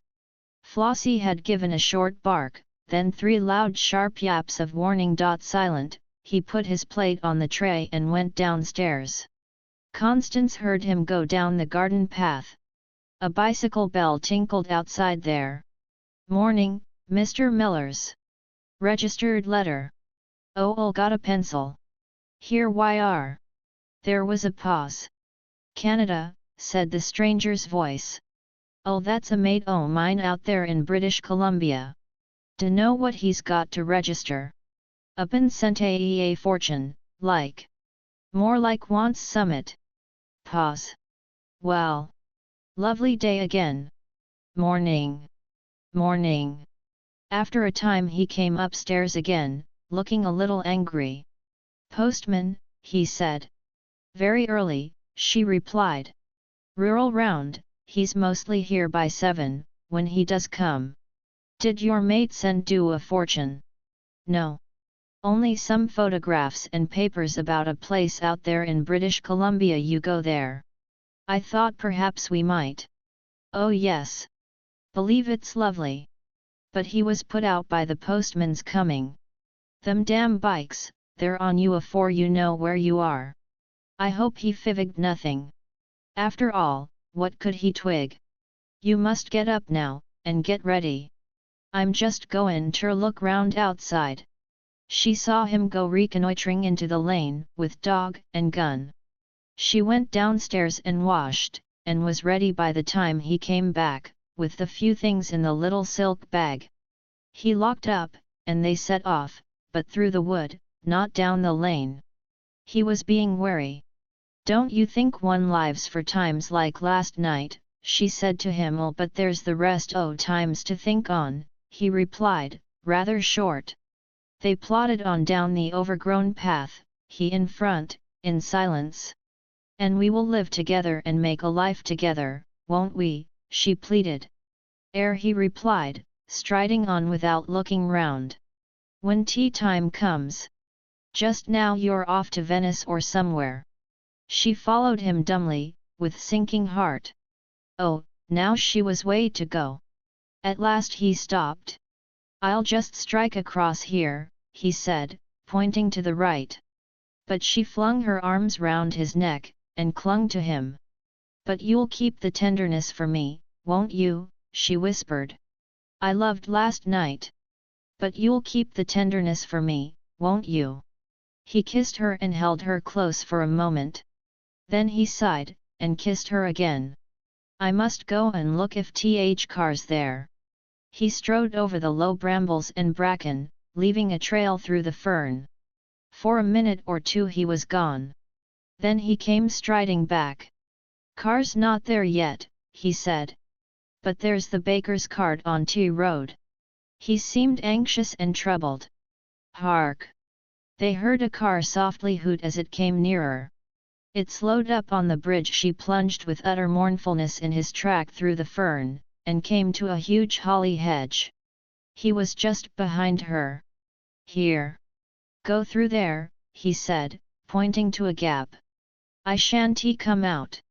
She looked at him in despair. But he kissed her and made her go. She crept in sheer misery through the holly and through the wooden fence, stumbled down the little ditch and up into the lane, where Hilda was just getting out of the car in vexation. "Why, you're there," said Hilda. "Where's he?" "He's not coming." Connie's face was running with tears as she got into the car with her little bag. Hilda snatched up the motoring helmet with the disfiguring goggles. "Put it on," she said. And Connie pulled on the disguise, then the long motoring coat, and she sat down, a goggling inhuman, unrecognizable creature.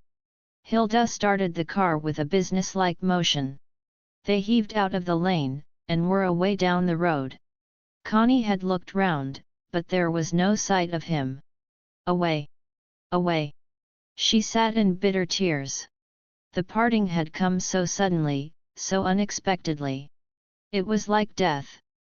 "Thank goodness you'll be away from him for some time," said Hilda, turning to avoid Cross Hill Village. Chapter 17 "You see, Hilda," said Connie after lunch, when they were nearing London, "you have never known either real tenderness or real sensuality, and if you do know them, with the same person, it makes a great difference." "For mercy's sake don't brag about your experiences," said Hilda. "I've never met the man yet who was capable of intimacy with a woman, giving himself up to her. That was what I wanted. I'm not keen on their self-satisfied tenderness, and their sensuality. I'm not content to be any man's little petsy-wetsy, nor his chair-a-plaisir either. I wanted a complete intimacy, and I didn't get it. That's enough for me." Connie pondered this. Complete intimacy. She supposed that meant revealing everything concerning yourself to the other person, and his revealing everything concerning himself. But that was a bore. And all that weary self-consciousness between a man and a woman. A disease. "I think you're too conscious of yourself all the time, with everybody," she said to her sister. "I hope at least I haven't a slave nature," said Hilda. "But perhaps you have. Perhaps you are a slave to your own idea of yourself." Hilda drove in silence for some time after this piece of unheard of insolence from that chit Connie. "At least I'm not a slave to somebody else's idea of me, and the somebody else a servant of my husband's," she retorted at last, in crude anger. "You see, it's not so," said Connie calmly. She had always let herself be dominated by her elder sister. Now, though somewhere inside herself she was weeping, she was free of the dominion of other women. Ah! That in itself was a relief, like being given another life, to be free of the strange dominion and obsession of other women. How awful they were, women! She was glad to be with her father, whose favourite she had always been. She and Hilda stayed in a little hotel off Pall Mall, and Sir Malcolm was in his club. Buthe took his daughters out in the evening, and they liked going with him. He was still handsome and robust, though just a little afraid of the new world that had sprung up around him. He had got a second wife in Scotland, younger than himself and richer. But he had as many holidays away from her as possible, just as with his first wife. Connie sat next to him at the opera. He was moderately stout, and had stout thighs, but they were still strong and well-knit, the thighs of a healthy man who had taken his pleasure in life. His good-humoured selfishness, his dogged sort of independence, his unrepenting sensuality, it seemed to Connie she could see them all in his well-knit straight thighs. Just a man. And now becoming an old man, which is sad. Because in his strong, thick male legs there was none of the alert sensitiveness and power of tenderness which is the very essence of youth, that which never dies, once it is there. Connie woke up to the existence of legs. They became more important to her than faces, which are no longer very real. How few people had live, alert legs. She looked at the men in the stalls. Great pudding-y thighs in black pudding cloth, or lean wooden sticks in black funeral stuff, or well-shaped young legs without any meaning whatever, either sensuality or tenderness or sensitiveness, just mere ordinariness that pranced around. Not even any sensuality like her father's. They were all daunted out of existence. But the women were not daunted. The awful millposts of most females. Really shocking, really enough to justify murder. Or the poor thin pegs. Or the trim neat things in silk stockings, without the slightest look of life. Awful, the millions of meaningless legs prancing meaninglessly around. But she was not happy in London. The people seemed so spectral and blank. They had no alive happiness, no matter how brisk and good-looking they were. It was all barren. And Connie had a woman's blind craving for happiness, to be assured of happiness. In Paris at any rate she felt a bit of sensuality still. But what a weary, tired, worn-out sensuality.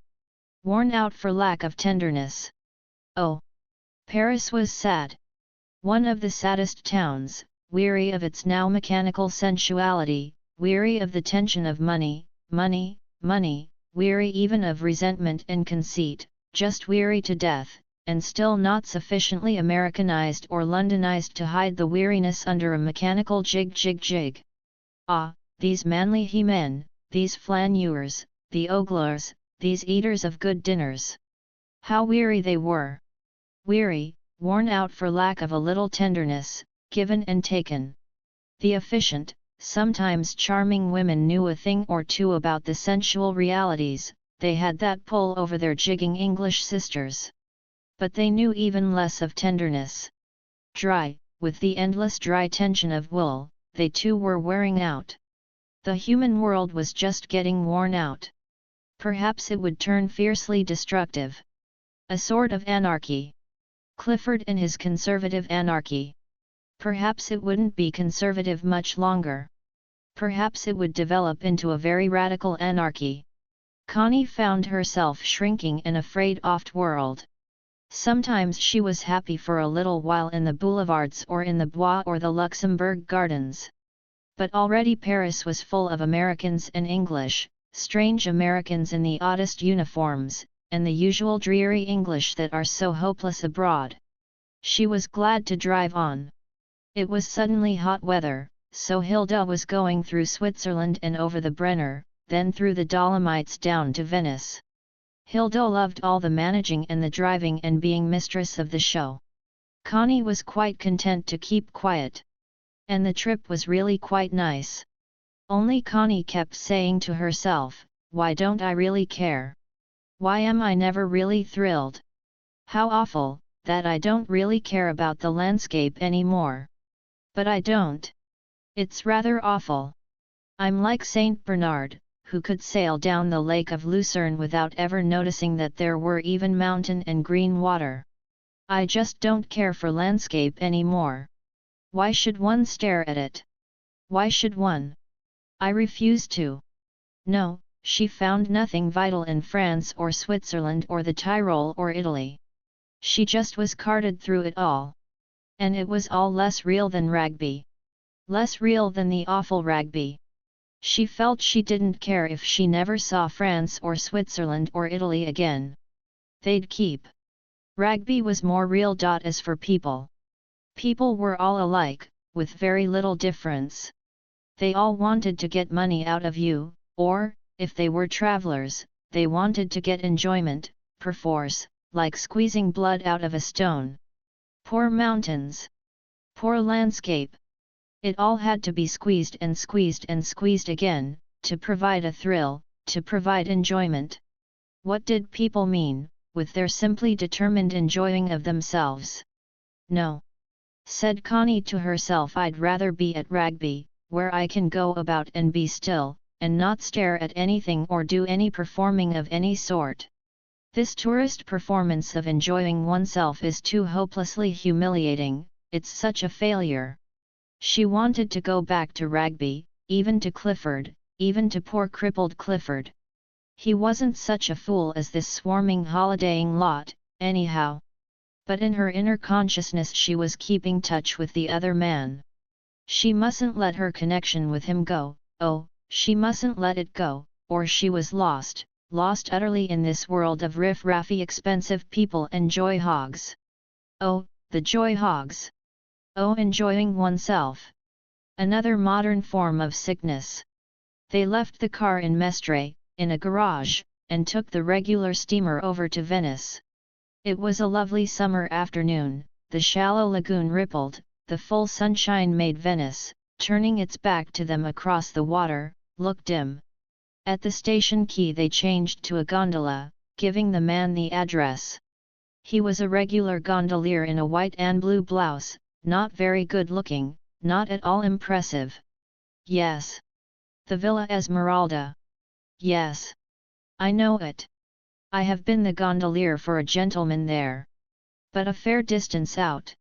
He seemed a rather childish, impetuous fellow.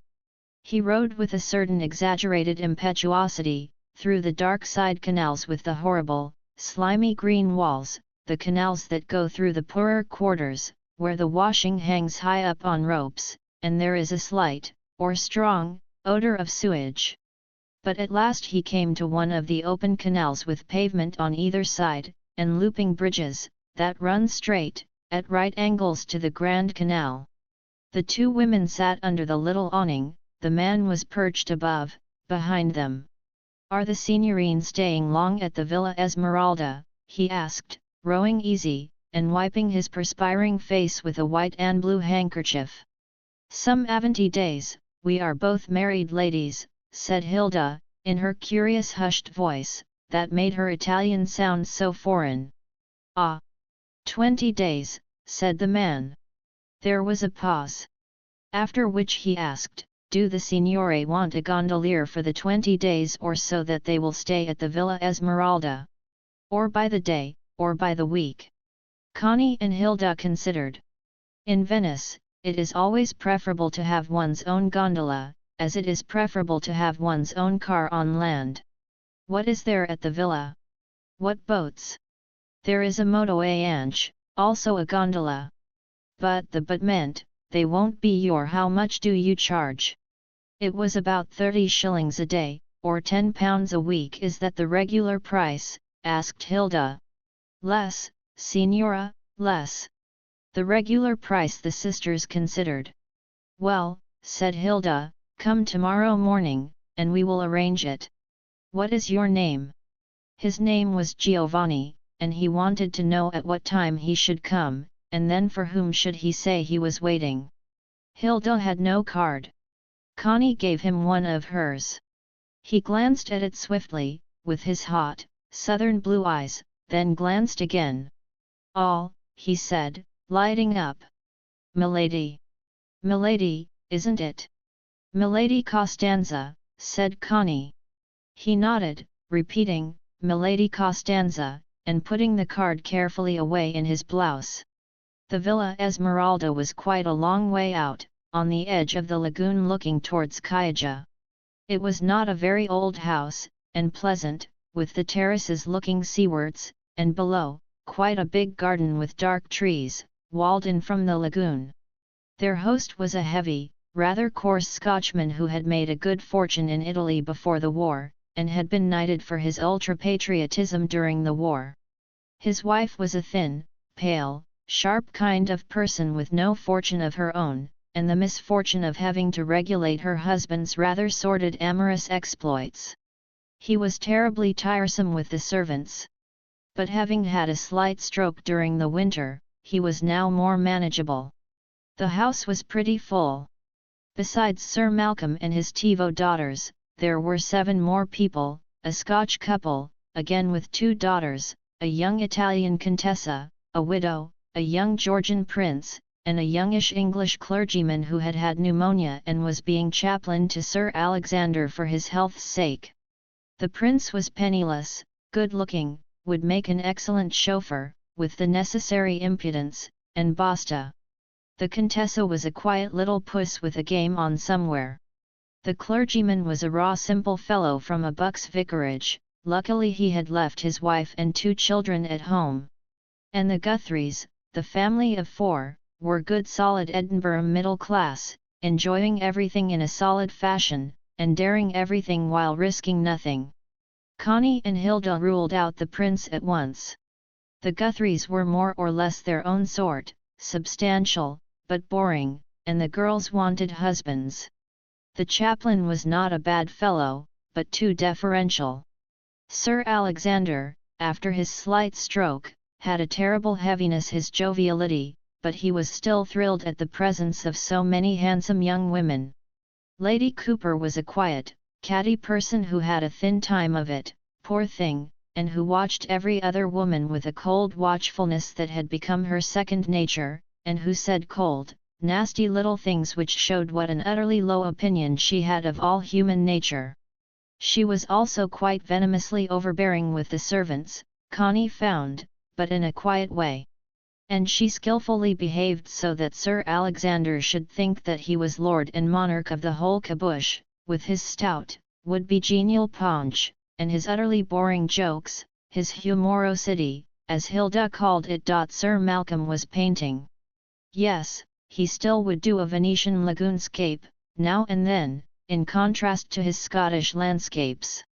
So in the morning he was rowed off with a huge canvas, to his sight. A little later, Lady Cooper he rode off into the heart of the city, with sketching block and colours. She was an inveterate watercolour painter, and the house was full of rose-coloured palaces, dark canals, swaying bridges, medieval facades, and so on.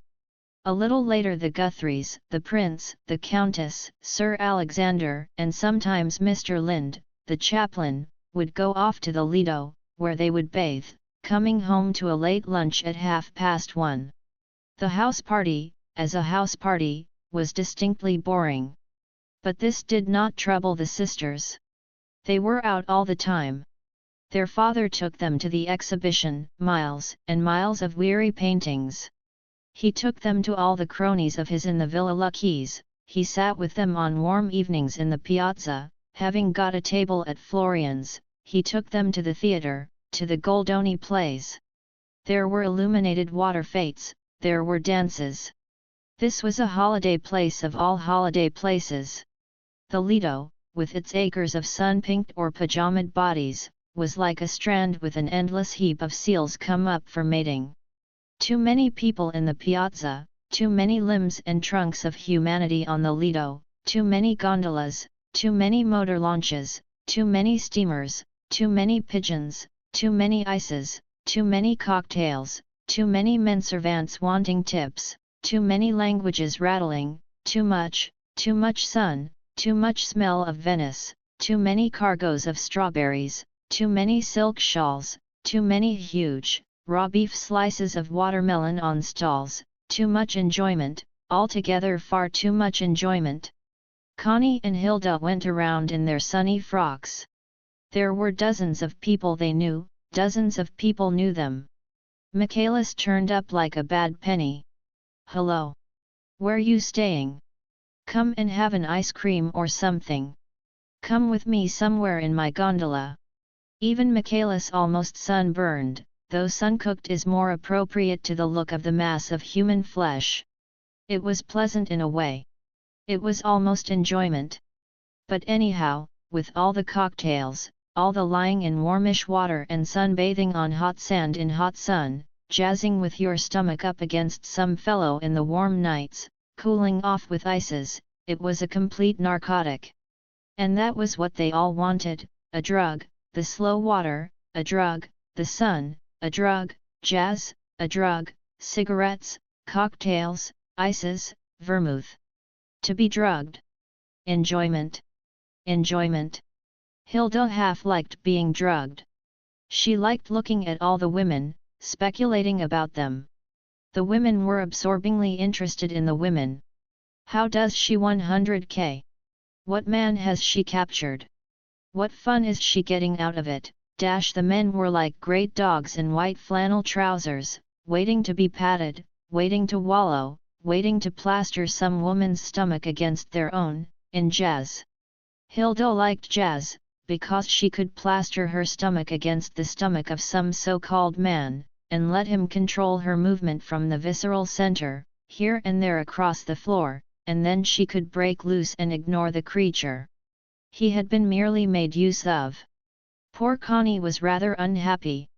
She wouldn't jazz, because she simply couldn't plaster her stomach against some creature's stomach.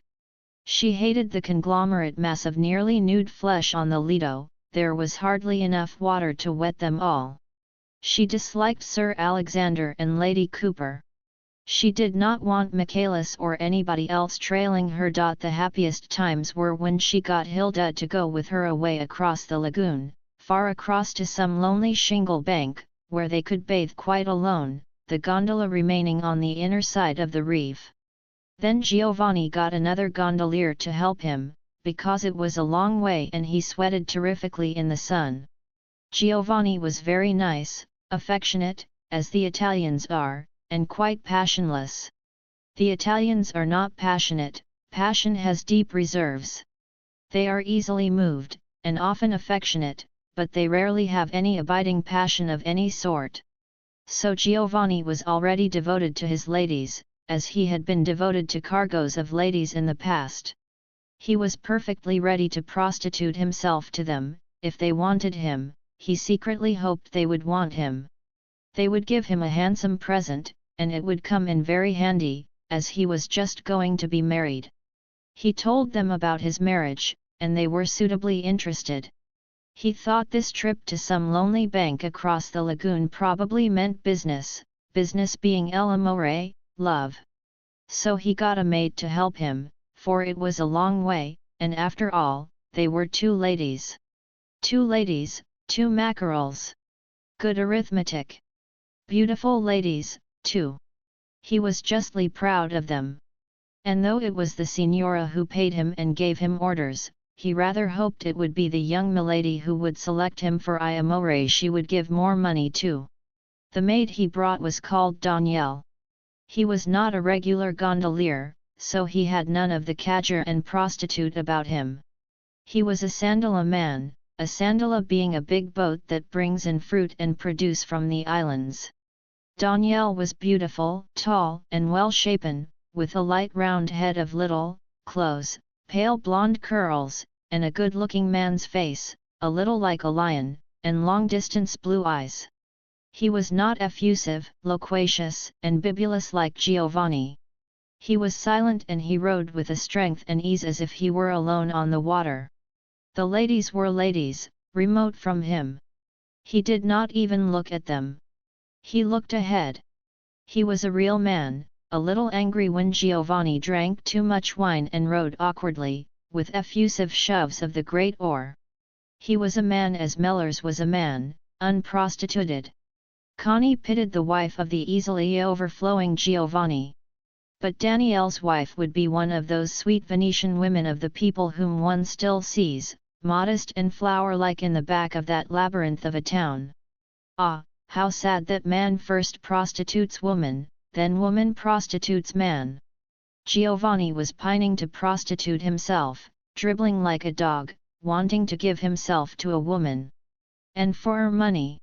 Connie looked at Venice far off, low and rose-colored upon the water. Built of money, blossomed of money, and dead with money. The money deadness. Money, money, money, prostitution, and deadness. Yet Daniel was still a man capable of a man's free allegiance. He did not wear the gondolier's blouse, only the knitted blue jersey. He was a little wild, uncouth and proud.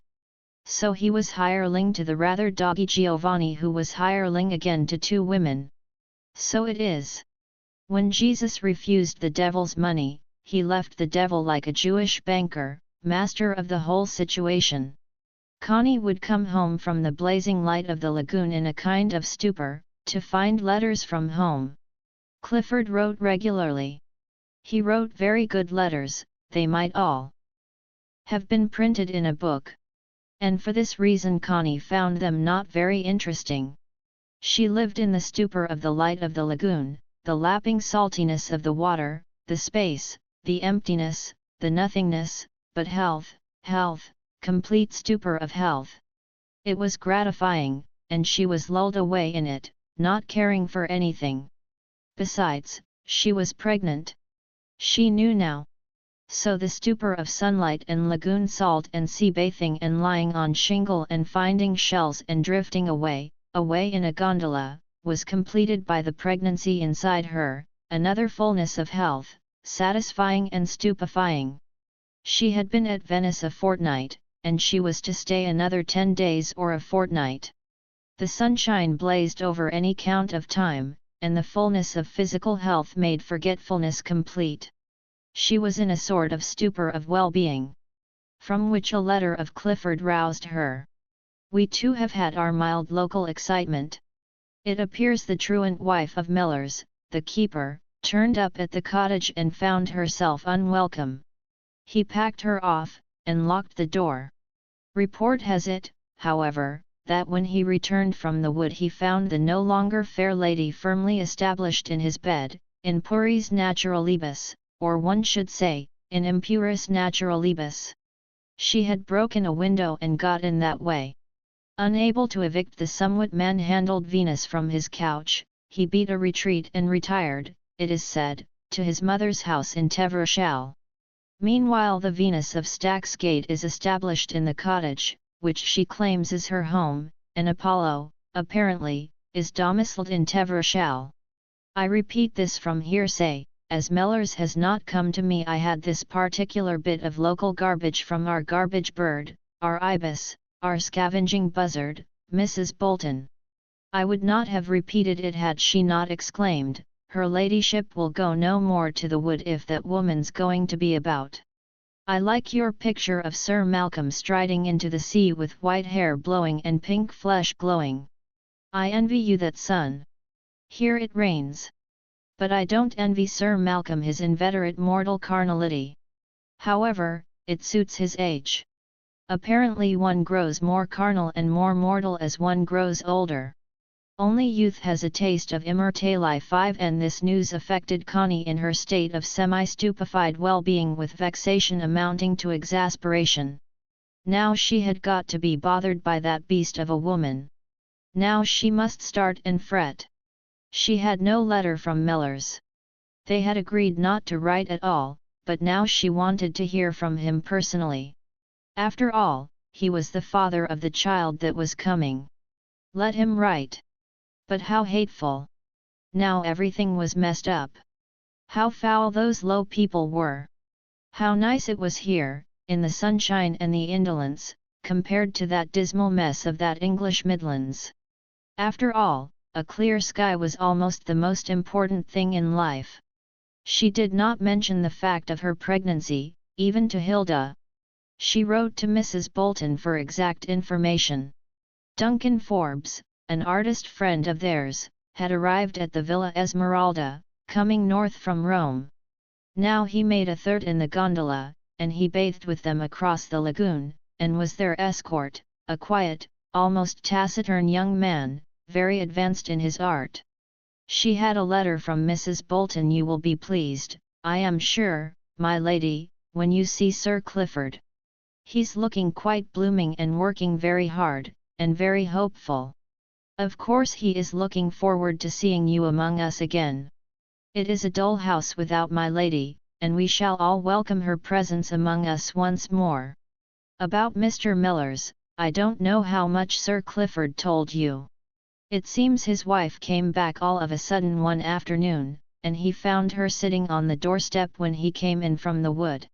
She said she was come back to him and wanted to live with him again, as she was his legal wife, and he wasn't going to divorce her. But he wouldn't have anything to do with her, and wouldn't let her in the house, and did not go in himself. He went back into the wood without ever opening the door.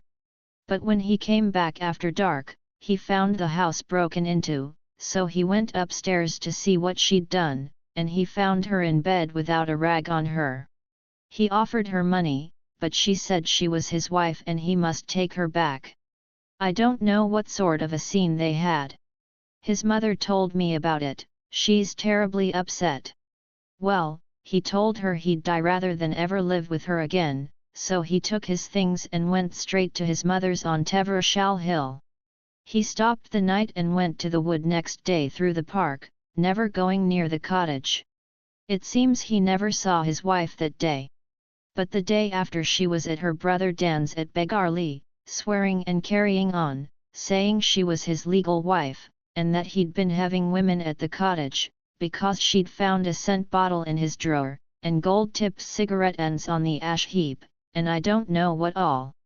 Then it seems the postman Fred Kirk says he heard somebody talking in Mr. Mellor's bedroom early one morning, and a motorcar had been in the lane. Mr. Mellors stayed on with his mother, and went to the wood through the park, and it seems she stayed on at the cottage. Well, there was no end of talk. So at last Mr. Mellors and Tom Phillips went to the cottage and fetched away most of the furniture and bedding, and unscrewed the handle of the pump, so she was forced to go. But instead of going back to Stack's Gate she went and lodged with that Mrs. Swain at Begarley, because her brother Dan's wife wouldn't have her. And she kept going to old Mrs. Mellor's house, to catch him, and she began swearing he'd got in bed with her in the cottage, and she went to a lawyer to make him pay her an allowance. She's grown heavy, and more common than ever, and as strong as a bull. And she goes about saying the most awful things about him, how he has women at the cottage, and how he behaved to her when they were married, the low, beastly things he did to her, and I don't know what all. I'm sure it's awful, the mischief a woman can do, once she starts talking. And no matter how low she may be, there'll be some as will believe her, and some of the dirt will stick. I'm sure the way she makes out that Mr. Mellors was one of those low, beastly men with women, is simply shocking. And people are only too ready to believe things against anybody, especially things like that. She declared she'll never leave him alone while he lives. Though what I say is, if he was so beastly to her, why is she so anxious to go back to him? But of course she's coming near her change of life, for she's years older than he is. And these common, violent women always go partly insane when the change of life comes upon them. This was a nasty blow to Connie. Here she was, sure as life, coming in for her share of the lowness and dirt. She felt angry with him for not having got clear off of Bertha Coutts, nay, for ever having married her. Perhaps he had a certain hankering after lowness. Connie remembered the last night she had spent with him, and shivered. He had known all that sensuality, even with a Bertha Coutts. It was really rather disgusting. It would be well to be rid of him, clear of him altogether. He was perhaps really common, really low. She had a revulsion against the whole affair, and almost envied the Guthrie girls their gawky inexperience and crude maidenliness. And she now dreaded the thought that anybody would know about herself and the keeper. How unspeakably humiliating! She was weary, afraid, and felt a craving for utter respectability, even for the vulgar and deadening respectability of the Guthrie girls. If Clifford knew about her affair, how unspeakably humiliating! She was afraid, terrified of society and its unclean bite. She almost wished she could get rid of the child again, and be quite clear. In short, she fell into a state of funk. As for the scent bottle, that was her own folly. She had not been able to refrain from perfuming his one or two handkerchiefs and his shirts in the drawer, just out of childishness, and she had left a little bottle of Cody's wood violet perfume, half empty, among his things. She wanted him to remember her in the perfume. As for the cigarette ends, they were Hilda's. She could not help confiding a little in Duncan Forbes. She didn't say she had been the keeper's lover, she only said she liked him, and told Forbes the history of the man. "Oh," said Forbes, "you'll see, they'll never rest till they've pulled the man down and done him in. If he has refused to creep up into the middle classes, when he had a chance, and if he's a man who stands up for his own sex, then they'll do him in. It's the one thing they won't let you be, straight and open in your sex. You can be as dirty as you like. In fact, the more dirt you do on sex the better they like it. But if you believe in your own sex, and won't have it done dirt to, they'll down you. It's the one insane taboo left, sex as a natural and vital thing. They won't have it, and they'll kill you before they'll let Yana have it. You'll see, they'll hound that man down. And what's he done, after all? If he's made love to his wife all ends on, hasn't he a right to? She ought to be proud of it. But you see, even a low bitch like that turns on him, and uses the hyena instinct of the mob against sex, to pull him down. You have a snivel and feel sinful or awful about your sex, before you're allowed to have any. Oh, they'll hound the poor devil down. Connie had a revulsion in the opposite direction now. What had he done, after all? What had he done to herself, Connie, but give her an exquisite pleasure and a sense of freedom and life? He had released her warm, natural sexual flow. And for that they would hound him down. No, no, it should not be. She saw the image of him, naked white with tanned face and hands, looking down and addressing his erect penis as if it were another being, the odd grin flickering on his face. And she heard his voice again, "T-Ha's got the nicest woman's arse of anybody." And she felt his hand warmly and softly closing over her tail again, over her secret places, like a benediction. And the warmth ran through her womb, and the little flames flickered in her knees, and she said, "Oh, no. I mustn't go back on it. I must not go back on him. I must stick to him and to what I had of him, through everything.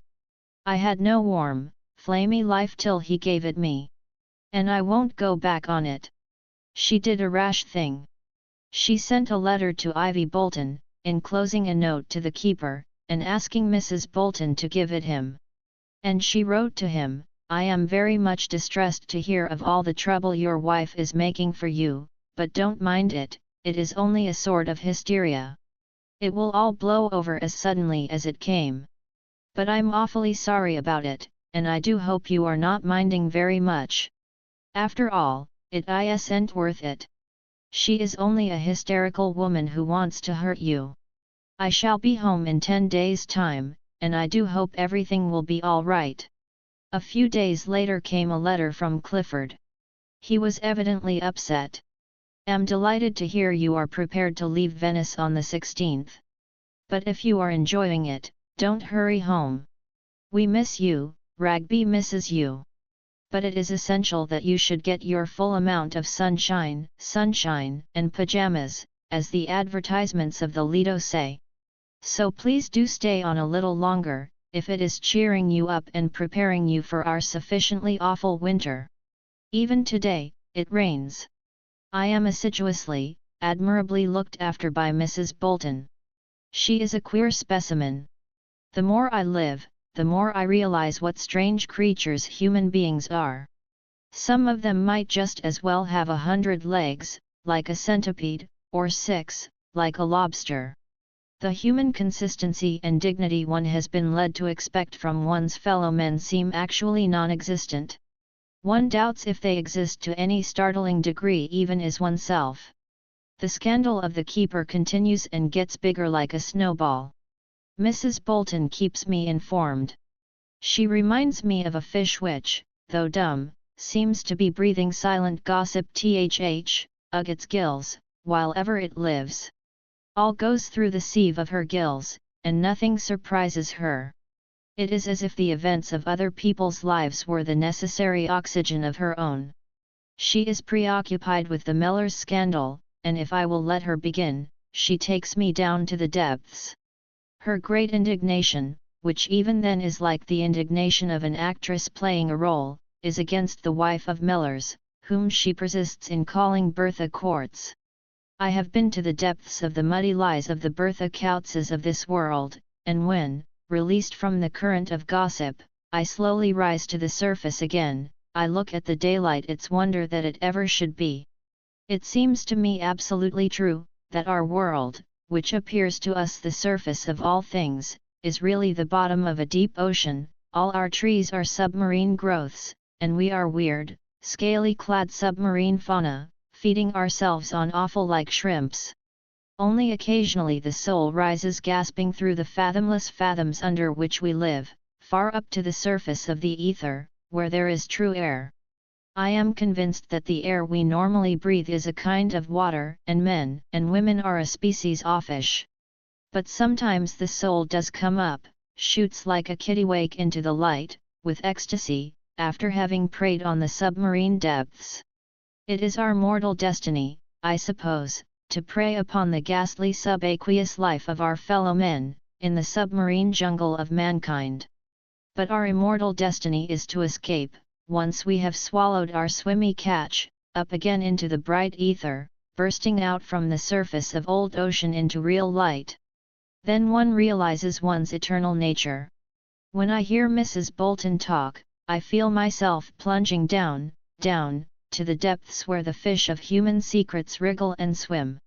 Carnal appetite makes one seize a beakful of prey, then up, up again, out of the dense into the ethereal, from the wet into the dry. To you I can tell the whole process. But with Mrs. Bolton I only feel the downward plunge, down, horribly, among the seaweeds and the pallid monsters of the very bottom. I am afraid we are going to lose our gamekeeper. The scandal of the truant wife, instead of dying down, has reverberated to greater and greater dimensions. He is accused of all unspeakable things, and curiously enough, the woman has managed to get the bulk of the colliers' wives behind her, gruesome fish, and the village is putrescent with talk. I hear this Bertha Coutts besieges Mellors in his mother's house, having ransacked the cottage and the hut.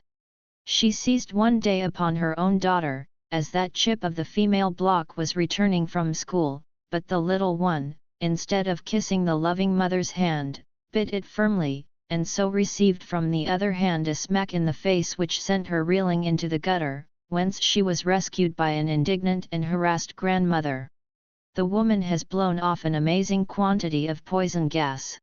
She has aired in detail all those incidents of her conjugal life which are usually buried down in the deepest grave of matrimonial silence, between married couples.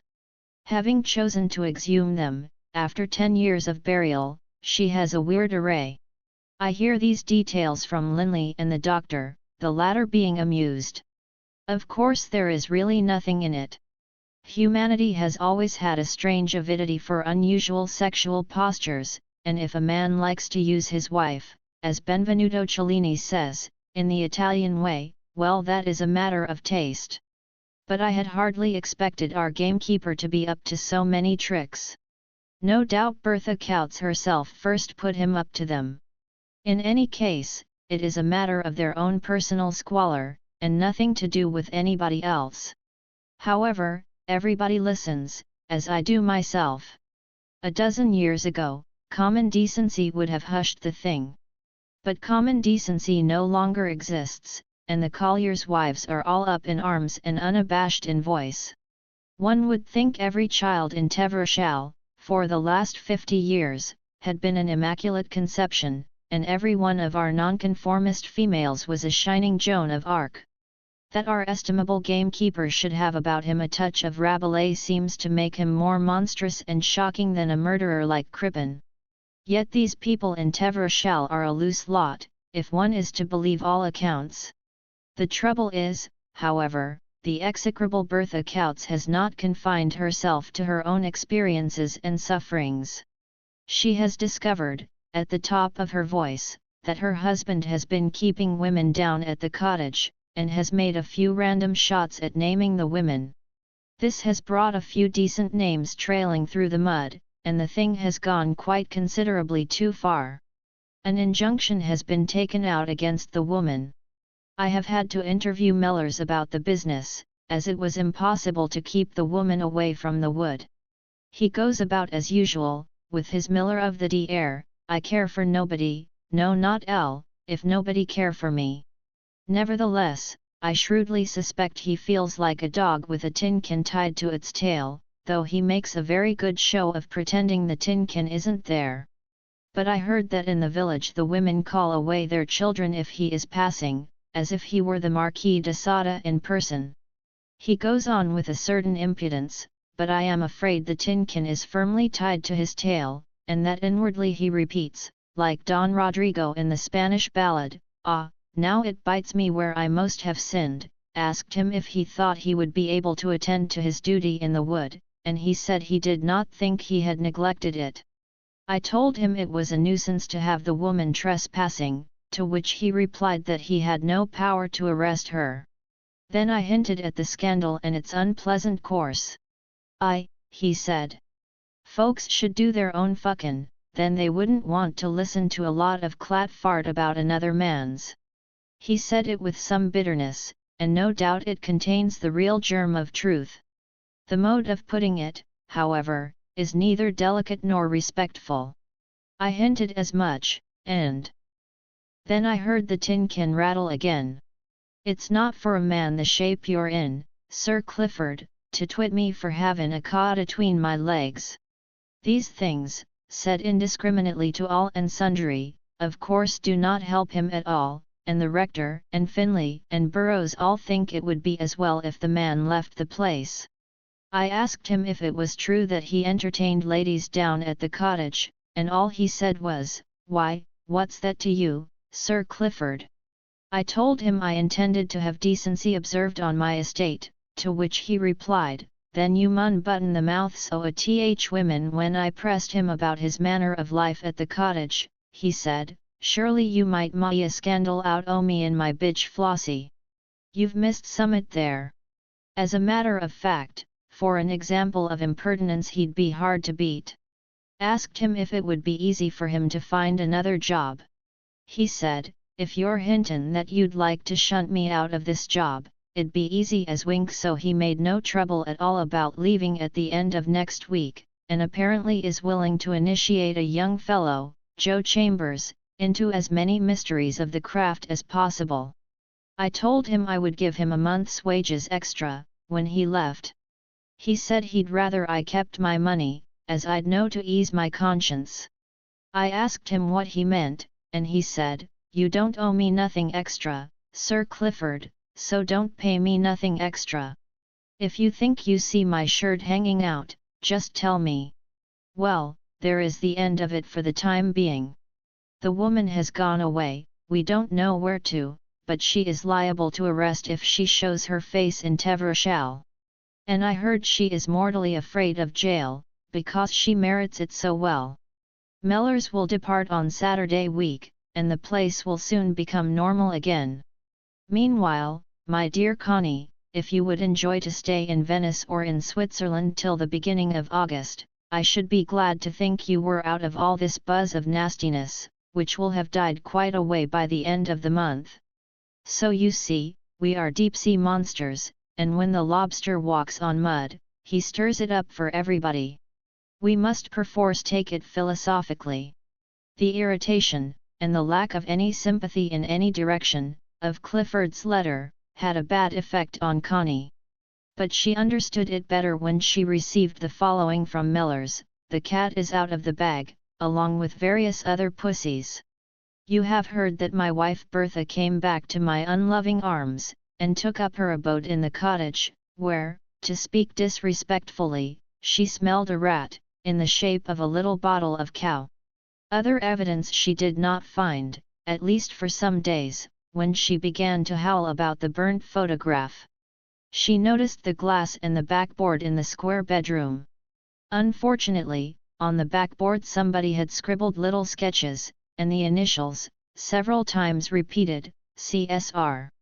This, however, afforded no clue until she broke into the hut, and found one of your books, an autobiography of the actress Judith, with your name, Constance Stewart Reed, on the front page. After this, for some days she went round loudly saying that my paramour was no less a person than Lady Catterley herself. The news came at last to the rector, Mr. Burrows, and to Sir Clifford. They then proceeded to take legal steps against my liege lady, who for her part disappeared, having always had a mortal fear of the police. Sir Clifford asked to see me, so I went to him. He talked around things and seemed annoyed with me. Then he asked if I knew that even her ladyship's name had been mentioned. I said I never listened to scandal, and was surprised to hear this bit from Sir Clifford himself.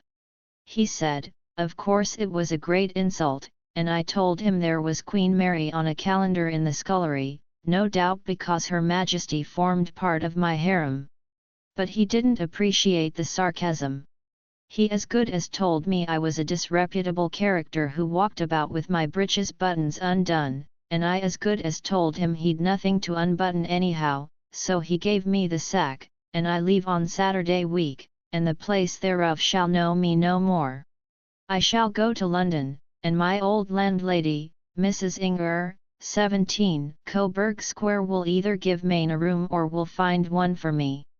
Be sure your sins will find you out, especially if you're married and her name's Bertha. There was not a word about herself, or to her. Connie resented this. He might have said some few words of consolation or reassurance. But she knew he was leaving her free to go back to Ragby and to Clifford. She resented that too. He need not be so falsely chivalrous.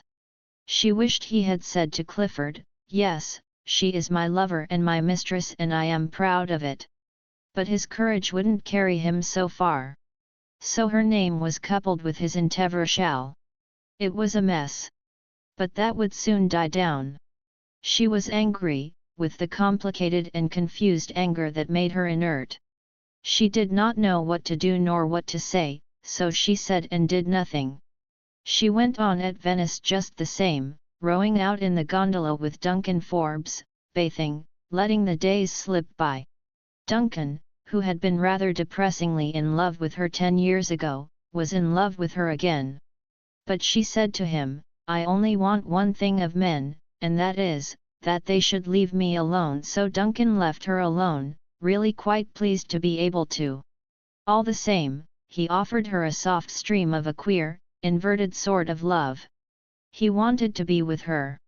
"Have you ever thought," he said to her one day, "how very little people are connected with one another?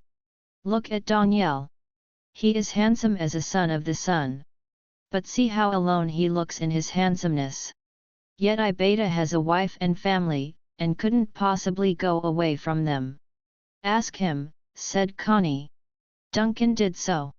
Daniel said he was married, and had 2 children, both male, aged 7 and 9. But he betrayed no emotion over the fact. "Perhaps only people who are capable of real togetherness have that look of being alone in the universe," said Connie. "The others have a certain stickiness, they stick to the mass, like Giovanni. And," she thought to herself, "like you, Duncan." Chapter 18. She had to make up her mind what to do. She would leave Venice on the Saturday that he was leaving Ragby, in 6 days' time. This would bring her to London on the Monday following, and she would then see him. She wrote to him to the London address, asking him to send her a letter to Hartland's Hotel, and to call for her on the Monday evening at 7. Inside herself she was curiously and complicatedly angry, and all her responses were numb. She refused to confide even in Hilda, and Hilda, offended by her steady silence, had become rather intimate with a Dutch woman. Connie hated these rather stifling intimacies between women, intimacy into which Hilda always entered ponderously. Sir Malcolm decided to travel with Connie, and Duncan could come on with Hilda. The old artist always did himself well. He took berths on the Orient Express, in spite of Connie's dislike of trains de luxe, the atmosphere of vulgar depravity there is aboard them nowadays. However, it would make the journey to Paris shorter. Sir Malcolm was always uneasy going back to his wife. It was habit carried over from the first wife. But there would be a house party for the grouse, and he wanted to be well ahead. Connie, sunburnt and handsome, sat in silence, forgetting all about the landscape. "A little dull for you, going back to Ragby," said her father, noticing her glumness. "I'm not sure I shall go back to Ragby," she said, with startling abruptness, looking into his eyes with her big blue eyes. His big blue eyes took on the frightened look of a man whose social conscience is not quite clear. "You mean you'll stay on in Paris a while?" "No. I mean never go back to Ragby." He was bothered by his own little problems, and sincerely hoped he was getting none of hers to shoulder. "How's that, all at once?" he asked. "I'm going to have a child." It was the first time she had uttered the words to any living soul, and it seemed to mark a cleavage in her life. "How do you know?" said her father. She smiled. How should I know? But not Clifford's child, of course. No. Another man's. She rather enjoyed tormenting him. Do I know the man? Asked Sir Malcolm. No. You've never seen him. There was a long pause. And what are your plans? I don't know. That's the point. No patching it up with Clifford. I'll suppose Clifford would take it, said Connie. He told me, after last time you talked to him, he wouldn't mind if I had a child, so long as I went about it discreetly. Only sensible thing he could say, under the circumstances. Then I suppose it'll be all right. In what way? Said Connie, looking into her father's eyes. They were big blue eyes rather like her own, but with a certain uneasiness in them, a look sometimes of an uneasy little boy, sometimes a look of sullen selfishness, usually good-humoured and wary. You can present Clifford with an heir to all the Catterleys, and put another baronet in Ragby. Sir Malcolm's face smiled with a half-sensual smile. But I don't think I want to, she said. Why not? Feeling entangled with the other man? Well, if you want the truth from me, my child, it's this. The world goes on. Ragby stands and will go on standing. The world is more or less a fixed thing and, externally, we have to adapt ourselves to it. Privately, in my private opinion, we can please ourselves. Emotions change. You may like one man this year and another next, but Ragby still stands. Stick by Ragby as far as Ragby sticks by you. Then please yourself. But you'll get very little out of making a break. You can make a break if you wish. You have an independent income, the only thing that never lets you down. But you won't get much out of it. Put a little baronet in Ragby. It's an amusing thing to do. And Sir Malcolm sat back and smiled again. Connie did not answer. I hope you had a real man at last, he said to her after a while, sensually alert. I did. That's the trouble. There aren't many of them about, she said. No, by God, he mused. There aren't. Well, my dear, to look at you, he was a lucky man. Surely he wouldn't make trouble for you. Oh no. He leaves me my own mistress entirely. Quite. Quite. A genuine man would. Sir Malcolm was pleased. Connie was his favourite daughter, he had always liked the female in her.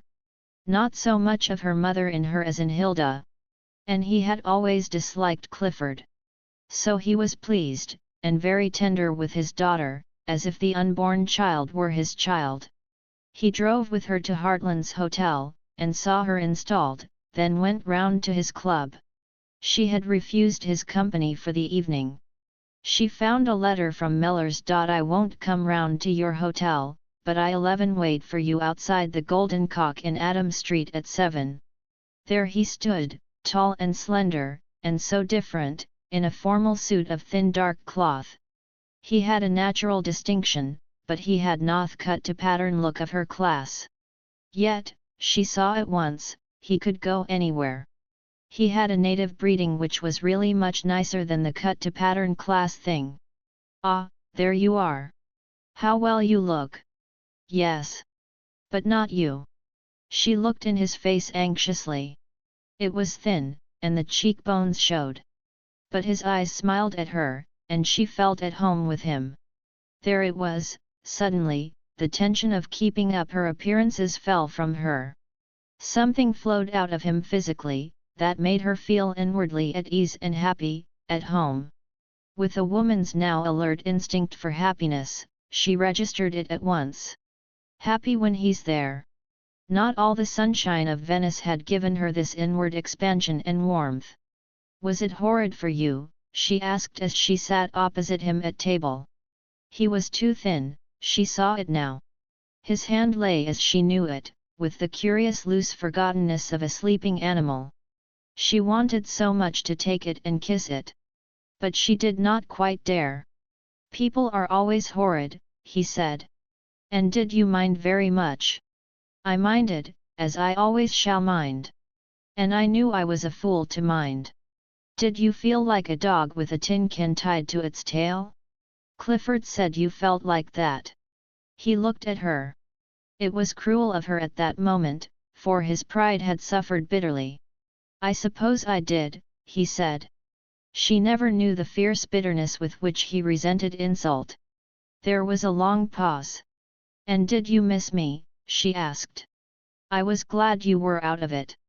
Again there was a pause. But did people believe about you and me? She asked. No. I don't think so for a moment. Did Clifford? I should say not. He put it off without thinking about it. But naturally it made him want to see the last of me. I'm going to have a child. The expression died utterly out of his face, out of his whole body. He looked at her with darkened eyes, whose look she could not understand at all, like some dark-flamed spirit looking at her. Say you're glad, she pleaded, groping for his hand. And she saw a certain exultance spring up in him. But it was netted down by things she could not understand. It's the future, he said. But aren't you glad? She persisted. I have such a terrible mistrust of the future. But you needn't be troubled by any responsibility. Clifford would have it as his own, he'd be glad. She saw him go pale, and recoil under this. He did not answer. Shall I go back to Clifford and put a little baronet into Rugby? She asked. He looked at her, pale and very remote. The ugly little grin flickered on his face. You wouldn't have to tell him who the father was. Oh, she said, he'd take it even then, if I wanted him to. He thought for a time. He said at last, to himself. I suppose he would. There was silence. A big gulf was between them. But you don't want me to go back to Clifford, do you? She asked him. What do you want yourself? He replied. I want to live with you, she said simply. In spite of himself, little flames ran over his belly as he heard her say it, and he dropped his head. Then he looked up at her again, with those haunted eyes. If it's worth it to you, he said. I've got nothing. You've got more than most men. Come, you know it, she said. In one way, I know it. He was silent for a time, thinking. Then he resumed, they used to say I had too much of the woman in me. But it's not that. I'm not a woman not because I don't want to shoot birds, neither because I don't want to make money, or get on. I could have got on in the army, easily, but I didn't like the army. Though I could manage the men all right, they liked me and they had a bit of a holy fear of me when I got mad. No, it was stupid, dead-handed higher authority that made the army dead, absolutely fool dead. I like men, and men like me. But I can't stand the ovidling bossy impudence of the people who run this world. That's why I can't get on. I hate the impudence of money, and I hate the impudence of class. So in the world as it is, what have I to offer a woman? But why offer anything? It's not a bargain. It's just that we love one another, she said. Nay, nay. It's more than that. Living is moving and moving on. My life won't go down the proper gutters, it just won't. So I'm a bit of a waste ticket by myself. And I've no business to take a woman into my life, unless my life does something and gets somewhere, inwardly at least, to keep us both fresh. A man must offer a woman some meaning in his life, if it's going to be an isolated life, and if she's a genuine woman. I can't be just your male concubine. Why not? She said. Why, because I can't. And you would soon hate it as if you couldn't trust me, she said. The grin flickered on his face. The money is yours, the position is yours, the decisions will lie with you. I'm not just my lady's fucker, after all. What else are you? You may well ask. It no doubt is invisible. Yet I'm something to myself at least. I can see the point of my own existence, though I can quite understand nobody else's seeing it. And will your existence have less point, if you live with me. He paused a long time before replying, it might. She too stayed to think about it. And what is the point of your existence? I tell you, it's invisible. I don't believe in the world, not in money, nor in advancement, nor in the future of our civilization. If there's got to be a future for humanity, there'll have to be a very big change from what now is. And what will the real future have to be like? God knows. I can feel something inside me, all mixed up with a lot of rage. But what it really amounts to, I don't know. Shall I tell you, she said, looking into his face. Shall I tell you what you have that other men don't have, and that will make the future? Shall I tell you? Tell me then, he replied. It's the courage of your own tenderness, that's what it is, like when you put your hand on my tail and say I've got a pretty tail. The grin came flickering on his face. That, he said. Then he sat thinking. He said. You rewrite. It's that really. It's that all the way through. I knew it with the men. I had to be in touch with them, physically, and not go back on it. I had to be bodily aware of them and a bit tender to them, even if I put them through hell. It's a question of awareness, as Buddha said. But even he fought shy of the bodily awareness, and that natural physical tenderness, which is the best, even between men, in a proper manly way. Makes em really manly, not so monkeyish. It's tenderness, really, it's cunt awareness. Sex is really only touch, the closest of all touch. And it's touch we're afraid of. We're only half conscious, and half alive. We've got to come alive and aware. Especially the English have got to get into touch with one another, a bit delicate and a bit tender. It's our crying need. She looked at him. Then why are you afraid of me, she said. He looked at her a long time before he answered. It's the money, really, and the position. It's the world in you. But isn't there tenderness in me, she said wistfully. He looked down at her, with darkened, abstract eyes. Oh, it comes and goes, like in me. But can't you trust it between you and me, she asked, gazing anxiously at him. She saw his face all softening down, losing its armor. Maybe, he said. They were both silent. I'll want you to hold me in your arms, she said. Want you to tell me you are glad we are having a child. She looked so lovely and warm and wistful, his bowels stirred towards her. I suppose we can go to my room, he said. Though it's scandalous again. But she saw the forgetfulness of the world coming over him again, his face taking the soft, pure look of tender passion. They walked by the remoter streets to Coburg Square, where he had a room at the top of the house, an attic room where he cooked for himself on a gas ring. It was small, but decent and tidy. She took off her things, and made him do the same. She was lovely in the soft first flush of her pregnancy. I ought to leave you alone, he said. No, she said. Love me, and say you keep me. Say you keep me. Say you'll never let me go, to the world nor to anybody.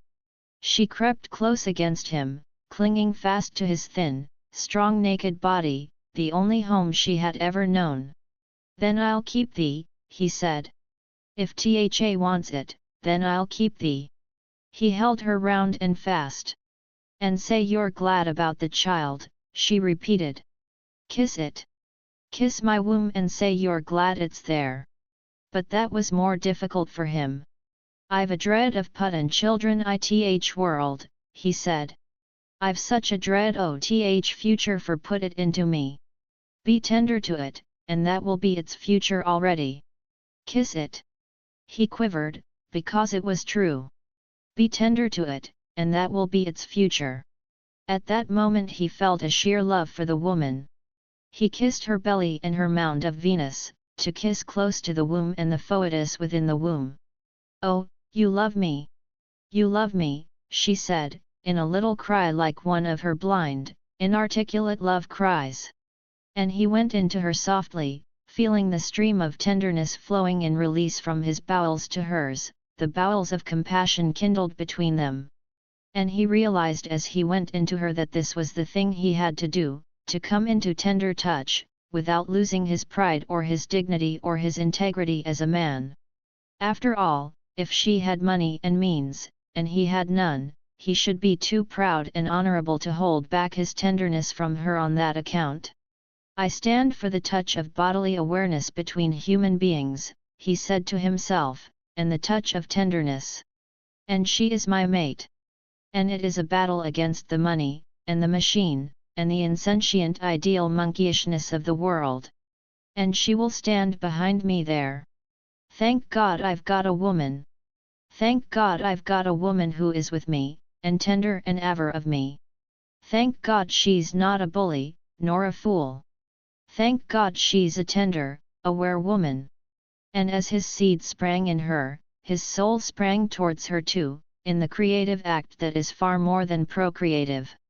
She was quite determined now that there should be no parting between him and her.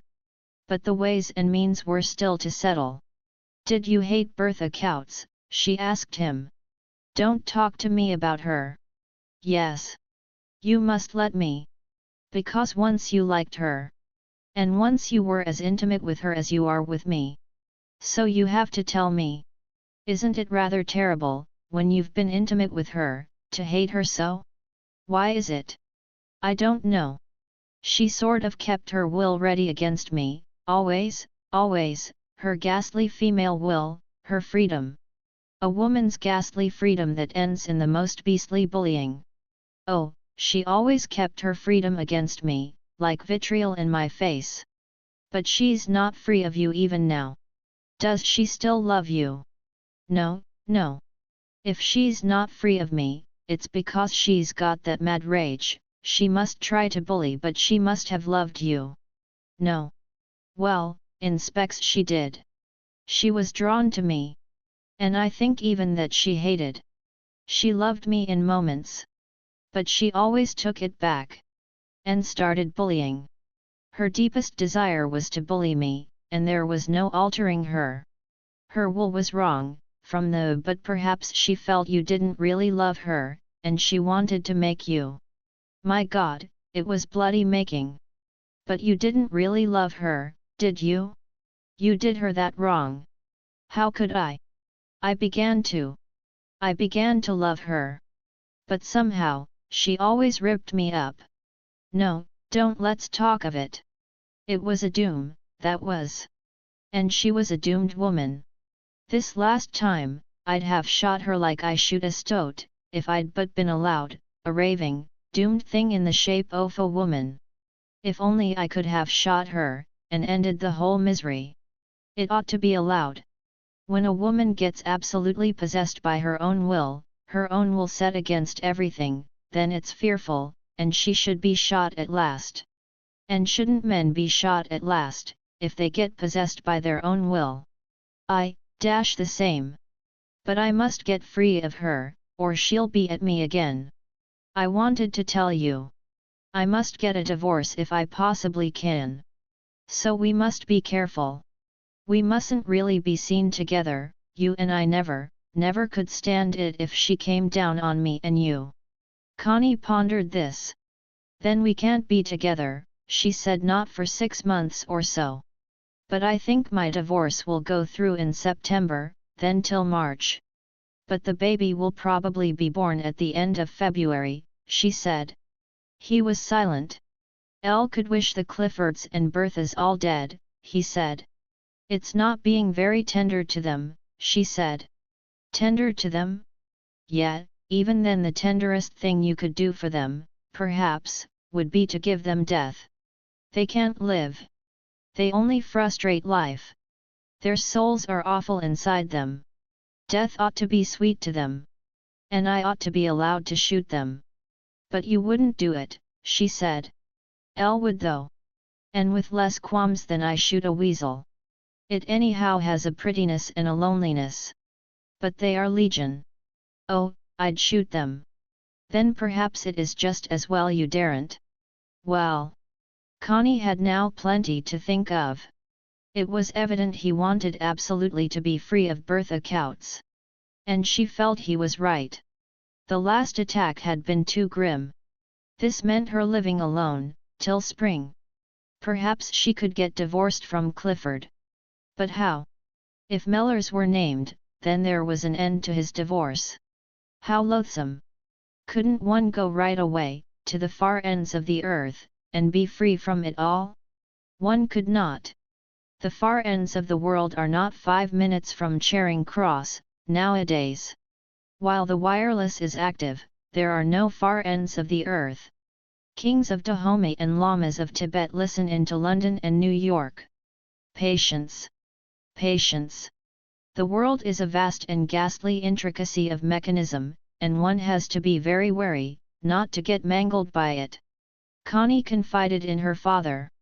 You see, father, he was Clifford's gamekeeper, but he was an officer in the army in India. Only he is like Colonel C.E. Florence, who preferred to become a private soldier again. Sir Malcolm, however, had no sympathy with the unsatisfactory mysticism of the famous C.E. Florence. He saw too much advertisement behind all the humility. It looked just like the sort of conceit the knight most loathed, the conceit of self-abasement. "Where did your gamekeeper spring from?" asked Sir Malcolm irritably. "He was a collier's son in Tevershall. But he's absolutely presentable."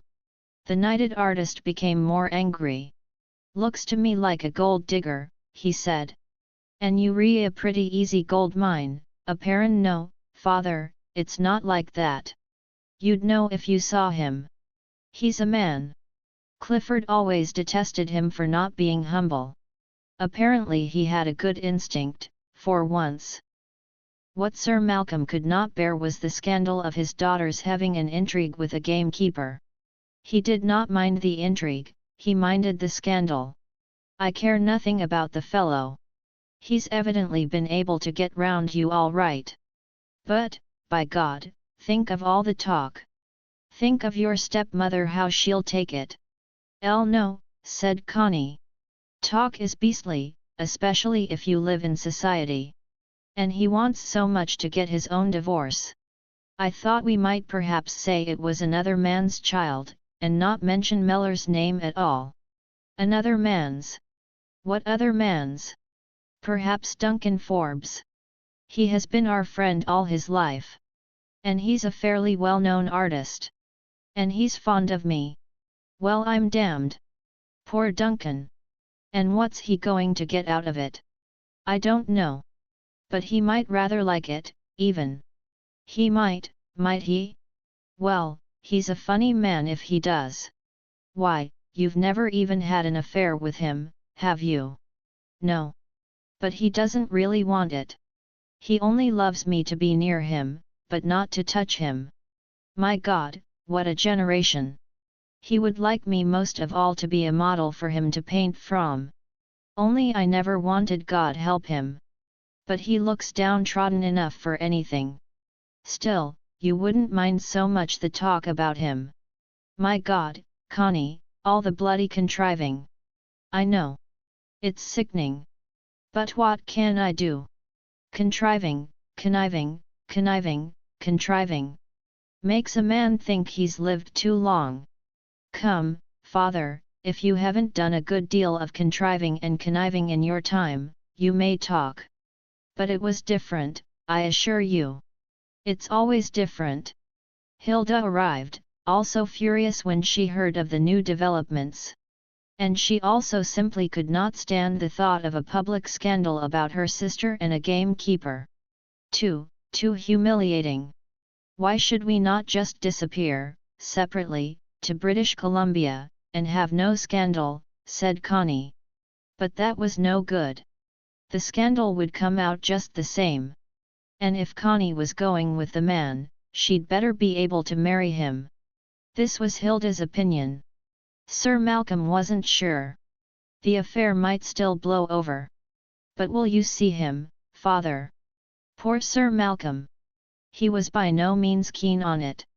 And poor Mellors, he was still less keen. Yet the meeting took place, a lunch in a private room at the club, the two men alone, one another up and down. Sir Malcolm drank a fair amount of whisky, Mellors also drank. And they talked all the while about India, on which the young man was well informed. This lasted during the meal. Only when coffee was served, and the waiter had gone, Sir Malcolm lit a cigar and said, heartily, "Well, young man, and what about my daughter?" The grin flickered on Mellors' face. "Well, sir, and what about her? You've got a baby in her all right." "I have that honour," grinned Mellors. "Honour, by God!" Sir Malcolm gave a little squirting laugh, and became Scotch and lewd. "Honour? How was the going, eh? Good, my boy, what? Good? I'll bet it was. Ha ha! My daughter, chip of the old block, what? I never went back on a good bit of fucking, myself. Though her mother, oh, holy saints!" He rolled his eyes to heaven. "But you warmed her up, oh, you warmed her up, I can see that. Ha ha! My blood in her! You set fire to her haystack all right. Ha ha ha! I was jolly glad of it, I can tell you. She needed it. Oh, she's a nice girl, and I knew she'd be good going, if only some damned man would set her stack on fire. Ha ha, hell, a gamekeeper, my boy. Bloody good if Yana asked me. Ha ha. But now, look here, speaking seriously, what are we going to do about it? Speaking seriously, you know. Speaking seriously, they didn't get very far. Mellors, though a little tipsy, was much the soberer of the two. He kept the conversation as intelligent as possible, which isn't saying much. "So you're a gamekeeper? Oh, you're quite right.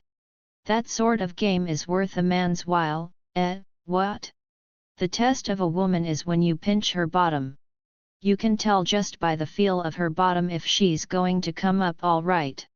Ha ha! I envy you, my boy. How old are you?" 39. The knight lifted his eyebrows. "As much as that?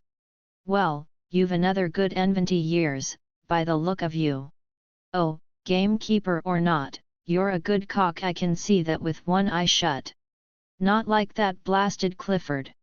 A lily-livered hound with never a fuck in him, never had. I like you, my boy, I'll bet you've a good cod on you. Oh, you're a bantam, I can see that. You're a fighter. Gamekeeper.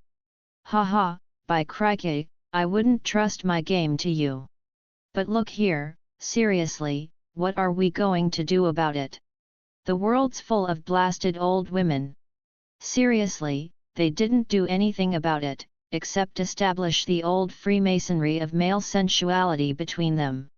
And look here, my boy, if ever I can do anything for you, you can rely on me. Gamekeeper. Christ, but it's rich. I like it. Oh, I like it. Shows the girl's got spunk. What? After all, you know, she has her own income, moderate, but above starvation. And I'll leave her what I've got. By God, I will. She deserves it for showing spunk in a world of old women. I've been struggling to get myself clear of the skirts of old women for 70 years, and haven't managed it yet. But you're the man, I can see that. I'm glad you think so. They usually tell me, in a sideways fashion, that I'm the monkey. Oh, they would. My dear fellow, what could you be but a monkey, to all the old women?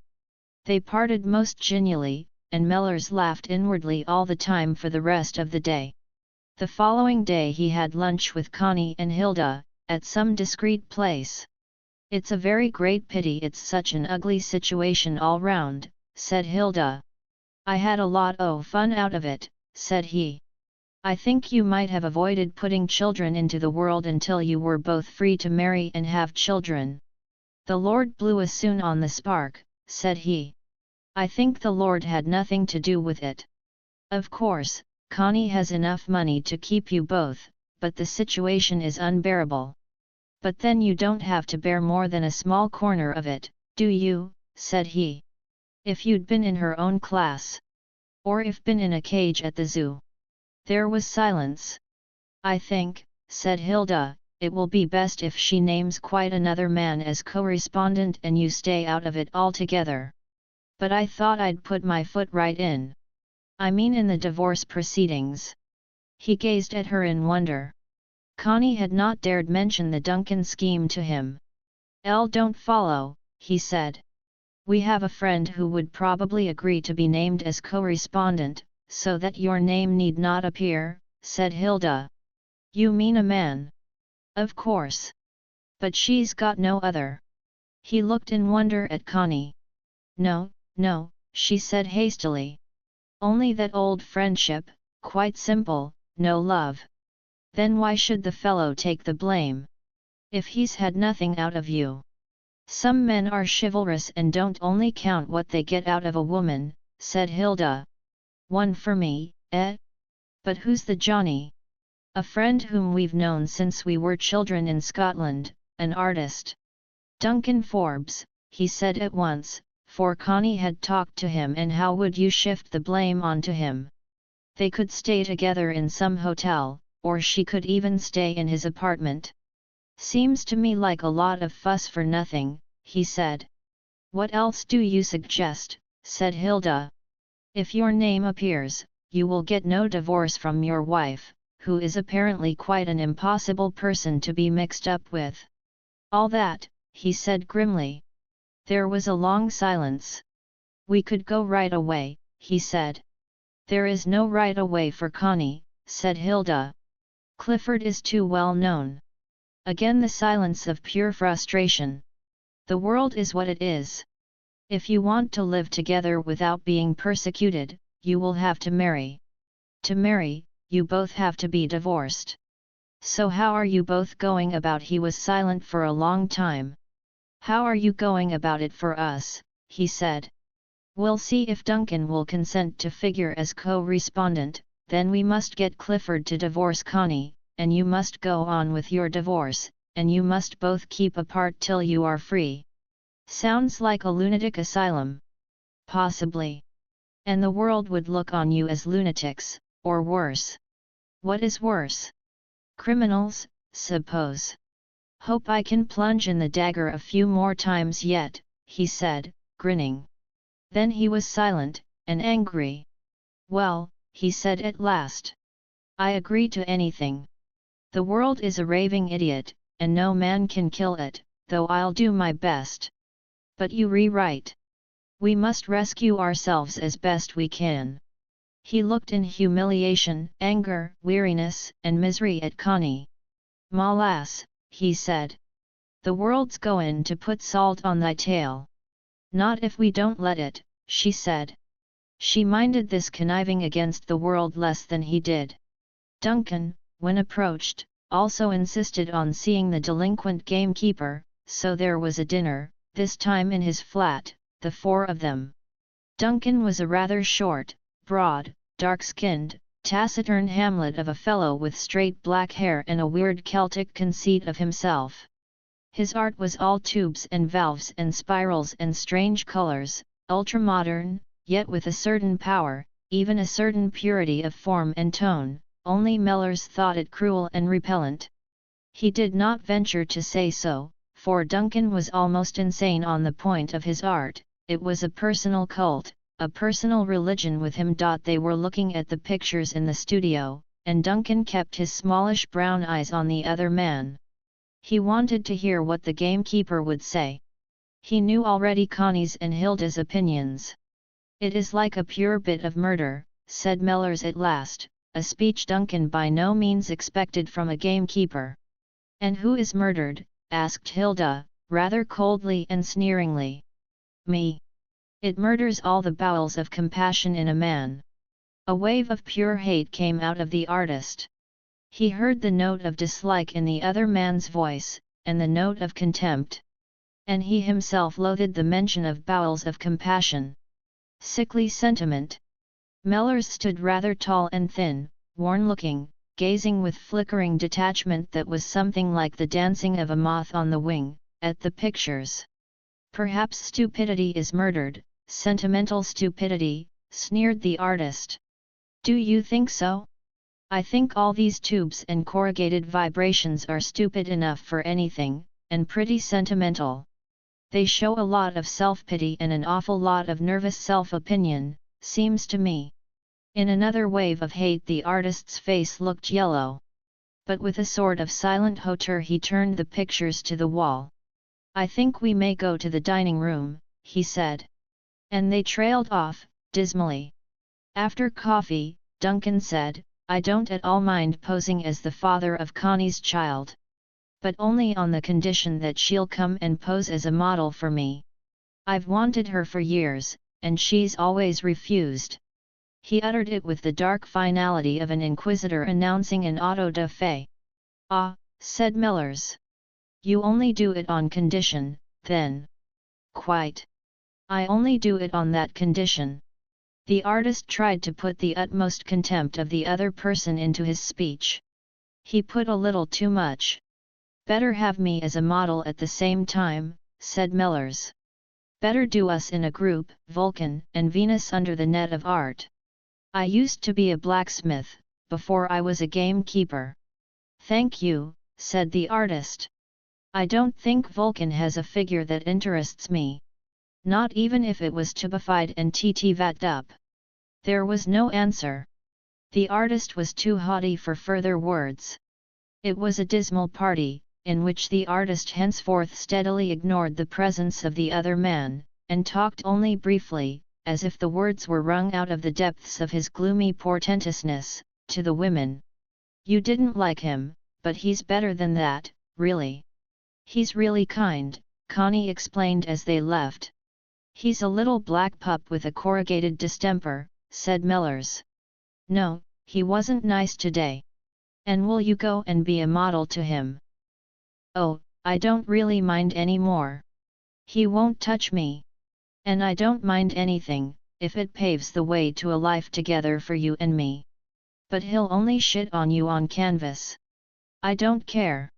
He'll only be painting his own feelings for me, and I don't mind if he does that. I wouldn't have him touch me, not for anything. But if he thinks he can do anything with his owlish arty staring, let him stare. He can make as many empty tubes and corrugations out of me as he likes. It's his funeral. He hated you for what you said, that his tubified art is sentimental and self-important. But of course it's true." Chapter 19 Dear Clifford, I am afraid what you foresaw has happened. I am really in love with another man, and do hope you will divorce me. I am staying at present with Duncan in his flat. I told you he was at Venice with us. I'm awfully unhappy for your sake, but do try to take it quietly. You don't really need me anymore, and I can't bear to come back to Rugby. I'm awfully sorry. But do try to forgive me, and divorce me and find someone better.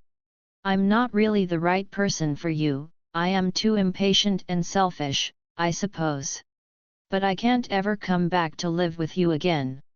And I feel so frightfully sorry about it all, for your sake. But if Yana don't let yourself get worked up, Yan'll see you won't mind so frightfully. You didn't really care about me personally. So do forgive me and get rid of." Clifford was not inwardly surprised to get this letter. Inwardly, he had known for a long time she was leaving him. But he had absolutely refused any outward admission of it. Therefore, outwardly, it came as the most terrible blow and shock to him. He had kept the surface of his confidence in her quite serene. And that is how we are. By strength of will we cut off our inner intuitive knowledge from admitted consciousness. This causes a state of dread, or apprehension, which makes the blow 10 times worse when it does fall. Clifford was like a hysterical child. He gave Mrs. Bolton a terrible shock, sitting up in bed ghastly and blank. "Why, Sir Clifford, whatever's the matter?" No answer. She was terrified lest he had had a stroke. She hurried and felt his face, took his pulse. "Is there a pain?" Do try and tell me where it hurts you. Do tell me. No answer. Oh dear, oh dear. Then I telephone to Sheffield for Dr. Carrington, and Dr. Lecky may as well run round straight away. She was moving to the door, when he said in a hollow tone, no. She stopped and gazed at him. His face was yellow, blank, and like the face of an idiot. Do you mean you'd rather I didn't fetch the doctor? Yes. I don't want him, came the sepulchral voice. Oh, but Sir Clifford, you're ill, and I daren't take the responsibility. I must send for the doctor, or I shall be blamed. A pause, then the hollow voice said, I'm not ill. My wife isn't coming back.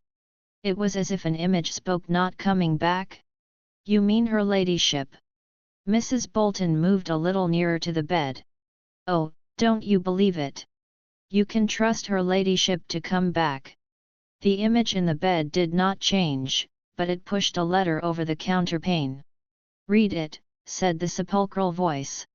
Why, if it's a letter from her ladyship, I'm sure her ladyship wouldn't want me to read her letter to you, Sir Clifford. You can tell me what she says, if you wish. Read it, repeated the voice.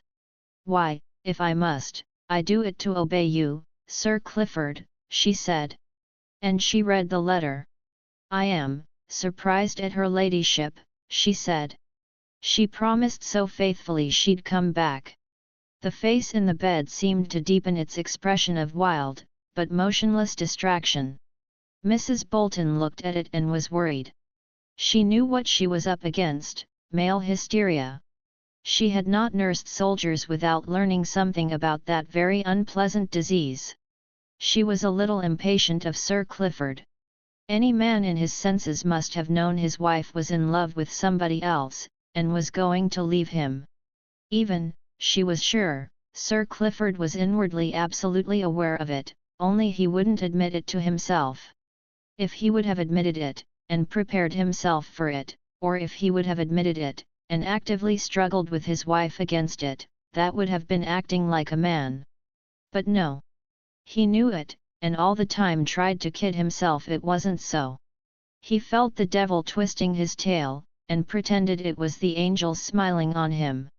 This state of falsity had now brought on that crisis of falsity and dislocation, hysteria, which is a form of insanity. It comes, she thought to herself, hating him a little, because he always thinks of himself. He's so wrapped up in his immortal self, that when he does get a shock he's like a mummy tangled in its own bandages. Look at him. But hysteria is dangerous, and she was a nurse, it was her duty to pull him out. Any attempt to rouse his manhood and his pride would only make him worse, for his manhood was dead, temporarily if not finally. He would only squirm softer and softer, like a worm, and become more dislocated. The only thing was to release his self-pity. Like the lady in Tennyson, he must weep or he must die. So Mrs. Bolton began to weep first. She covered her face with her hand and burst into little wild sobs. Elle would never have believed it of her ladyship, I wouldn't, she wept, suddenly summoning up all her old grief and sense of woe, and weeping the tears of her own bitter chagrin. Once she started, her weeping was genuine enough, for she had had something to weep for. Clifford thought of way he had been betrayed by the woman Connie, and in a contagion of grief, tears filled his eyes and began to run down his cheeks. He was weeping for himself. Mrs. Bolton, as soon as she saw the tears running over his blank face, hastily wiped her own wet cheeks on her little handkerchief, and leaned towards him. Now, don't you fret, Sir Clifford, she said, in a luxury of emotion. Now, don't you fret, don't, you'll only do yourself an injury. His body shivered suddenly in an indrawn breath of silent sobbing, and the tears ran quicker down his face. She laid her hand on his arm, and her own tears fell again. Again the shiver went ugh him, like a convulsion, and she laid her arm round his shoulder. There, there. There, there. Don't you fret, then, don't you? "Don't you fret," she moaned to him, while her own tears fell. And she drew him to her, and held her arms round his great shoulders, while he laid his face on her bosom and sobbed, shaking and hulking his huge shoulders, whilst she softly stroked his dusky blonde hair and said, "There! There! There! There then! There then! Never you mind! Never you mind, then!" And he put his arms round her and clung to her like a child, wetting the bib of her starched white apron, and the bosom of her pale blue cotton dress, with his tears. He had let himself go altogether, at last. So at length she kissed him, and rocked him on her bosom, and in her heart she said to herself, "Oh, Sir Clifford! Oh, high and mighty Catterleys! Is this what you've come down to?" And finally he even went to sleep, like a child. And she felt worn out, and went to her own room, where she laughed and cried at once, with a hysteria of her own.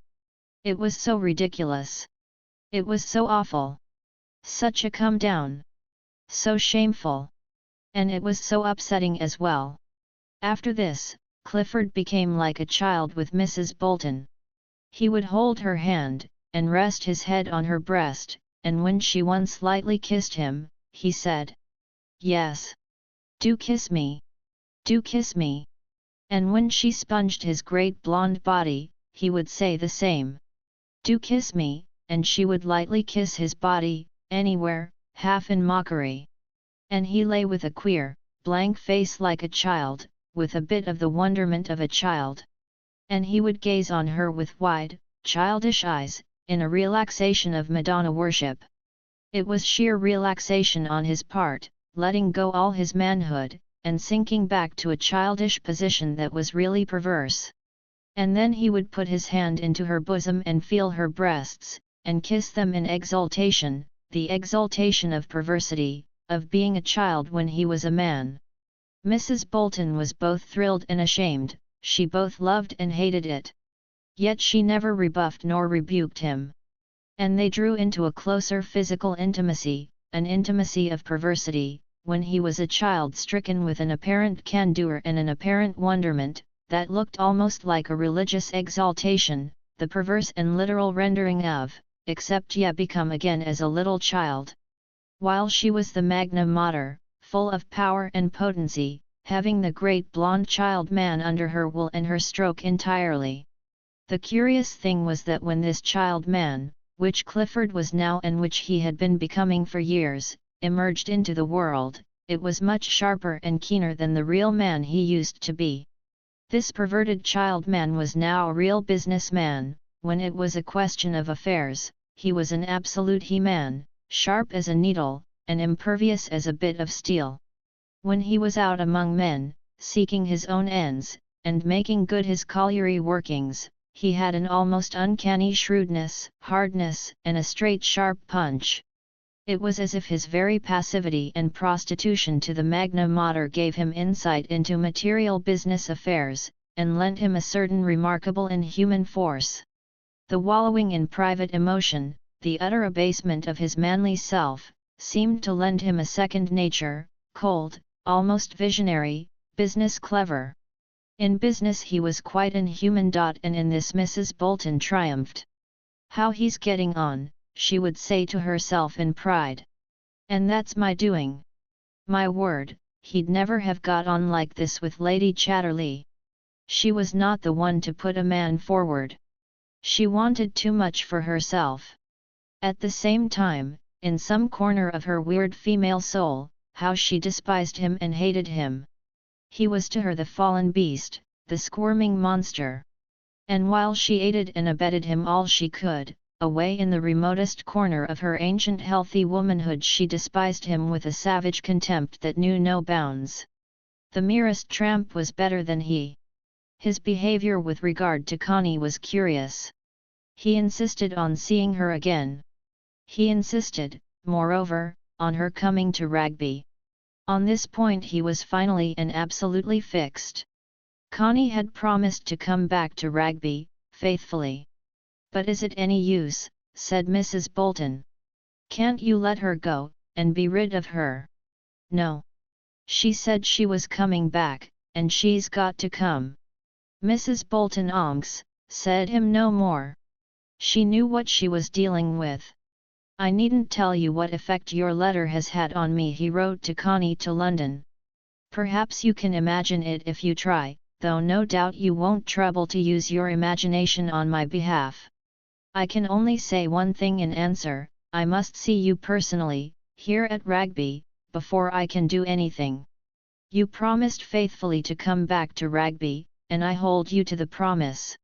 I don't believe anything nor understand anything until I see you personally, here under normal circumstances. I needn't tell you that nobody here suspects anything, so your return would be quite normal. Then if you feel, after we have talked things over, that you still remain in the same mind, no doubt we can come to terms. Connie showed this letter to Millers. He wants to begin his revenge on you, he said, handing the letter back. Connie was silent. She was somewhat surprised to find that she was afraid of Clifford. She was afraid to go near him. She was afraid of him as if he were evil and dangerous. What shall I do? She said. Nothing, if you don't want to do anything. She replied, trying to put Clifford off. He answered, if you don't come back to Rugby now, I shall consider that you are coming back one day, and act accordingly. I shall just go on the same, and wait for you here, if I wait for 50 years. She was frightened. This was bullying of an insidious sort. She had no doubt he meant what he said. He would not divorce her, and the child would be his, unless she could find some means of establishing its illegitimacy. After a time of worry and harassment, she decided to go to Rugby. Hilda would go with her. She wrote this to Clifford. He replied, I shall not welcome your sister, but I shall not deny her the door. I have no doubt she has connived at your desertion of your duties and responsibilities, so do not expect me to show pleasure in seeing her. They went to Rugby. Clifford was away when they arrived. Mrs. Bolton received them. Oh, your ladyship, it isn't the happy homecoming we hoped for, is it? She said. Isn't it? Said Connie. So this woman knew. How much did the rest of the servants know or suspect? She entered the house, which now she hated with every fibre in her body. The great, rambling mass of a place seemed evil to her, just a menace over her. She was no longer its mistress, she was its victim. I can't stay long here, she to Hilda, terrified. And she suffered going into her own bedroom, re-entering into possession as if nothing had happened. She hated every minute inside the Rugby walls. They did not meet Clifford till they went down to dinner. He was dressed, and with a black tie, rather reserved, and very much the superior gentleman. He behaved perfectly politely during the meal and kept a polite sort of conversation going, but it seemed all touched with insanity. How much do the servants know? Asked Connie, when the woman was out of the room. Of your intentions? Nothing whatsoever. Mrs. Bolton knows. He changed color. Mrs. Bolton is not exactly one of the servants, he said. Oh, I don't mind. There was tension till after coffee, when Hilda said she would go up to her room. Clifford and Connie sat in silence when she had gone. Neither would begin to speak. Connie was so glad that he wasn't taking the pathetic line, she kept him up to as much haughtiness as possible. She just sat silent and looked down at her hands. I suppose you don't at all mind having gone back on your word, he said at last. I can't help it, she murmured. But if you can't, who can? I'll suppose nobody. He looked at her with curious cold rage. He was used to her. She was as it were embedded in his will. How dared she now go back on him, and destroy the fabric of his daily existence? How dared she try to cause this derangement of his personality? And for what do you want to go back on everything? He insisted. Love, she said.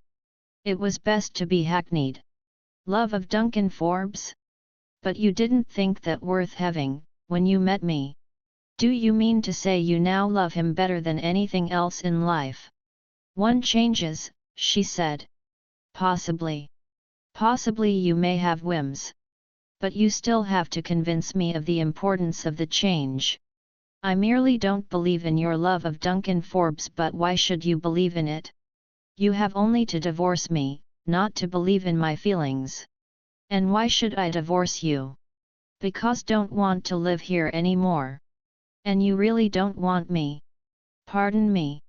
I don't change. For my part, since you are my wife, I should prefer that you should stay under my roof in dignity and quiet. Leaving aside personal feelings, and I assure you, on my part it is leaving aside a great deal, it is bitter as death to me to have this order of life broken up, here in Rugby, and the decent round of daily life smashed, just for some whim of yours. After a time of silence she said, I can't help it. I've got to go. I expect I shall have a child. He too was silent for a time. And is it for the child's sake you must go? He asked at length. She nodded. And why? Is Duncan Forbes so keen on his spawn? Surely keener than you would be, she said. But really? I want my wife, and I see no reason for letting her go. If she likes to bear a child under my roof, she is welcome, and the child is welcome, provided that the decency and order of life is preserved. Do you mean to tell me that Duncan Forbes has a greater hold over you? I don't believe it. There was a pause. But don't you see, said Connie.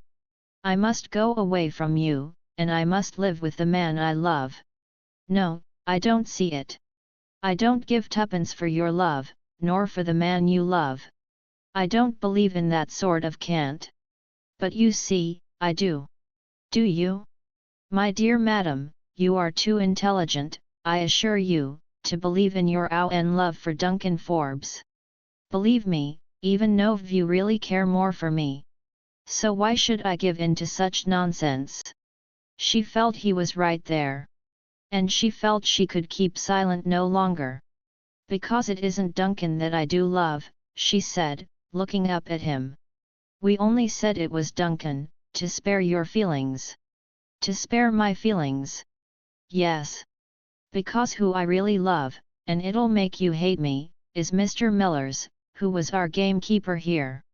If he could have sprung out of his chair, he would have done so. His face went yellow, and his eyes bulged with disaster as he glared at her. Then he dropped back in the chair, gasping and looking up at the ceiling. At length he sat up. Do you mean to say you're telling me the truth? He asked, looking gruesome. Yes. You know I am. And when did you begin with him? In the spring. He was silent like some beast in a trap. And it was you, then, in the bedroom at the cottage. So he had really inwardly known all the time. Yes. He still leaned forward in his chair, gazing at her like a cornered beast. My God, you ought to be wiped off the face of the earth. Why, she ejaculated faintly. But he seemed not to hear. That scum! That bumptious lout! That miserable cad! And carrying on with him all the time, while you were here and he was one of my servants. My God, is there any end to the beastly lowness of women? He was beside himself with rage, as she knew he would be. And you mean to say you want to have a child to a cad like that? Yes. I'm going to. You're going to. You mean you sure? How long have you been sure? Since June. He was speechless, and the queer blank look of a child came over him again. You'd wonder, he said at last, that such beings were ever allowed to be born. What beings? She asked. He looked at her weirdly, without an answer. It was obvious, he couldn't even accept the fact of the existence of Millers, in any connection with his own life. It was sheer, unspeakable, impotent hate. And do you mean to say you'd marry him, and bear his foul name? He asked at length. Yes, that's what I want. He was again as if dumbfounded. Yes, he said at last. That proves that what I've always thought about you is correct. You're not normal, you're not in your right senses. You're one of those half-insane, perverted women who must run after depravity, the nostalgie de la beauté. Suddenly he had become almost wistfully moral, seeing himself the incarnation of good, and people like Mellors and Connie the incarnation of mud, of evil. He seemed to be growing vague, inside a nimbus. "So don't you think you'd better divorce me and have done with it?" she said. "No. You can go where you like, but I shan't divorce you," he said idiotically. "Why not?" He was silent, in the silence of imbecile obstinacy. "Would you even let the child be legally yours, and your heir?" she said. "I care nothing about the child. But if it's a boy it will be legally your son, and it will inherit your title, and have Ragby." "I care nothing about that," he said. "But you must. I shall prevent the child from being legally yours, if I can. I'd so much rather it were illegitimate, and mine, if it can't be Mellors. Do as you like about that." He was immovable. "And won't you divorce me?" she said. "You can use Duncan as a pretext. There'd be no need to bring in the real name. Duncan doesn't mind." "I shall never divorce you," he said, as if a nail had been driven in. "But why?" "Because I want you to. Because I follow my own inclination, and I'm not inclined to." It was useless. She went upstairs and told Hilda the upshot. "Better get away tomorrow," said Hilda, "and let him come to his senses." So Connie spent half the night packing her really private and personal effects. In the morning she had her trunks sent to the station, without telling Clifford. She decided to see him only to say goodbye, before lunch. But she spoke to Mrs. Bolton. "I must say goodbye to you, Mrs. Bolton, you know why. But I can trust you not to talk." "Oh, you can trust me, your ladyship, though it's a sad blow for us here, indeed. But I hope you'll be happy with the other gentleman." "The other gentleman? It's Mr. Mellors, and I care for him. Sir Clifford knows. But don't say anything to anybody. And if one day you think Sir Clifford may be willing to divorce me, let me know, will you? I should like to be properly married to the man I care for." "I'm sure you would, my lady. Oh, you can trust me. I'll be faithful to Sir Clifford, and I'll be faithful to you, for I can see you both right in your own ways." "Thank you. And look. I want to give you this, may I?" So Connie left Ragby once more, and went on with Hilda to Scotland. Mellors went into the country and got work on a farm. The idea was, he should get his divorce, if possible, whether Connie got hers or not. And for 6 months he should work at farming, so that eventually he and Connie could have some small farm of their own, into which he could put his energy. For he would have to have some work. Even hard work. To do, and he would have to make his own living, even if her capital started him. So they would have to wait till spring was in, till the baby was born, till the early summer came round again. The Grange farm old Heanor September 29 got on here with a bit of contriving, because I knew Richards, the company engineer, in the army. It is a farm belonging to Butler and Smitham Colliery Company. They use it for raising hay and oats for the Pitneys, not a private concern. But they've got cows and pigs and all the rest of it, and I get 30 shillings a week as labourer. Rolly, the farmer, puts me on to as many jobs as he can, so that I can learn as much as possible between Nov and next Easter. I've not heard a thing about Bertha. I've no idea why she didn't show up at the divorce, nor where she is nor what she's up to. But if I keep quiet till March I suppose I shall be free. And don't you bother about Sir Clifford. He'll want to get rid of you one of these days. If he leaves you alone, it's a lot. I've got lodging in a bit of an old cottage in Engine Row, very decent. The man is engine driver at High Park, tall, with a beard, and very chapel. The woman is a birdie bit of a thing who loves anything superior. King's English and allow me. All the time. But they lost their only son in the war, and it's sort of knocked a hole in them. There's a long gawky lass of a daughter training for a school teacher, and I help her with her lessons sometimes, so we're quite the family. But they're very decent people, and only too kind to me. I expect I'm more coddled than you are. Like farming all right. It's not inspiring, but then I don't ask to be inspired. I'm used to horses, and cows, though they are very female, have a soothing effect on me. When sit with my head in her side, milking, I feel very solaced. They have 6 rather fine Herefords.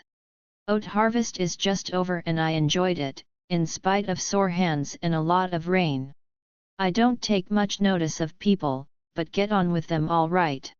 Most things one just ignores. The pits are working badly. This is a colliery district like Tevershall. Only prettier. I sometimes sit in the Wellington and talk to the men.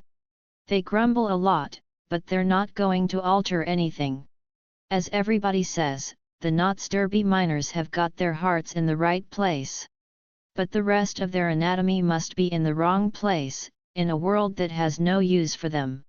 I like them, but they don't cheer me much, not enough of the old fighting cock in them. They talk a lot about nationalization of royalties, nationalization of the whole industry.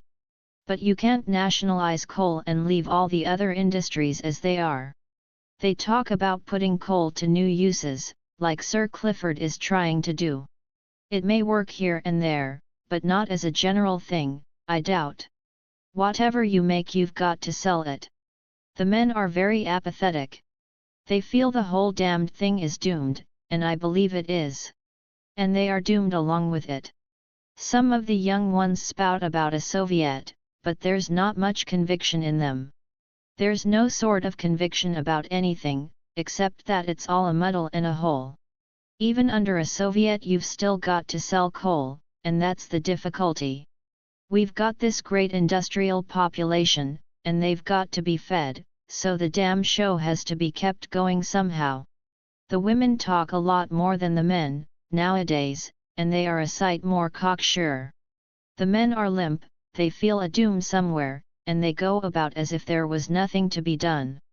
Anyhow, nobody knows what should be done in spite of all the talk. The young ones get mad because they've no money to spend. Their whole life depends on spending money, and now they've got none to spend.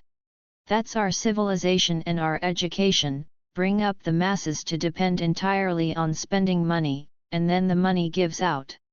The pits are working days, 2.5 days a week, and there's no sign of betterment even for the winter. It means a man bringing up a family on 25 and 30 shillings. The women are the maddest of all.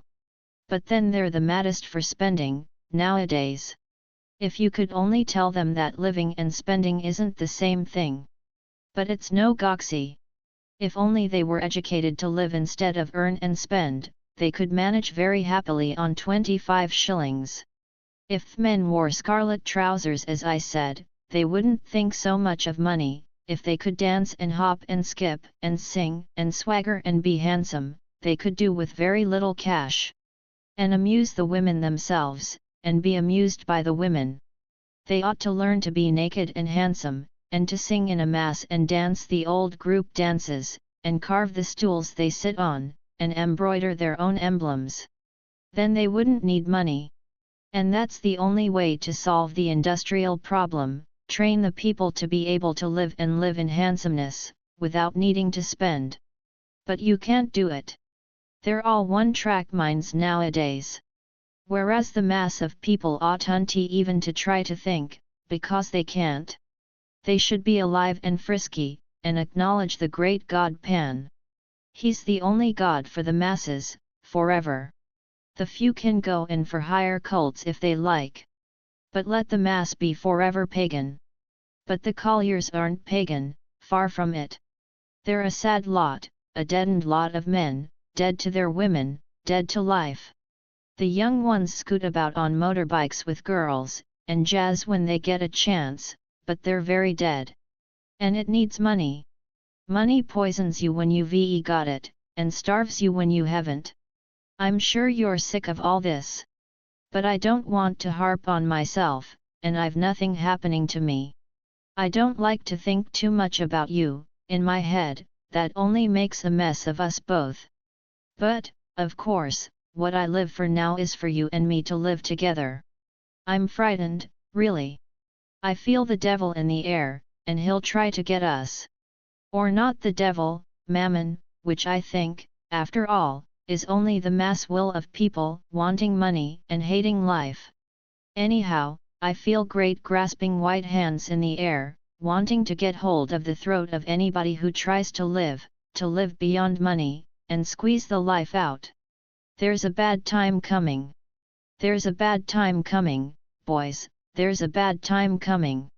If things go on as they are, there's nothing lies in the future but death and destruction, for these industrial masses. I feel my inside turn to water sometimes, and there you are, going to have a child by me. But never mind. All the bad times that ever have been, haven't been able to blow the crocus out, not even the love of women. So they won't be able to blow out my wanting you, nor the little glow there is between you and me. We'll be together next year. And though I'm frightened, I believe in your being with me. A man has to fend and fettle for the best, and then trust in something beyond himself. You can't insure against the future, except by really believing in the best bit of you, and in the power beyond it. So I believe in the little flame between us. For me now, it's the only thing in the world. I've got no friends, not inward friends. Only you. And now the little flame is all I care about in my life. There's the baby, but that is a side issue. It's my Pentecost, the forked flame between me and you. The old Pentecost isn't quite right. Me and God is a bit uppish, somehow. But the little forked flame between me and you, there you are. That's what I abide by, and will abide by, Cliffords and Berthas, colliery companies and governments and the money mass of people all notwithstanding. That's why I don't like to start thinking about you actually. It only tortures me, and does you no good. I don't want you to be away from me. But if I start fretting it wastes something. Patience, always patience. This is my 40th winter. And I can't help all the winters that have been. But this winter I'll stick to my little Pentecost flame, and have some peace. And I won't let the breath of people blow it out. I believe in a higher mystery, that doesn't let even the crocus be blown out. And if you're in Scotland and I'm in the Midlands, and I can't put my arms round you, and wrap my legs round you, yet I've got something of you. My soul softly flaps in the little Pentecost flame with you, like the piece of fucking. We fucked a flame into being. Even the flowers are fucked into being between the sun and the earth. But it's a delicate thing, and takes patience and the long pause. So I love chastity now, because it is the peace that comes of fucking. I love being chaste now. I love it as snowdrops love the snow. I love this chastity, which is the pause of peace of our fucking, between us now like a snowdrop of forked white fire. And when the real spring comes, when the drawing together comes, then we can fuck the little flame brilliant and yellow, brilliant. But not now, not yet. Now is the time to be chaste, it is so to be chaste, like a river of cool water in my soul. I love the chastity now that it flows between us. It is like fresh water and rain. How can men want wearisomely to philander? What a misery to be like Don Juan, and impotent ever to fuck oneself into peace, and the little flame alight, impotent and unable to be chaste in the cool between whiles, as by a river. Well, so many words, because I can't touch you. If I could sleep with my arms round you, the ink could stay in the bottle. We could be chaste together just as we can fuck together. But we have to be separate for a while, and I suppose it is really the wiser way. If only one were sure. Never mind, we won't get worked up. We really trust in the little flame, and in the unnamed God that shields it from being blown out. There's so much of you here with me, really, that it's a pity you aren't all here. Never mind about Sir Clifford. If you don't hear anything from him, never mind. He can't really do anything to you. Wait, he will want to get rid of you at last, to cast you out. And if he doesn't, we'll manage to keep clear of him. But he will. In the end he will want to spew you out as the abominable thing. Now I can't even leave off writing to you. But a great deal of us is together, and we can but abide by it, and steer our courses to meet soon. John Thomas says good night to Lady Jane, a little droopingly, but with a hopeful heart. The end.